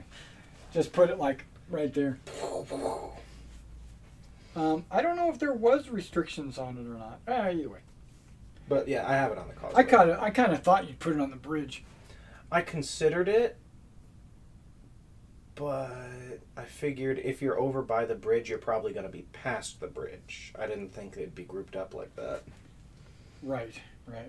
Well, now that I'm not pinned, and it's my turn. Hopefully I don't roll low. I'm getting +5. Okay, 11. Right? So 4, 8, 9, 10, 11. Oh, here we go. Let's get rid of these.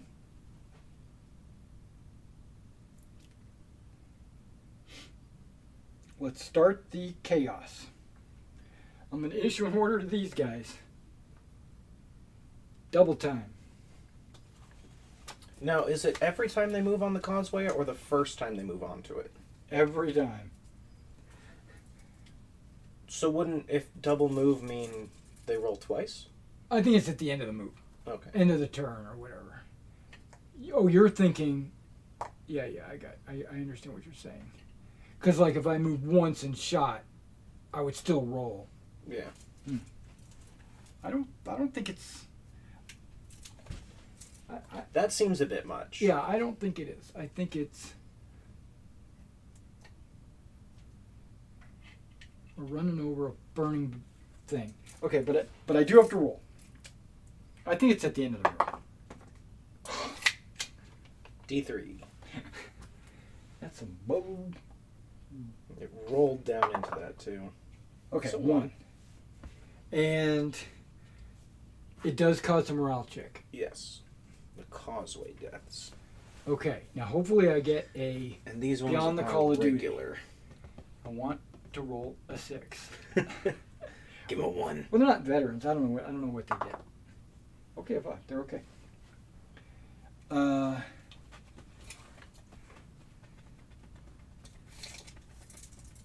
These guys. I'm giving them an order. They are double timing.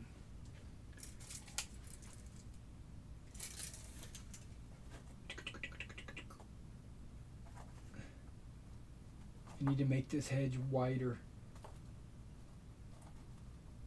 Okay. They will roll their morale. They are going to take casualties, and they're going to like it. Okay, we're not. I should have been doing this a long time ago. But you never know. You just don't know these kinds of things. And the last one, that's where, just having fun. Yeah.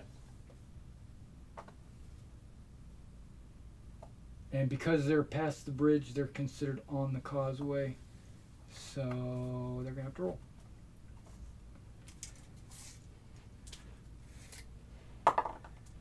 Oh. Man. One guy dies. It's assumed, they're saying that there's machine gun fire going on and it's killing people or whatever. Morale check. Pinned. Yeah. Didn't like it. I think it's cheating. No, that's all right. Still got a lot.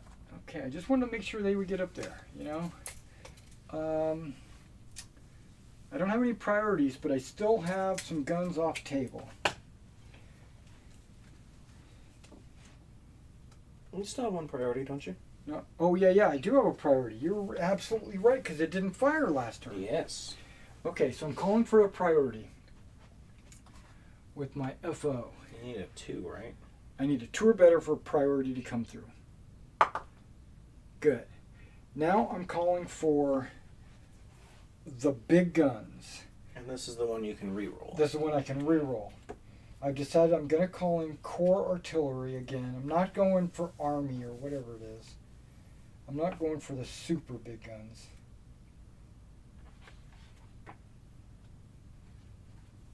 Right there. Because that needs a 5 or better. I think I can roll a 4 or better if I re-roll. But that only gets me to 155s. And apparently I'm just... Yeah, I'm gonna be happy with 155s. Let's go with roll advantage. I need a 4 or better. Double 6s. Or either one of them would have got it. Okay, so now I have to determine what size gun it is. It comes from the core. 3. That's 3 105s. Okay, 3 105s.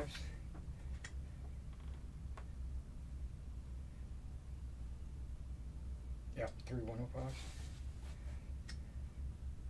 I still need to, before I even do that, I still need to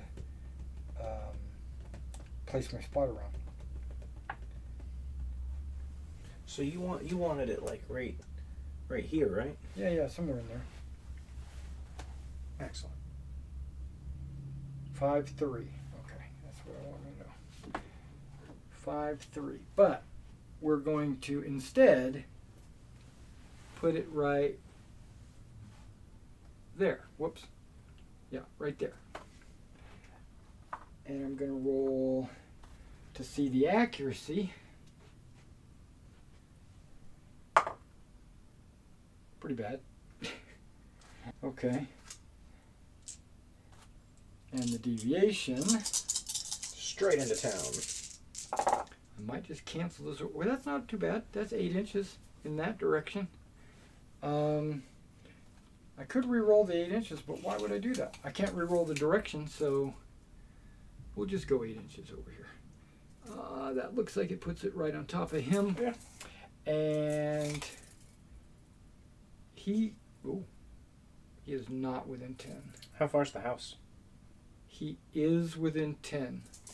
The house is less than that. The house is like 8. Yeah, there's guys there. They're within 10. Okay, so we got guys that we could potentially hit. And I said 3 105s. Now you could re-roll the 8 because getting higher puts it closer to all of them. Getting lower keeps it over here. That is true, but I'm going to leave it where it is. Okay. There's the 3 for the 105s. Mm-hmm. And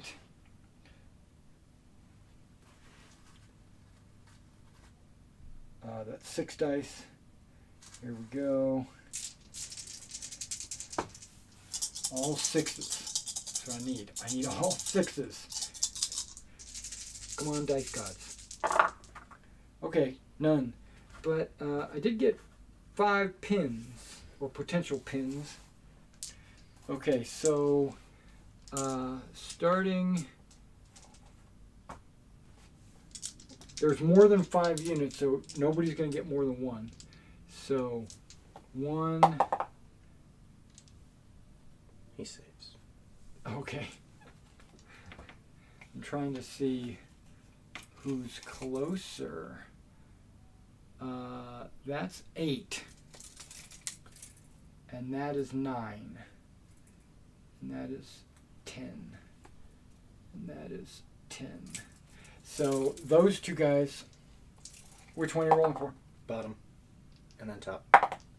They're both pinned. Okay. That's 3. Mm-hmm. And so then these guys were 9? Yeah, he's 9. So And he'd this be is number 10. 4.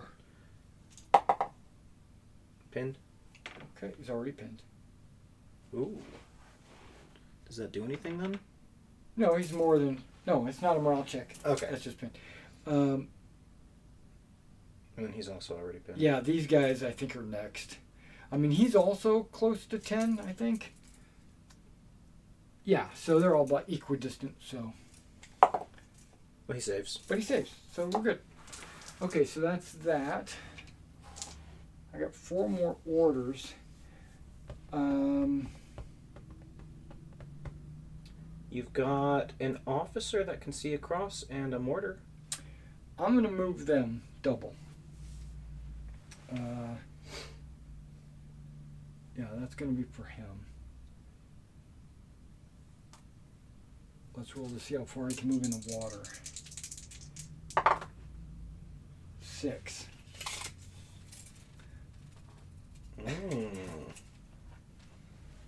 Onto the causeway.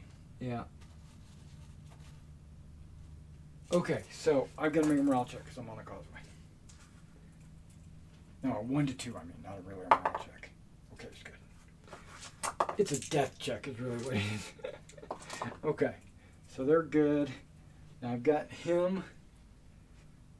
Yeah, that's all 4 of those guys. That's the FO. I still have 3 guys left. Yeah, the officer that. Oh, I got those guys.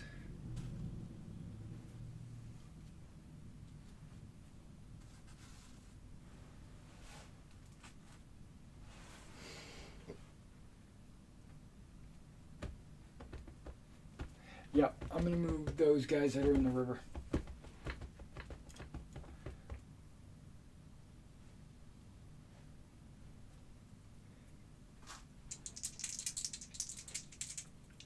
That'll be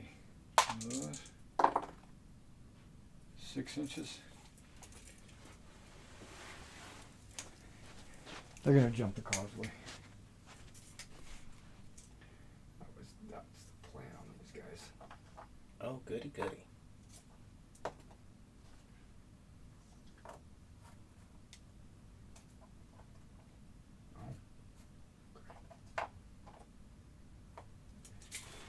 Well, for their casualties.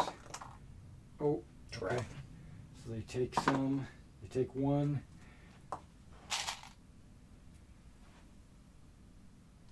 You make a morale check. Pinned. They're pinned. Correct.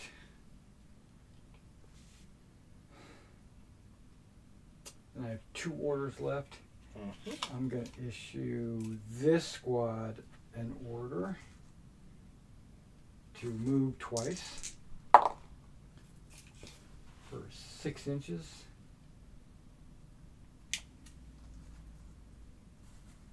I see where an artillery strike should go. Oh, absolutely. Okay, they're out of the they're on the causeway. They don't take damage. All right. They got double jeopardy. They're damage from the water and then damage for the causeway. Okay, last move. I think I'm going to try to get these guys moving. I'm going to roll twice, get a 6. We're going to angle across a little bit. Make even a better artillery target. Okay, so that's all my orders. I'm going to draw a chit to remove a pin. Do I only have 1 pin? No, I You have 2. 3. I have 3? You have 3. Oh, that guy back there. I really don't care about him so much. Yeah, not so much. Oh, I should have moved my medics. Dang. Okay, my fault. I didn't think about it. So, I'm not going to remove those pins. I'm going to leave them there. Okay. Your turn. So, 2 die plus 3. I have 8 orders. Yes. Excellent. 2, 4, 6. 8 orders. Yeah. Well, I am first off.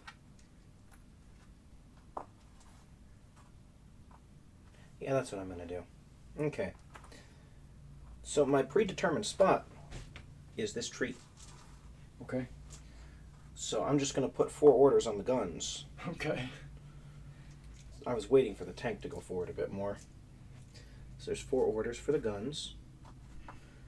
And so I don't roll deviation, correct? No, it just hits exactly where you wanted it to. So, 8 dice. Yep. So that's a miss. That one's a miss. And that one's a miss. But you got 3 hits. 3 hits, 3 pins. Okay. Oh, so everybody Sign that's on hit that is tree. also pinned.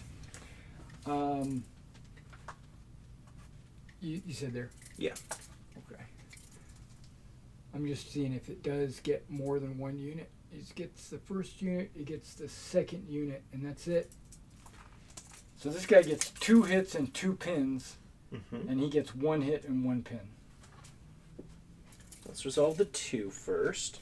So that's 4 dice per hit. Correct. So Looking for 4s or better.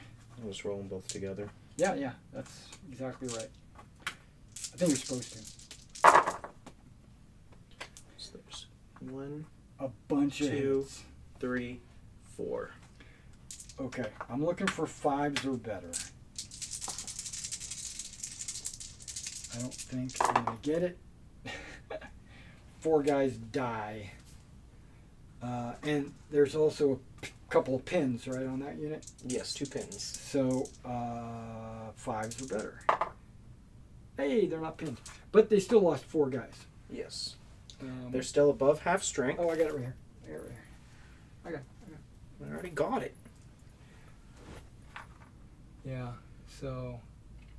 So even if they 1, fail 2, the check- 3.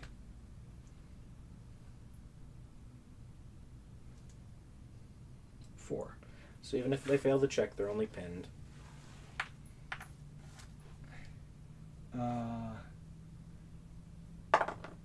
what am I rolling? That's the wrong die. Like, what am I rolling? Oh. So they wind up being pinned. Yeah, because they're at 5 hits. 5 guys left. Yep. Yep, absolutely. Okay, 1 hit, 1 pin. I'm just going to roll my pin to get it going. And Nope. I fail the pin, so he's going to be pinned. No hits. No, they're all. Oh, yeah, you need 6s. 4s or better. 4, yeah, 4s. Oh wait, 4s are better. Yeah, 4 hits. 4 dice, 4s or better for hits. I don't remember what I had, and I already picked them up, so I'm just gonna say no hits. I saw a lot of 3s and 2s. I don't know if there was a 4 or better. Okay, yeah, this guy's dead. All right. Then the FO is gonna give call to fire. Just a second. Way this is supposed to be done. There are 3 casualties on that unit. You're supposed to take a standoff.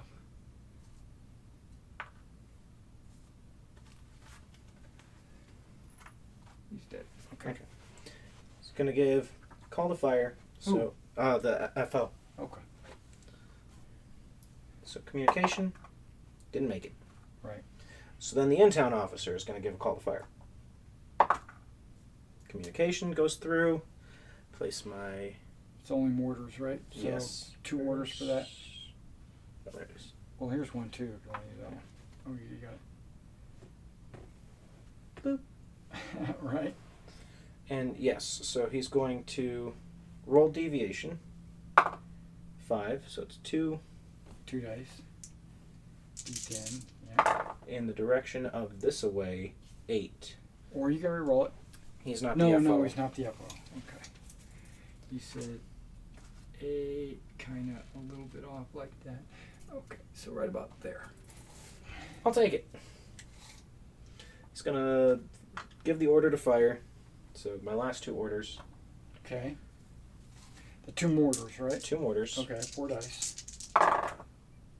So that's a miss. That's a 1 miss. pin, 2 hits. 2 hits. Well, we're definitely going to put a hit on this guy. And probably that guy. And then the pin will go on this guy. Yep. Okay. Okay, so the hit is 4 dice looking for 4s or better. All 3, or all 4, I mean. 4 of them. Okay, so I need 4 saves, 6 or better. Okay, I take at least 4 casualties. No medic within 5 inches. That's a battle counter. Doesn't have to roll the pin. Even if there was a medic, healing 1 would have left 3. Okay, there's still another hit on Yep. those guys. And that's 3. That is 3. Looking for 6s because I consider that to be open ground. 3 casualties. Thank you.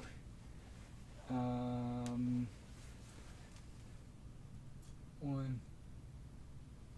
2.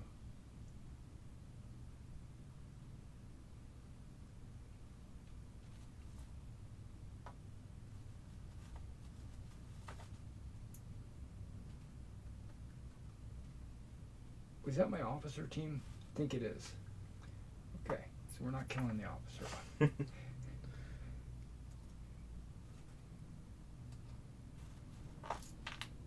Really? Come on, guys.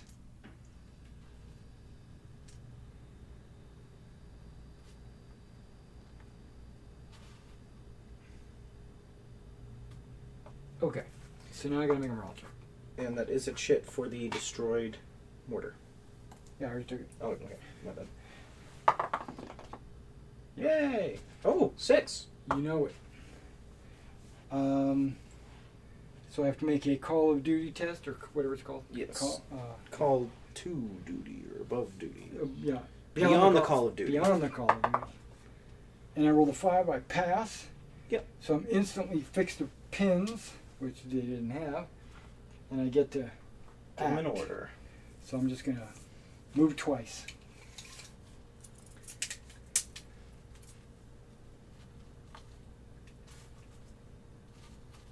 Down the causeway.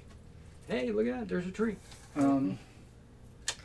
I am going to rally 1. Okay. Yeah, I can afford that. Are you kidding? What's the highest number in there, Ken? 5. Oh, my luck's great. Third 1. Oh, so I get to... I took 1, so 4 coming off. Sniper still hasn't done anything, but I'm taking those 2 and these 2. And it is your turn. Who else is in the building with him? There's a unit on the bottom.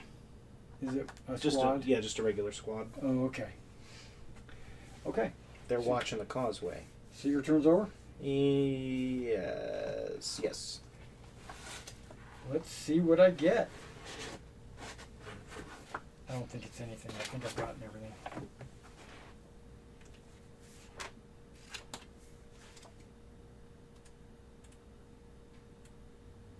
Wait, why am I looking at the rulebook? Okay.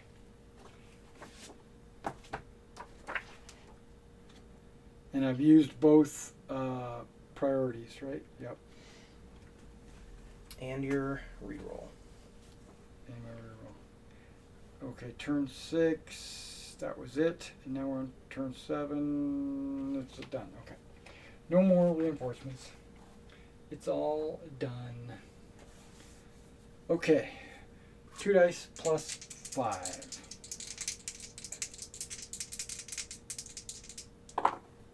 Oh, look at that. 14. It's a lot. Just take a while.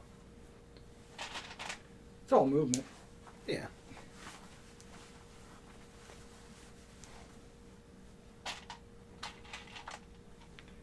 First ones I'm going to move is probably the medics. No, it's not. The FO. He's going to... Okay, he's going to call for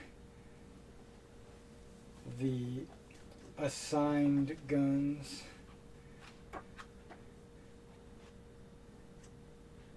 Right, which is 375s. Yep. Okay, so issuing him an order, calling for fire, not priority, looking for a 3 or better.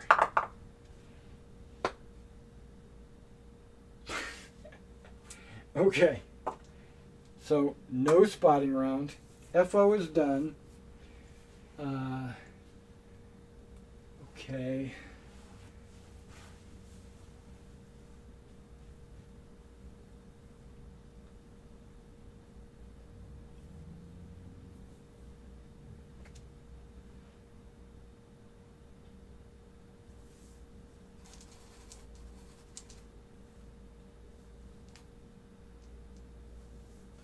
FO is done.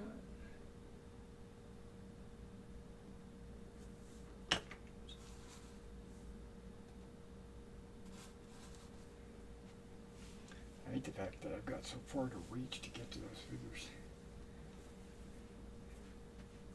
And I don't want to play on that side. It would be more convenient if I was, though, I think.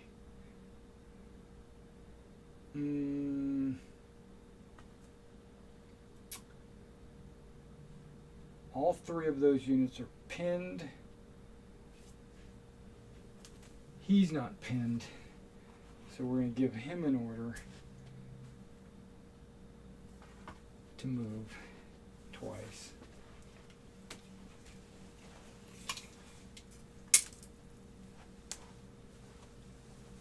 Okay. Right on line with those guys. Okay. They will roll, because that's still the causeway. 1 or 2? No. Good. Wow, they're pinned as well? Man.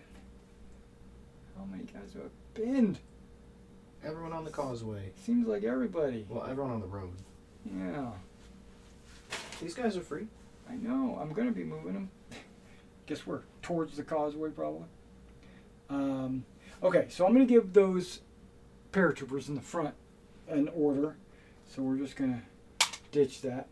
That's going to be 2 dice in the water.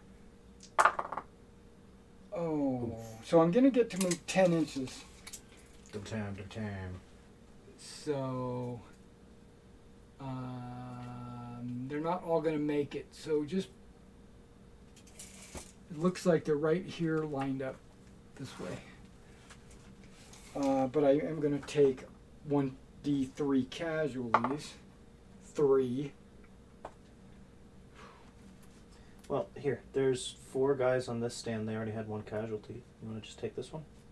Yeah. Okay, I'll take that off.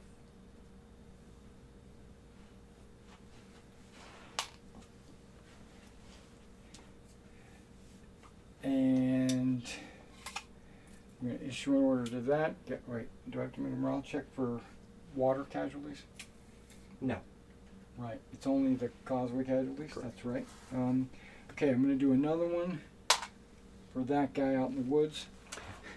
And 2 dice.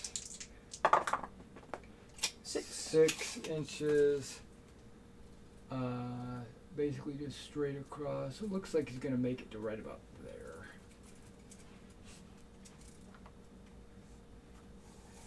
Okay.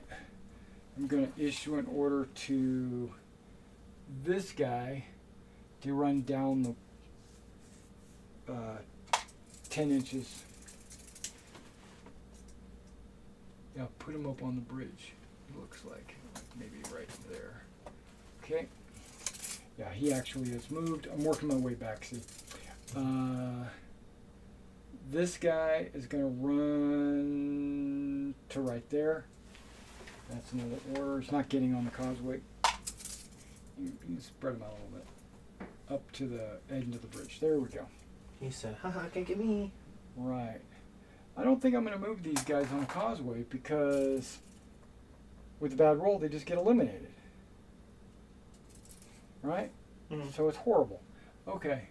So this 10-man squad right here moves 10 inches down the road. If you want to move it. Yeah. Looks like it's right here. Right here? Yeah.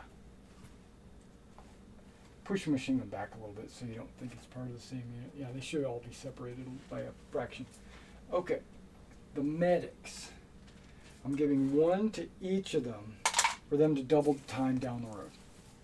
10 inches is going to be maybe just to the side of this guy. Yeah. Right. Still got a bunch of orders, so I'm moving people. Maybe they can do something.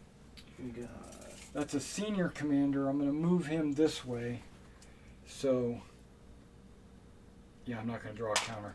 I'm going to move him up to the edge, right in this area where the medics are. Yeah. And the only thing left I have are these machine guns and mortars. And I'm just going to leave them. Okay. Yeah, I got this guy. But again, I'm just going to leave them. Okay, I should have put them all on the road. That's what I think. Lesson learned. Lesson learned. All right, that's You the end gonna of my turn. rally? Oh yeah, I'm gonna rally. Definitely. This could end the game. Right here, one draw. Come on, airplane. Yeah, you never know. It might be something like that. It's not, and it did not end the game. Okay.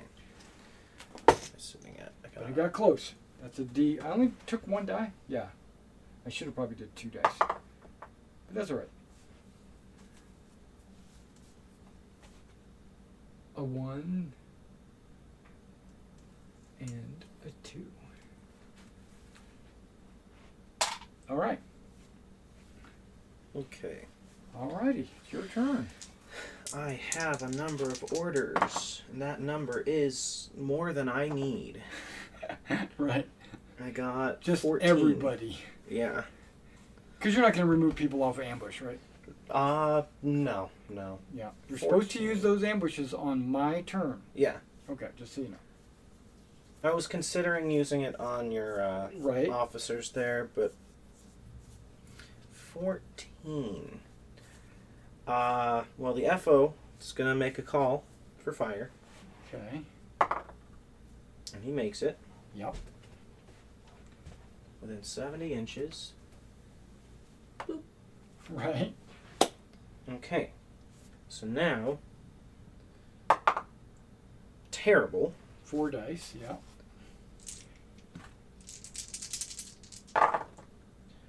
So that's a lot that way. I'm going to re-roll the distance because he can do that.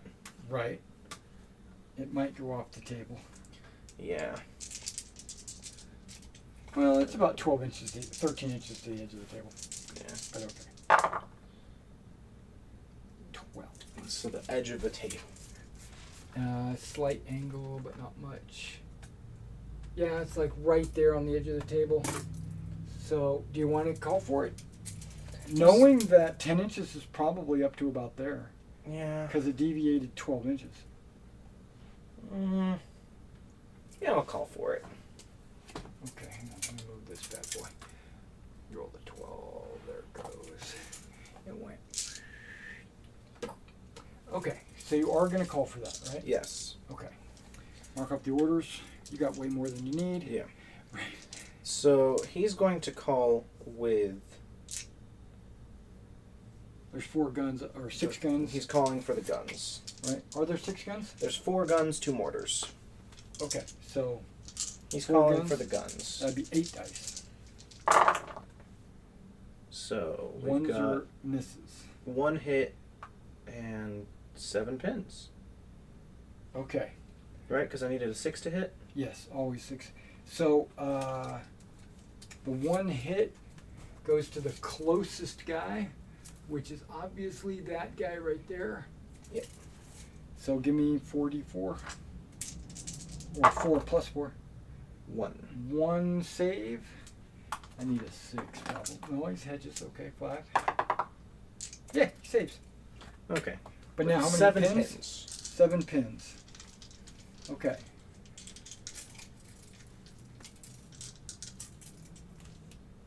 He's within 10. Okay.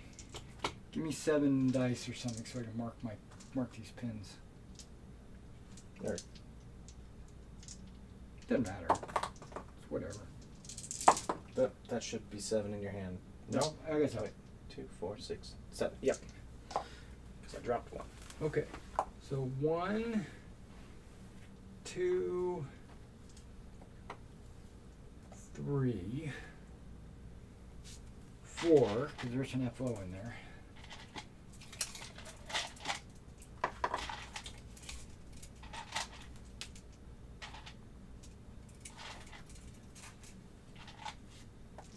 Five, 6. I think that's it. Yep, nobody else. So the next guy that's closest is the first guy. Okay, so that first guy has to make 2 saves, 5 or better. Failed, he's pinned. Next guy's already pinned, so we'll just take that off. Fiber better machine gun. He's pinned.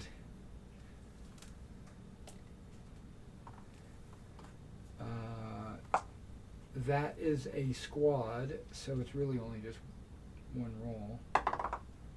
They're pinned.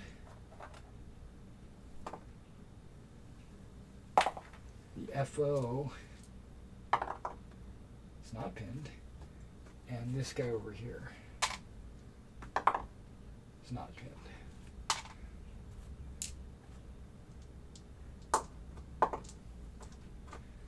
Okay, that's good. Okay. So then, the town officer can't see where I wanted to hit, but he can see another spot. What can he call? He's going to call mortars. Okay.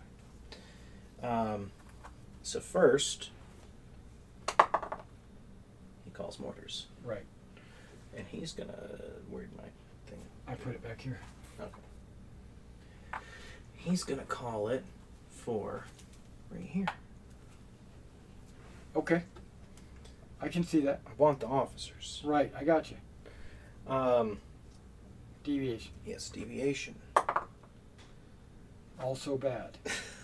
Every time.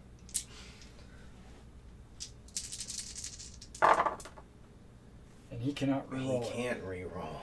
11, 16 that way. Go. Let me get behind the die here. Okay, 16 is right there.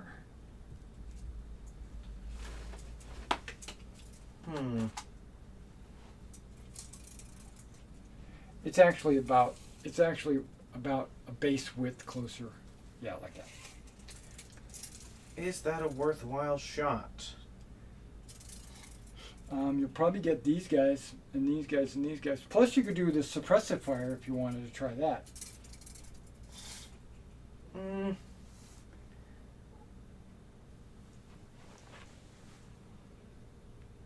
Those officers can't see this one. You might as well shoot it because, like you said, the other guys can't call anything.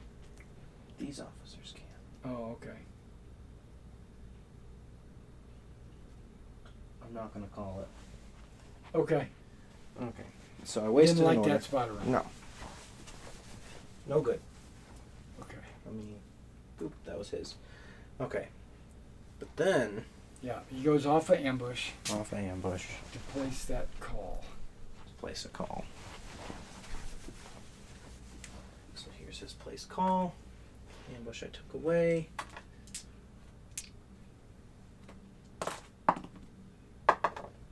Call goes through. Sure.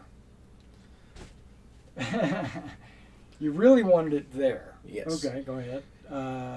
Deviation. Deviation 2. 2 dice. Yeah. So hopefully better. 12. Yeah, kind of like that. So it's going to be like right here. Suppressing fire because I might as well. Okay, Two so you orders do that. there. Okay, so it still does all the same dice. It's just that you re-roll your hits. Yeah. Still can get hits. They're just re-rolled. But I didn't.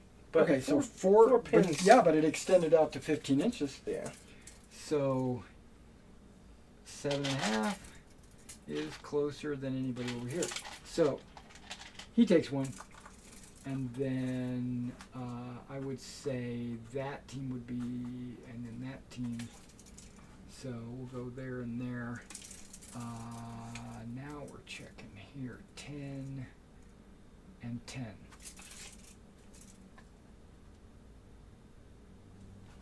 Since he's already pinned? Yeah.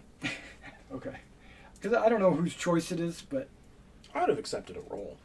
Yeah, but that's okay. No, that's fine. I think it should be the shooter's choice. Oh, I have to make my pin rolls. 6. Look at that, I'm pinned. Yeah. And then 6 as well. Pinned.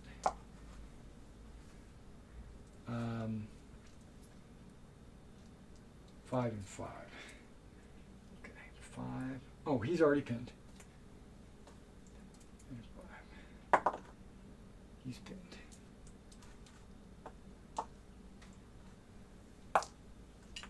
Oops. Okay. Okay. Excellent. And that's gonna do it. In a rally? No. With one guy? Sure? Come on. He's not doing anything. Yeah. I don't think I'm going to make it. I almost want to just call it, but we're going to keep going. It's possible. If you get those guys across, I think you've got it. I don't think so. Well, other than the ambushes. Yeah, I mean, yeah, you're going to just unload on them. What time is it?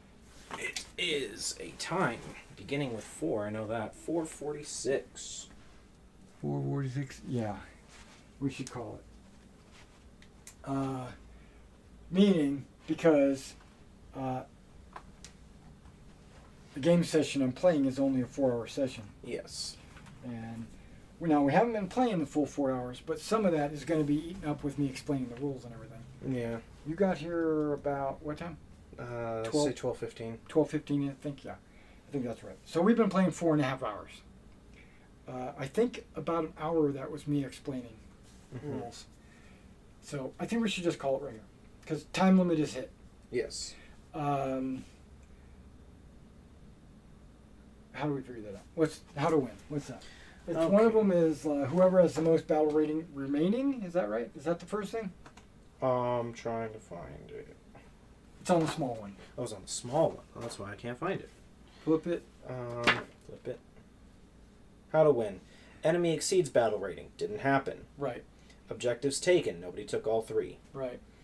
All enemy units pinned. Didn't happen. It's close. Time limit. Yep. That's where we're at. The winner is the side in order of priority with the highest total battle rating remaining. Okay, remaining. So I got to figure out how much remaining. 10, 15. So I lost 18, so I still have 19. Oh, really? I lost more than that, I think.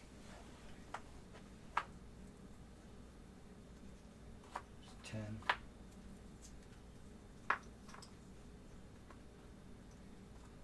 That's where all the ones went. There's 20. 24. 27. I drew almost entirely 5s. So you had 10 and I had 19 left. So that would make it go to me. Yeah, you win. And with lesser battle rating loss. Well, that's only if you get past the next one. If that Yeah. one's a tie. But yeah, I also had more battle rating loss. Right? Yep. Yeah. So you won. And I also outscouted, which is the last one. That's true. You did outscout. So I think this one, it's... That push is really big.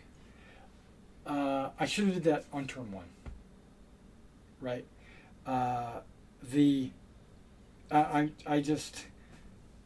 didn't know. You kept almost all of this pinned with artillery like the whole time. Right. So that push would have been a lot. It's just the death rolls for the causeway. I think that maybe if I was able to run them along the side here, those guys couldn't shoot at them, and then these guys would be kept pinned with artillery. This is an after action. This is probably what I should have done, because thinking about it, I can move 10 inches and then potentially lose 3. Where this, I'm moving like 5 inches a turn, so it's going to take me forever. You kind of tricked me and talked me into going this way, but that's okay. It worked. Good little counter-intelligence strategy. It does seem safer, but it's also... It's way slower. Way slower. That's the drawback. Yeah. And there's kind of like, it's almost like there's less cover. But, yeah, so I could have like, and plus the first group I had are veterans. And so they would have been able to re-roll, not re-roll. If they take casualties, they can roll again to see if the morale check thing. And with you considering this open ground. It's open, yeah. Even if they did take like 2 or 3 casualties from that, they could like retreat to cover. Right, or up on the top. Yeah. Or down here.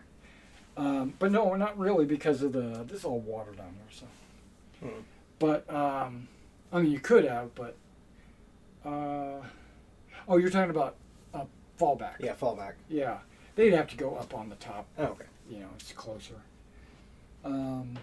See, I was hoping with the roadblocks that if you got vehicles in, having one on the side, you'd probably want to stay to the road anyway for speed. Right. So that'll keep you from going off the side too early. This will make sure you go to the side at some point. Right. And then I was hoping to direct you through there. Right, right. The 2 veteran squads running down with their officer or whatever running down this way probably would have been a much better idea.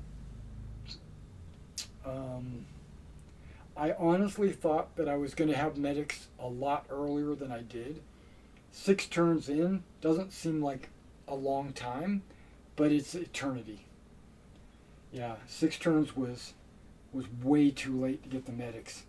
Because if I was able to run these medics with the guys, I could have waited. There was no rush. I guess I could have just sat there and waited for all my reinforcements to show up before we made the big push, right? I could have waited. I didn't have to rush. You would have got artillery though eventually. You know, you'd have blown my guys up, but I would have been doing the same to you. And there's plenty of cover over there. Yeah, I could have set them up in cover, or you know, kept them in the buildings or whatever. And that's you also another had, strategy. I probably you also should have had done. artillery, so you could have taken out, go for officers until you have all your guys, then charge, and I'm Right. doing the same thing. Right. I could have waited till we were ready to attack. I attacked on turn 1. I didn't even consider waiting. I'm not on a time limit to get over there. There's no, except for the real time. 4 hours. But Yeah. If But your if I'm turn just is, not I'm doing sitting anything, here. time would have went fast. Yeah. Right. And that might have lured me into charging across to try and get that 3rd objective. Which I was trying to figure out how to do that. Were you? But then you started coming across, and I was like, oh, we'll just sit here. Right. I don't know how real useful that northern platoon really was. You didn't make it very far over there. But it was there, and I was concerned about it. I was actually concerned about that entire platoon in that bocage. As I started to come across, I was like, really? Should I even be bothering over here? I should just focus everybody over here. And then about halfway through, I realized I'm going too slow. I'm going to get chewed up. Yeah, this sounds like the better option, but with such a big reliance on the dice rolls to move or die, even without the enemy doing anything, it's surprisingly risky. Yeah. Your odds are you're going to roll 5 inches of movement. 3 and, well, maybe a 3 and a 4, maybe 7 inches. Not 10. That's what I was gambling on. I said, you know, I can move 7 inches, but I kept rolling like 5s.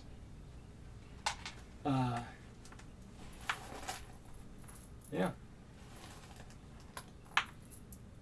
Tactical error at the beginning. Should have waited a couple of turns, got the other platoons to show up, and then did a bum rush down the causeway. But it looks like you'll fit the one game into the 4 hours. I'm going to, right, because there was a lot of book looking. Yeah. I'm going to make like a little piece of paper for each player so that they know exactly what troops they have, so that they can, we don't have to constantly look in the book to see like what a mortar can do or what a howitzer can do. That'll all be on these quick charts. The artillery quickly became very important. That did more damage than anything else, I think. Yeah, there. The author of the book makes a comment about how he thinks artillery has no place on a battlefield like this. But players gamers want artillery in their games, so he included it.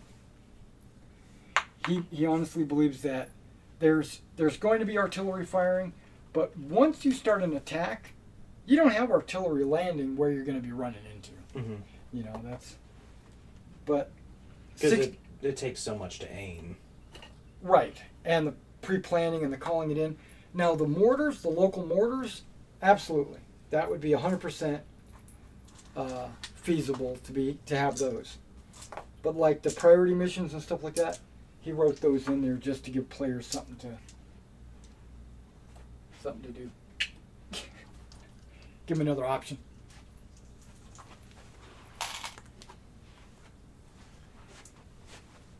And 20 dice is way more than you need. What was the largest amount of dice you had to roll? I think 11? I had 11. 11? I had a 12. Right? Yeah. And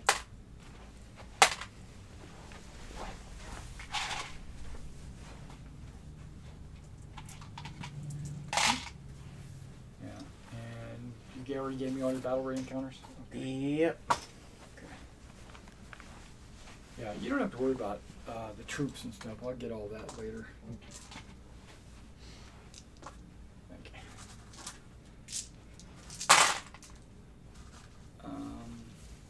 Gotta pick up your toys when you're done. That's right. I am thinking about getting rid of these two shelves so that this table can go back to where it used to be. Mm-hmm. You know, when we played D&D, against the wall. So I've got to figure out how I'm going to rearrange what's on this shelf. I'm thinking about taking all these plastic tubs and taking them out to the garage. And then that'll free up some space for under the table. So what do you think of these rules? I think definitely the number of orders ends up being combined with the artillery. I think that's more the deciding factor here than anything else. What do you mean? We So had too many orders in the beginning? either you have too many orders and you can unload all the artillery, or you get one order and you get no artillery that turn and you do nothing. But that's good. I like that. Yeah. I like that. But I didn't like rolling 3 dice per side. There are battles where you roll 3 or 4 dice, but that's assumes you've got massive armies. Now, as far as the going back and forth, I think at this scale, it's fine because you got, did I notice them? Okay, now I got a hit. Now is their cover good enough? I like that because it's not just one bad roll and you're done, like Right. some games have. Right. It's actually a lot harder to get any damage across. And it's much easier to get pins. Yes. And So the cover counts for a lot more. yeah. And pins keeping you from actually doing anything, I like. And I don't like just recovering all your pins at the end of the turn or whatever, however that goes. I like the fact that you got to take a sacrifice to get a pin. You know? Now, if you had rolled like an air attack or whatever, got some planes coming in, you know, and then we would have taken you out. But bombs, rockets, machine guns. The 2 choices for the Americans, it's a die roll, but it's either a P-47 or a P-51, and the Germans have a 109 or a 190, which I don't have yet. It's in the mail. It's supposed to be getting here soon.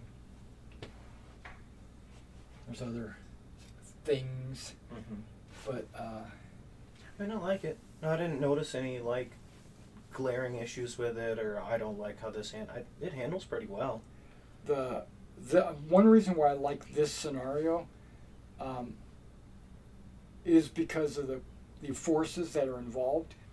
It's not super complicated. There's not flak guns and massive formations of tanks and anti-tank guns and all that, jeeps and trucks and all that stuff. None of that is on this map, so it makes kind of eases you in, I think. Yeah, it ends up being, for the most part, rifles or these artillery, and they have all the same targets, just different numbers of dice. Exactly. Take them out of the buildings. And Oh, he didn't fall over. I thought he did. now, technically, the rules are written that every figure is supposed to be mounted like that. Singly. You know, just like bolt action or whatever. Mm-hmm. But I just couldn't bring myself to do that. I know. You're moving a squad of 12 guys. Screw that.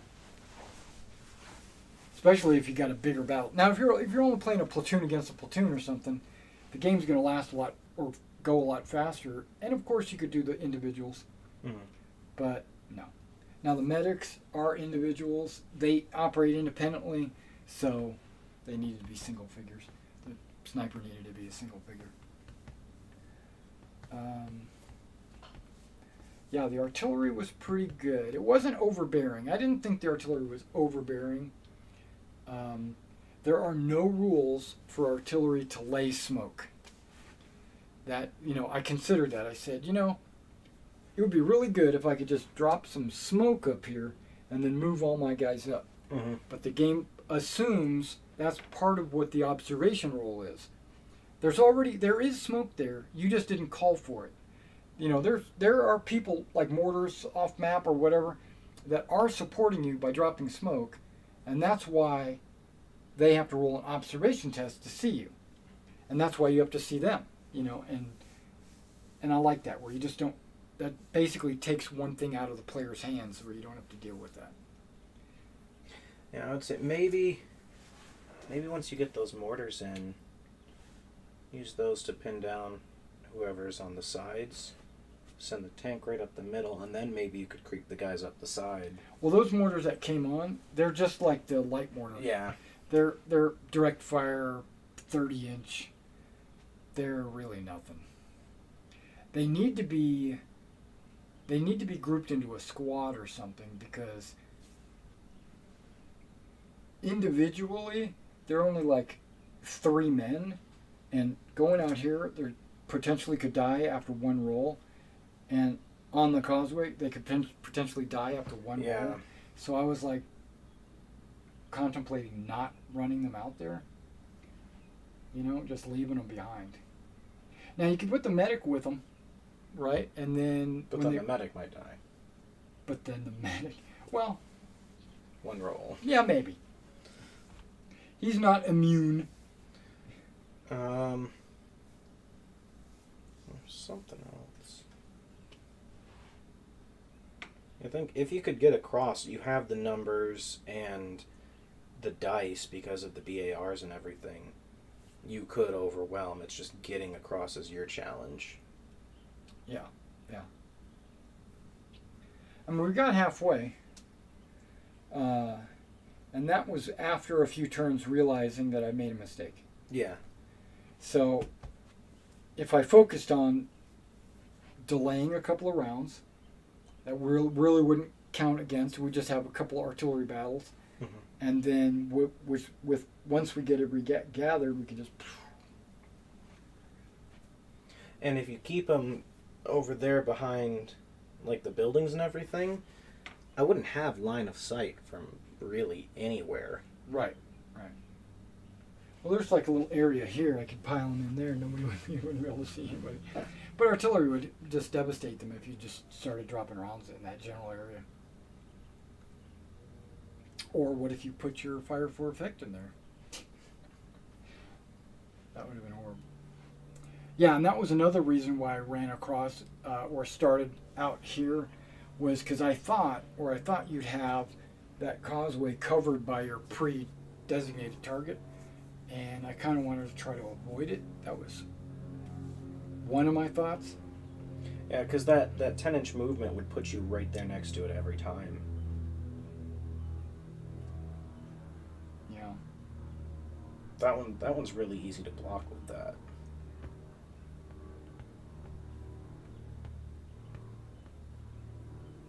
It's too much of a pinch point for a 10-inch radius. Yeah. Yeah, it's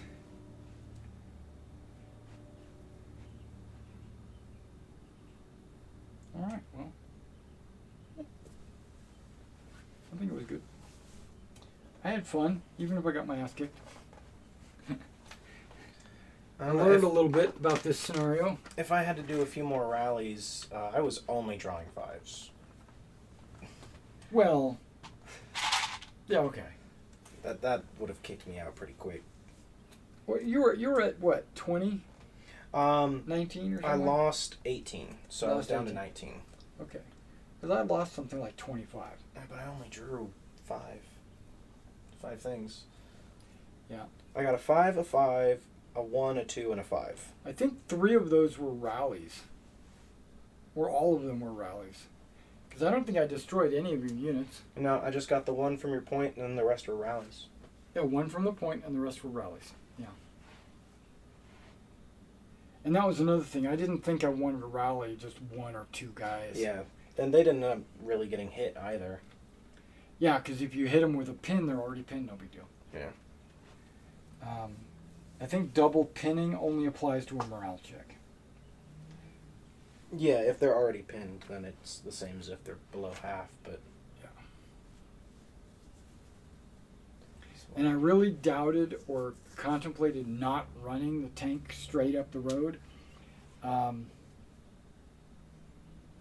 thought about just using his HE and just firing across the way, but nah. I'm going to charge him in, see what happens. Well, if you didn't hit the mine, it would have gotten there. Yeah. It was a 1 or a 2, right? So Yeah. yeah, it's a 1/3. That's pretty high of a chance. You know, especially after if I was on the road for 3 turns, which I wouldn't have been. Not with a 14-inch move on the road. Yeah. Could have double move and then a single move and fire would have gotten you off. I think. I don't know. 14 gets me to. Oh, that's with 1 move, and then a second move would have put me right there. So if I had timed it right, if I started at the end of the bridge, I could, or the end of the bridge, I could just. That would have been 1, and then yeah, then I could just not move and just shoot from there. Probably. Yeah. Your guys did have anti-tank weapons, but that didn't come into play. A couple of them have Panzerfausts. That's these little brown. You can see it in his hand. Yeah. He's got a anti-tank weapon. Yeah, those don't have very big range, but they're good. Plus, you can close assault them. All right. I guess it's time for lunch or dinner. I have to go grocery shopping. Oh, do you? At some point. Not necessarily today, but Oh. I was telling myself today. Well, don't do what you can do today, what you could put off till tomorrow. What is today? But yesterday's tomorrow. Isn't it a holiday? Tomorrow is, yes. Oh, okay. Memorial, right? Yeah, I think so. I haven't been really paying attention to all that. But yeah, I think it is Memorial Day weekend. I get the dates for Labor Day and Memorial Day confused a Yeah. lot. Yeah, I think it's Memorial. Okay. Well, I will see you digitally Thursday, I guess. Yep, Thursday. Oh my. Did you put my new token in? Yes, I did that as Oh, soon as I okay. got off the call. Okay. I know that Andromica dropped me a new Leonin with a halo. I still haven't put that together. Alright. Nice out.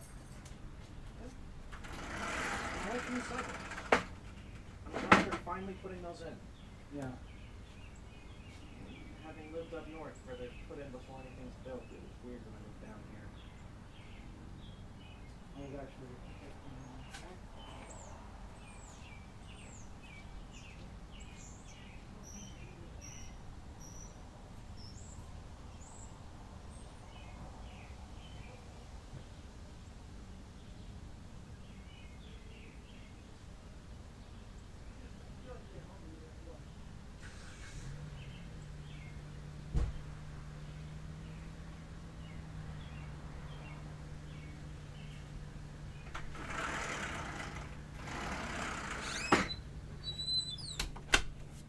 Alright guys, thanks for coming out and watching this stream, but I'm getting ready to end the video.